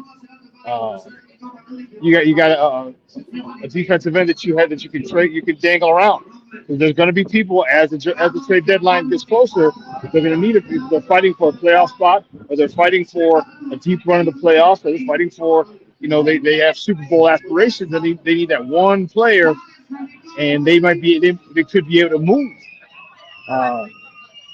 If I were to move on from Montez Sweat, it wouldn't be during the season. It would be at the end of the season, and that's why you could have drafted a guy high. I'm sure. You still can. Because we need the platoon of defensive lines. That's what it. Yeah. Look at what the Seattle Seahawks did. They didn't have an edge rusher who had more than 7 sacks last year. Sam, what they had like 4 or 5 guys who had 7, 6, 5 sacks all throughout the year, coming off of the edge, and then they had interior guys who also had sacks. I think one of their interior guys, Nick Williams, had a double-digit sacks. So that's where it's at. And the most important thing I think about whoever we draft, we have to be able to stop the run, man. If we cannot stop the run, then we cannot rush the passer. We cannot consistently put defensive ends in position where they have to rush the passer on 3rd and 4 and 3rd and 3, because you're not going to get home. You're not going to get home. And the fact of the matter is, you're just not going to get home. The ball is coming out too quick. And we were in that situation too often last season, which is why our sack numbers don't look as good as they should. Like, I thought Austin Booker would have had a hell of more sacks if he had more opportunity to rush the passer for a little bit longer. And then and if we were a little bit better in coverage, we also didn't have good coverage because our DBs were all beat up last year. So I think all of that kind of works in together. So that's why the Dylan Thieneman pick makes sense, because he can support the run and he can play the back. So Austin, hold on, Kev, before Austin you was take off. also injured, right? And that, Before you take off, into let's his finish the numbers. video. Let's finish the video first and then take off. Thankfully, the numbers are high enough where I'll be able to sleep a little bit tonight. So What put you guys in that? What put you guys in that space to be more aggressive? Is it the clear vision from the coaching staff? Is it the process, the point you are in the process of roster building? I would say both. Just confidence in our system, and then again, this staff is unbelievable. We're just giving clarity, and I think as we continue to work with each other, we're going to know exactly what we're looking for. So why mess around with those that don't fit what we're trying to do, and then we're having conversations, and it's the summertime and in the fall of why that guy can't play for us, or it's not a fit. So I think both things are true. Just confidence in the system. Our scouts do an unbelievable job gathering information, and then our coaching staff is really clear with what they're looking for. So it's a really good marriage. I know these guys are kind of versatile, but do you see Kobe as more strength at free and Dylan and strong, or do you do a lot of matching based on coverages? Well, I think now, and that's probably a better question for DA, but I'm sure depending on who we're going against, he can do different things. Probably makes everything look the same, but do different things out of it, which as an offense is difficult to prepare for. Awesome. Thank you. Thank you, Ryan. Sure. It's like 12 minutes. All right. Great. Oh. All right, that's the Ryan Poles presser for the Chicago Bears after the Dylan Thieneman pick at selection number 25 in the 2026 NFL Draft. I didn't hear the end of it. I had to walk away, but go ahead, Kez. You wanted to take off about something. No, I was just saying that I have faith in Austin Booker. He missed, I think almost 7 games last season. Like there was a couple of games that he missed. And that definitely affected his overall statistics, if that's what you're looking at from Austin Booker. So we'll see how he fares this year. I think, again, he will do that much better this season than he did last season. I'm all for that. The downside for me about not selecting an edge and potentially not selecting him at the top of this draft is you do want to have the flexibility to move off of Montez Sweat and that massive contract at some point. Right, you're coming into a situation where you're going to have to pay Darnell soon. You're going to have to pay Caleb soon. There's some big contracts looming in the distance real soon, right? So if you do have to make a move off of a contract, having and developing an edge rusher now that can buy you some time, not necessarily having to pay a hefty contract early in, might have been beneficial at this point too. So, hey, Kez, I would tell you this, like I've been telling you. I think people give too much credence to, we don't have this edge rusher that gets these certain amount of sacks, these stats, and not really understanding that it takes all 11 to create that atmosphere for that edge rusher to get those stats. And so you need, hold on, Trish, put that down for a second. Just put that down for a second. So I gotta find the damn button. You need interior presence to create the atmosphere for that edge rusher to get down like he needs to. I can't argue with that. Interior pressure, if the interior pressure ain't right, the edge rusher ain't gonna be right. I can't argue with that. I'm just saying if the back end coverage ain't right, the edge rusher ain't gonna be right. So we're looking at these guys that put up these big numbers and get to the quarterback often. But guess what? If you don't have the guys around him to produce the kind of atmosphere that he needs to really get down, everybody just wants the edge rusher because they think that's the answer to our woes. No, it's all these guys. We need to generate pressure, period. That's what and we it comes need from the inside as well. I'm not saying it can't. That's why I'm saying pressure, period. However you determine, however you decide to scheme that into existence, let's fucking do that. Is really where I am. I can't look at slow ass Jared Goff dance around and pick apart a defense. Why you think his slow, stiff ass was able to get away with what he got away with? It's because there was no pressure from the interior. There was no interior. All you got to do is move him off of his square. There was no pressure. Like there was no pressure. Period. It's really if you want to say it was the interior, let's call it that. But let's bolster that and get some. He plays in a little ass square in the box, and if that's disrupted at all, he's gonna throw 4 picks. I'm with you. Let's disrupt. Like this is what all I'm trying to say. At the end of the day, I don't give a shit. I don't care how it's done. If it's not at the edge and it's at the interior, let's do that shit. Because somebody's got to stop these quarterbacks from dancing around all day. Nobody's touching Jordan Love. And that's crazy. There's one guy who touches Jordan Love, and his name is Austin Booker. I'll put good money on this. The next pick, if there's a defensive lineman pick, it's going to be an interior guy. I believe you.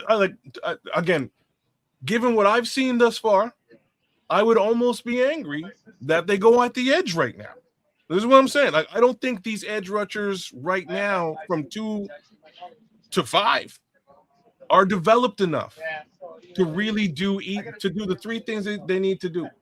Right? If that is getting to the quarterback, setting the edge, and dropping into coverage, I don't really see a guy who's ready to do all 3 of those things with a bag of tricks. Okay. The one guy I see is way further back. So I'll do you a solid one. Fix the interior. I'll try to before we broadcast the next draft. We got a few minutes before they get their shit off. I'll bring in a couple of prospects, a handful of prospects to show you that you're wrong about that. Deny Dennis-Sutton, man. He's one of them. Deny Dennis-Sutton. We got a few good guys. Landon Robinson. I like Gabe. Well, he's not on the edge, Landon. Like if we're talking interior, I really like Landon. There's a bunch of DTs. Well, I mean, just look at interior. Grayson Holmes still on the board. Landon Robinson's on the board. You know, these are pressure first defensive tackles. If they're going defensive tackle early, I'm thinking Grayson Holden or something. These are the 2 guys. While actually, Sean, what do you think about this argument, man? They're gonna need a nose and a 3. But I think they could get a nose and a 3. Guys are pissed off because we didn't get Mesidor. I'm not really pissed. I'm pissed off we didn't get Mesidor. They gotta get pressure. He's with me too. I never thought we would. But hold on. Just knew that man was gonna be gone. So we know what we're talking about. He's so good. Just so we know, look at this is what as of right now the Bears are working with, and this is the defensive front. You got Austin Booker, newly signed free agent Neville Gallimore, Grady Jarrett, Montez Sweat, and behind them, free agent Contavious Street, Javon Dexter, free agent James Lynch, Daniel Hardy, then Jeremiah Martin, Deo Odengbo, Jonathan Gervin, Jamri Chroma, Shamar Turner. That's your defensive line. Forgot about Shamar. No. Who's Odengbo? Odengbo. Forgot about him, dude. Yeah, Odengbo, man. Odengbo is a guy that can. I'm not completely down on Odengbo because that's the guy who can rush from the interior. He just got hurt last year, so we didn't get a chance to see it. Same with Shamar Turner. Like those 2 guys can get pressure from the 3 tech position. I've seen both of those guys dominate at some point from the 3 tech position. Hey, Sam, I think Dio's a better 3 tech than he is an edge. Without question. Yeah. Without question, yeah. So that maybe that's what they feel. Maybe that they feel that with Dio, with Shamar coming back, with the help of Grady Jarrett, maybe they feel, and their coaching staff. You heard what he talked about. Coaching staff like they know what they want. Maybe knowing what they want means they know that what they have and they're happy with what it is that they have. And they're with them all. They're with them every day. We're not, and I'm not at practice every day, so I can't give you my true assessment of what they do every day. But if that's how they feel, again, I gotta trust Ryan Poles and Ben Johnson, who's got Dennis Allen in his ear, because he did well last year. So until put it this way, I'm gonna trust him until I can't. Hey, Sean, I've been spending a lot of time trying to explain to everybody that a good relationship between the GM and the coaches is giving the coaches absolute leeway to grab the players that they think that. What in the hell are we gonna do with a team that the GM decides that, hey, this is what I think you need, versus the coaches knowing exactly what they need and saying, hey man, go get this guy or that guy. Well, here's we the need that relationship to be right. But here's the thing: is you have two guys. You have Dennis Allen, who we just talked about, one of the most respected DCs in the National Football League. Well, he's run a couple of very successful defenses, so it's pretty safe to say he knows exactly what he wants. Exactly. And Ben Johnson, this is his offense. This is not a Mike Shanahan offense, not a Sean McVay offense, not a West Coast offense. This is his offense. So it's safe to say he knows what he wants for this offense, aka Colston Loveland. A lot of people were talking about Tyler Warren last year, and no disrespect to Tyler Warren, he had a good year. But man, look at the year that Colston Loveland had for us. So yeah, Ryan Poles, if he wants to keep his job a long time, say, hey, let those guys tell me what it is they want, and I'll go get it. Like a parent, like, okay, what do you want? What do you want for your birthday? You want this? Okay, cool. We'll go get it. That's basically what he needs to do in the draft. Who do you want? What do you want? All right, if these guys are here, who do you want? If an offensive, defensive guy are here, who do we want? You know what I mean? Who do you want? And I'll get them. That's what Ryan Poles' job needs to do. Yeah. Or that's what Brian Poles needs to do in his job, and it'll be a smooth marriage. So basically, you're saying if Dennis Allen or Coach Johnson say we want Legos, Ryan Poles don't need to be going out getting no erector sets. He needs to go out and get some damn Legos. I'll do a better one, Trip. Hey, you getting charged with creating this great Thanksgiving dinner. It's going to be beautiful for the whole family. But you giving a pack of hot dogs and a bag of flour. Good luck. Good luck. You know what you need is the coaches give him the ingredients. Deliver me exactly what I put on that paper. That ain't that right? Isn't that right? That's how it needs to be. Any help? Yeah, you go get the list. Yes. Here's the list. Here's what I need. Go get it. You know, because if we're looking at this from the perspective of Dennis Allen, if he's looking at, the draft prospects and he's playing with the mocks and he's seeing Dylan Thieneman fall to the Bears, is Dennis Allen happy? Hell yeah, Dennis Allen is happy because Thieneman has all those characteristics that are requirements for the position. This is a person that day one, play one, Dennis Allen is figuring out how to utilize and how he will fit with his versatility within his defense while getting faster. So, from this perspective, this could be, Dennis Allen's number one, defensive wish, other than the guys that were obviously, going to be taken in the top 10 or so. But that's the thing, Trips. I don't see Dennis Allen has never had a dude like this. He had the Honey Badger when he was down there. Honey Badger, man. He had Honey Badger. Honey Badger didn't have this type of speed, and he had Roman. What's the other guy? Roman Harper down there when he was in New Orleans, and then he barely had decent safeties in when he was with the Raiders. So this is a new weapon for him. So obviously he sees something in this kid, and he has a new way that he wants to play defense, man. I think we've seen him fiddle around with that dime defense last year. But when you play that dime defense, you gotta have safeties that are willing to come up and hit. Right. You gotta have you also have to have you gotta have safeties that are willing to come up and hit, and you gotta have corners that are willing to come up and hit. We have a few corners that are willing to do that in Kyler, and now we have two safeties that are willing to come up and hit. So isn't that some of what you're referring to there is like the difference between, let's say, a 4-3 base, a nickel, where you take a linebacker off and you bring a defensive back on, and then a dime where you take the other linebacker off and bring another defensive back on. But now with this versatility, you got linebackers, you got defensive backs that can be linebackers and or defensive backs. Hybrid. So this is something that I think hybrid will hurt. Go ahead. And Yeah, you're right. That hybrid defense is going to hurt. Teams are going to have a hard time preparing for a defense like that, where you got safeties that can play that are playing like linebackers that can come down and hit and can cover in the backfield. So you can come out big, and my safeties going to come down and they're going to hit like linebackers. They're going to run the alley.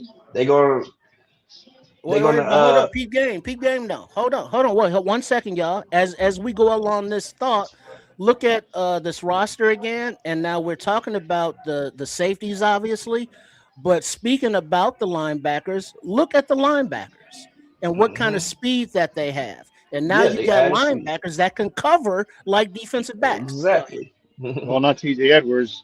He's not in that group. Not TJ. I don't know how long TJ gonna be here. I've been saying that too. I've been saying that too. The move. But I tell you what, you need TJ because he's a good run stopper. But I mean, look he got paid last year, Marco man. Jackson, speed, Hippolyte speed, Hampton speed, Bush speed. Well, I think not so much. I think he fly. Go ahead, Sean. We were just about the DBs. I think that Dennis Allen really is really fired up about this pick because of the fact that now, first of all, he probably didn't think he would last this far. He would fall this far. All right, I wonder how many mocks they went through, because they probably went through like 275 million mocks, mock draft scenarios, and how many they had with Thieneman available at 25, and they had to have one. You know what I mean? They had to have a couple times where he fell, and maybe they said, hey, if this guy falls, man, then we'll take him because he might be their favorite safety or their second favorite safety, knowing the guy from Ohio State was going first, and say, hey, this is the guy that I want. He came here, man. Dennis Allen, we talked about earlier what he did last year with C.J. Gardner-Johnson and Spidey. Now he's got a younger guy who's not going to be able to people aren't going to be able to run away and put their. So it's going to be a mismatch for against the offense for the defense, because now we got guys who are 4-3, 4-4 across the board. And you can't put Christian Watson. You can't put these little fast receivers in the slot on our safeties, our nickel or dime corners and have them run away because they can't. Not anymore. Sean, let's get into the mind of Dennis Allen and understand what it takes to be a good defensive coordinator in the NFL. I understand this when I say it. You got to adjust to what the offense is doing to you at all times.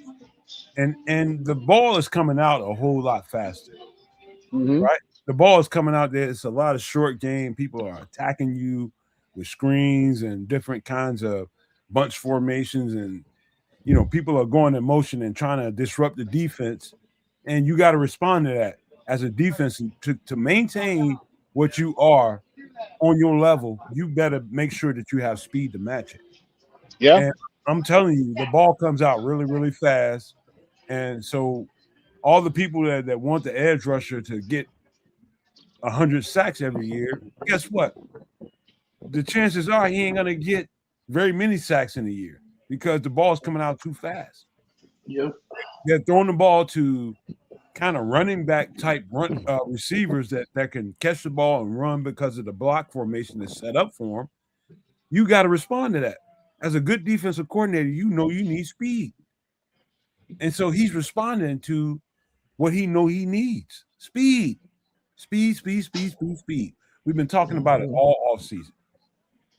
And he just why they let. Go ahead, Sean. That's why they let all those guys go. That's why they let Kevin Byard go. That's why they let Nashon Wright go. Yep. They let all those guys. Despite the fact that they were turnover machines, there were. I mean, if you take the turnovers away from Nashon Wright, his year would have been horrible. If you take the turnovers away from Kevin Byard, he doesn't have a Pro Bowl season. There's other aspects of it, but if you look at the nuts and bolts and the basics of it, all right, they weren't very fundamentally sound. They weren't very efficient because of all the big plays that they gave up, especially Nashon Wright on defense because of his lack of speed. Well, we've alleviated that, and we got some speed in that secondary, and that's going to be very, very helpful to Dennis Allen in coverages, in blitzes, in disguises, in everything, and it's gonna help. It's gonna help out a lot. And that with the speed, that should help Montez Sweat. That should help Dio Odengbo. That should help. We always talk about a good pass rush helps the DBs. Well, if the DBs are, we've all heard of coverage sacks. If there ain't nobody open, quarterback's got to hold that ball a little longer. Well, then now it's the reverse. It's the DBs helping the D line as opposed to the D line helping the DBs. Because how many of those almost sacks would Hold on be for a sacks? second, Trip. Let me ask you a question, Sean. Do you think the position of safety can either be a deterrent for an offense or it can be a target for an offense? Agree or disagree? Agreed. Because most safeties are not very fast, and you can mismatch. You can scheme your guys open because you remember we talked about earlier in I think when I was on the first time. You can have guys. You can scheme guys against safeties. Guys should run 4-3s and against CJ Garner Johnson because most teams don't have 2 or 3 or very rare to have even 4 good corners. Have 4 corners. Most don't have 3 or 2. So to say you put a safety in there, on a stud receiver after they motion in, if they're playing zone, and you just motion a guy in and put him on a much slower guy. Well, there you go. But now you say, well, we can't do this because the safety's got 4-3 speed as well, and that, like you said, there's a deterrent. Yep. Kids, remember when you asked why are all the offensive linemen in college wearing these knee braces? And Samuel kind of came in and he picked up the slack, and he was just like, hey man, they need stability around their knees. That's what he said in the chat. And so you think about that in this sense. Imagine if there's a DB or a safety out there with a knee brace on his leg. Guess what's going to happen to him? Target. Exactly. Getting attacked. Exactly. You never see it. That's why you've never seen the DB play with a knee brace. Exactly. That's exactly why you've never seen it. You need people that are able and that can deter that offensive coordinator from calling certain plays. Well, but then that's where the speed makes a difference because Montez Sweat, Austin Booker, and the rest of that line, Dexter had a lot of almost sacks, but the ball was out because Crispy Stevenson or CJ DJ2 or Nashawn Wright were getting beat, within 3 seconds. So we have a increase of speed and better coverage on defense. Now those almost sacks are sacks, or forced throws, turnovers. Hopefully. Well, that's theoretically, that's the plan. Offenses are looking for weak points. Is what I'm trying to get at. They're looking for weaknesses and what they can attack. They're going to attack your weakness at all times. And when they see that you have slow safeties, they're going to move their fastest wide receivers into the slot and make that safety try to play them. Yeah, and that safety try to cover across the field. And they're going to run all these crosser routes that we keep getting from Green Bay Packers. That's all they do. They just run all these crosses. Exactly. They just try to run guys across the field and watch our guys chase behind them, 2 or 3 yards behind them. And, Jordan Love is just dropping the ball, putting the ball in stride and dropping it right in those guys' laps. And they're, galloping for another 10, 15 yards because we don't have the safeties that are fast enough to catch them there, get them down before then. So, yeah, I understand why we went and drafted this guy. Like I said, he's a fast guy, supporting the back of the defense in coverage and what he can do in the run game. He just said it all in a nutshell, didn't he, Sean? They're looking for the soft part of the defense, looking for a weakness, and looking to exploit it. And until you can do something about what they deem as a weakness and attacking, you're vulnerable to whatever they decide to do. And that's why I think Za Frazier is going to get a really, really good look this offseason. And because it's cool because it wasn't an injury why he didn't play. It was personal reasons. Yeah. Okay, so he's not. So he also is going to be, he's coming into the second year training, not rehab. He's been in the system, I mean, I'm sure I don't know how much he was around Hallis Hall, but he's at least familiar with the system a little bit, so he doesn't have to learn the system. He's tall, he's lanky, he's fast. He could be that other tall, that other fast corner. Now we got Spidey, and then you bring in Kobe Bryant, and then you bring in this guy. Now we're all looking at 4-4 and below, 4-4 and faster against these receivers who probably 4-4 or faster. Hey, So, you know what, Sean? Let's bring this shit all the way home. If you were the offensive coordinator of any team, how would you attack the Chicago Bears defense, given what you saw? Last year, I'd run the ball. I'd run it right down their throat. Easy peasy. Yeah, I'm running it. I'm running right down the throat and then play action. Yeah, and then when I start to see somebody cheat, I start to see a safety cheat a little bit, then then we're gonna attack that. But I'm running the God bless the ball. Yeah. But after this draft, I'm definitely running the ball because I ain't trying to throw it against all these 4-3 mugs. Tough conversations that need to be had, and to understand why they made the pick that they made. I totally understand it. And to me, it has all kinds of validation for me. It ain't because of what I said about that particular player, but it's a need. It was a need, and the need happened to land in a spot that they didn't have to move from, and it just landed that way. Yeah, this way you didn't have to give up any draft capital to get, again, a key starter for the organization. So that's why I'm not super mad at all this. I do, as stated before, hope they do something to figure out pressure. Whatever that is, we got a couple of rounds to go, and they've got some time to figure all that out if that's them.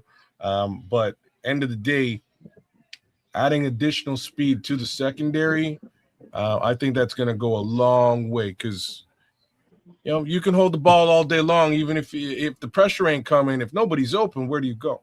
So Sean nailed it. You got to run the ball. These wide receivers hopefully are going to be covered. Kids, I would blow your mind off. I'll blow your whole lid off with how I can get after you from the interior, just to shut you up about the edge shit. I'm not talking about the edge. That's exactly what you're talking about. No, I said pressure. Did I say pressure from the edge? And it comes from the inside too. You're saying that as if I'm not agreeing with you. You're not. You know you want to. What the fuck do you mean I'm not? I'm fucking agreeing with you. I'm telling you that I'm agreeing with you, and you tell me that I'm not agreeing with you to argue with me. Mad about Akeem, man. Fucked up. You can tell me I'm mad about Akeem. I wanted Akeem on the team. I'll admit that to anybody who's asking. But I'm okay with the safety pick. I just want them to get some fucking pressure, whether it's inside, if you can outside. Collapse the pocket, great. Just make sure that you're not getting manhandled and you're stalemated at the line of scrimmage, so the quarterback can step up away from the edge pressure. All right, just make sure that he can't do that, because if you're being stalemated at the line, if you're an interior lineman, and the defensive ends are getting around the tackles, but you're stalemated at the line, well, man, that's no good. You need to penetrate. You need to live literally 1 yard on the other side of the line of scrimmage. It's literally all you need to live. Hey, Sean, I want to, because now if you step up, there's a defensive end, there's a nose guard or a DT there, and that's going to affect your throw. I want to beat Jared Goff. We need literally 1 yard behind the line of scrimmage.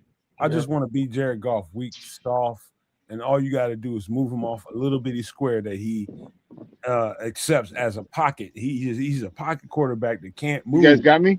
He's stiff. Yeah, we got you. We got you.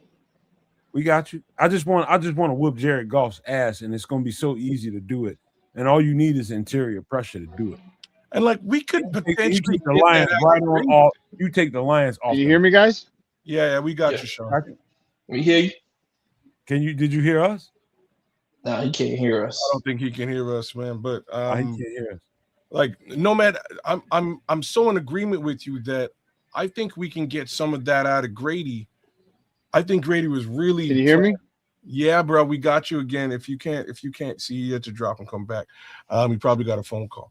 Anyways, like if we've got a healthy Grady Jarrett, that might be very, very helpful in getting a little bit of that interior pass rush. Extremely helpful.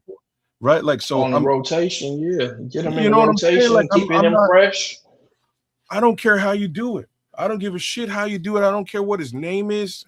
It doesn't matter what his name is, as The Rock would say. Listen.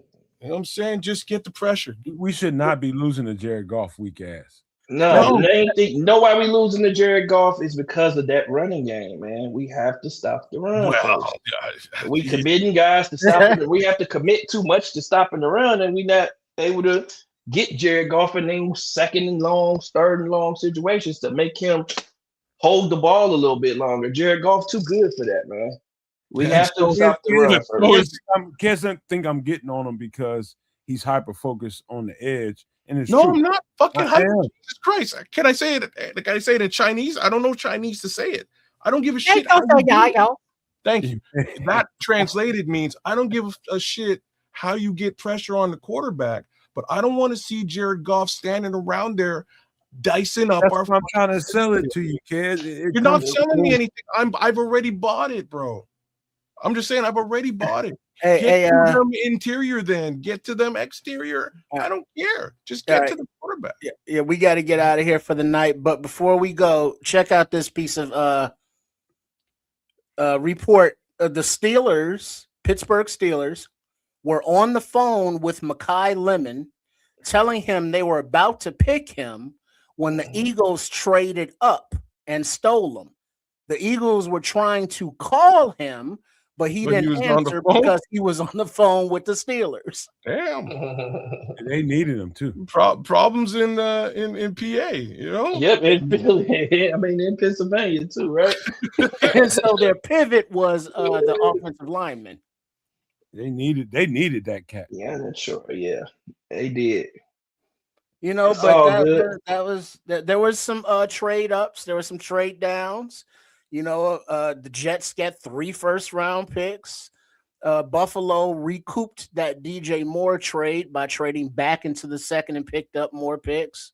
Yep. So there was some activity. The Bears got their man, you know, starting day one safety, position of need, best player available. You know, I think night one of the draft went pretty well. You know, shout out to the superback Sean Sierra for pulling up. Shout out to Samo Rothstein for pulling up. And a shout out to all the Samo Rothstein for letting him play with us. Hey man, I'm still amazed that this guy fell where he fell. I'm still. Yeah. I'm over the moon by the fact that this guy, all they did is sit there, and this guy landed right there in their lap. I just talked myself into him. Into like, I'm gonna go right back to the tape. I'm gonna go right back to the tape and just see what the fuck I've been saying again. No, but now is a time when I will actually go to the tape. Yeah. Now you go to the tape. Whoever we draft, now you're ready to see. You're gonna be pleased, man. The kid is a great safety across the board. He's super fast, mad instincts, bit of a ball. Like he's all the stuff that you're really kind of looking for. And even Ryan Poles had a bit of a problem defining him as a box or free.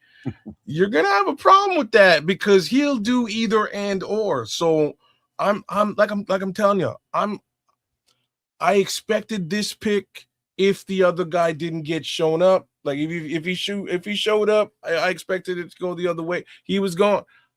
It was likely to be this guy, and in worst case scenario, both of these guys were gone. Maybe a Blake Miller, maybe they went tackle because there were some good tackles in and around there. But I think we got the best player available at a position in need, and I'm super happy about that, man. I'm actually super stoked. I'm gonna go back to the tape just like you, Trip, and I'm gonna enjoy it because I know exactly what we have going on in the secondary now. It's gonna be. I like the fact that you're gonna do that. Both of y'all are gonna do that, and I like that because the Bears just told you who they thought was the best player on the board at that time. Oh yeah, you can go back to the tape if you need to see if you agree with that. Well, like True was saying, saying, go look at some other guys. Well, I'll look at them once we draft them. You know, get ahead of yourself. Like True is saying, top 15 talent, you know, drops to 25. Anderson, second best safety in the draft. Right on Cubby, Yeah. 9 in a row. And Red Baron is, even though he was a EMW kind of guy, he got no choice now. He's gonna get behind Thieneman because he's family.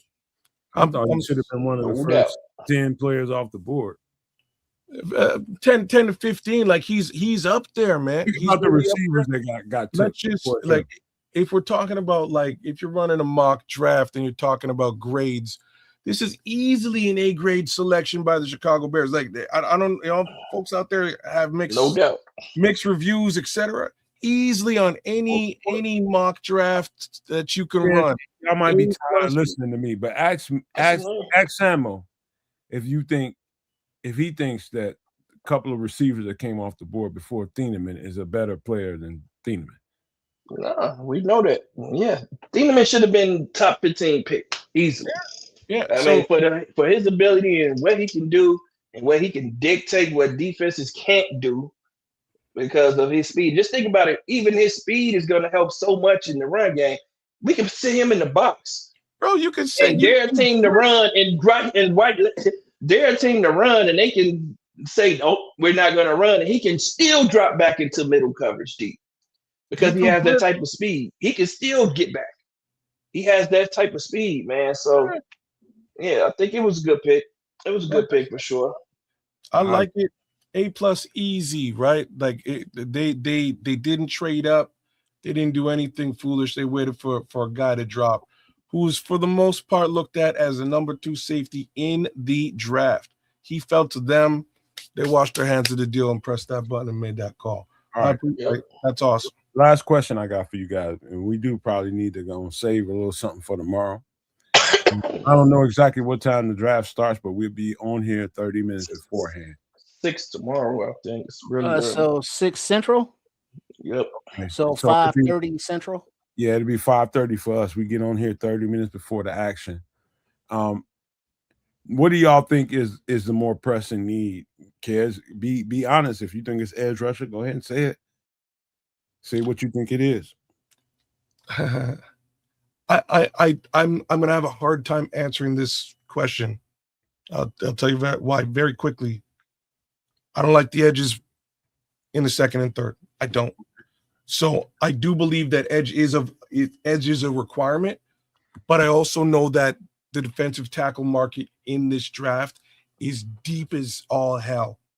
So strangely, I'm going to step away from the DE and kind of suggest what you've been saying this whole time. That's why I've been trying to tell you. Like, I'm with it. I get it. You have to tell me. The DT market, the DTs in this draft go deep. You can get yourself a nose and you can get yourself a 3-tech. I would be kind of surprised if they don't do either and or both of those things tomorrow. Hey, Patrick just asked me if I thought that Thieneman is a better prospect as a safety than Traden Stukes. Traden Stukes played everything but safety. Traden Stukes is a cornerback. A slot corner is where he mainly plays, and he plays boundary corner. Do I think he can play safety? Yes. But you can't really see reps of him playing safety. But I do think he can transition very well as a safety. FYI, for those of you who want to partake after we get off the air, the Pro Football Network mock draft thing, in its mock draft simulator, it has the first round. It's updated. I've been using it all updated as is. I've been using that's when you've been asking me what's who's best player available and things along those lines. I'm running it because I knew from last year they updated live. Yeah, so all the way up to 32 Jadarian Price. And so go ahead and play with it. You won't go blind. So yeah. Hey kids, by the way, good freaking job of orchestrating here, making sure that everything is lined up, making sure the ticker was right, making sure that you are lined up with whenever we had to go pick, or whenever anybody had to go pick. You did a good job facilitating here, man. Really good job. Thank you very much. Put in some good work here today, gentlemen, and that goes for all of you as well. I'm just gonna say I ain't doing that shit tomorrow. We're in the second and third round. I only give a rat's ass about pick number 57 and pick number 60. Everybody else's picks can go to hell.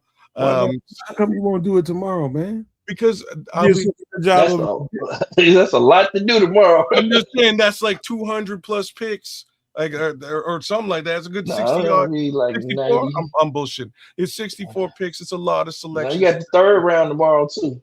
That's what I'm saying. So you did a good job. Yeah, 64 picks. once a year. I say, kids, lean into it, man. You did a really good job of that shit today. Well, we'll see how I feel tomorrow. But either Thank way, you for that. I'm just saying thank you because it took a little bit of load off on me. all that matters tomorrow is 3 selections: 57, 60, and 89. If they, unless make some moves tomorrow and shake a bag, but we'll see how it goes. Can I get a volunteer if Kaz can't? Kaz, man, come on, man. You gonna be a flash in the pan? Maybe. We'll see. Come on, man. Golly. Hey, man, Samo, make sure you come here tomorrow. I'm gonna come in. I'm gonna be late tomorrow. I gotta pick up I just got a text from my Dukes. She's in Alabama right now. I gotta pick her up from the airport at 6:15. My mom been getting on my fucking nerves too. I ain't gonna lie. She been on my nerves, man. I love her, but she been on my nerves, bro. Yep. You know it. You love them, but man, they work you, don't they? Man, bro. Work that motherfucker. Bro. All right, we gotta go though. Come Monday, trips. You ready to go because your big ass and ate all that shit. Yeah, I got a boo-boo. I've been in here hoping y'all wasn't hearing all that, but I'm offended up in here. Go ahead, handle your business. He tried to hold it. He's squeezing them little cheeks right there. I've been trying to sign off for the last half hour. All right, Samo, say you're gonna be here tomorrow. Say yeah. Hey, yeah, I'll see y'all tomorrow, man. It'll be a little late, but I'll be here. All right, man. Let's go and sign off, man. We're gonna wait till day 2, man, and leave you guys with these famous words: love, peace, and bears grease. Peace out.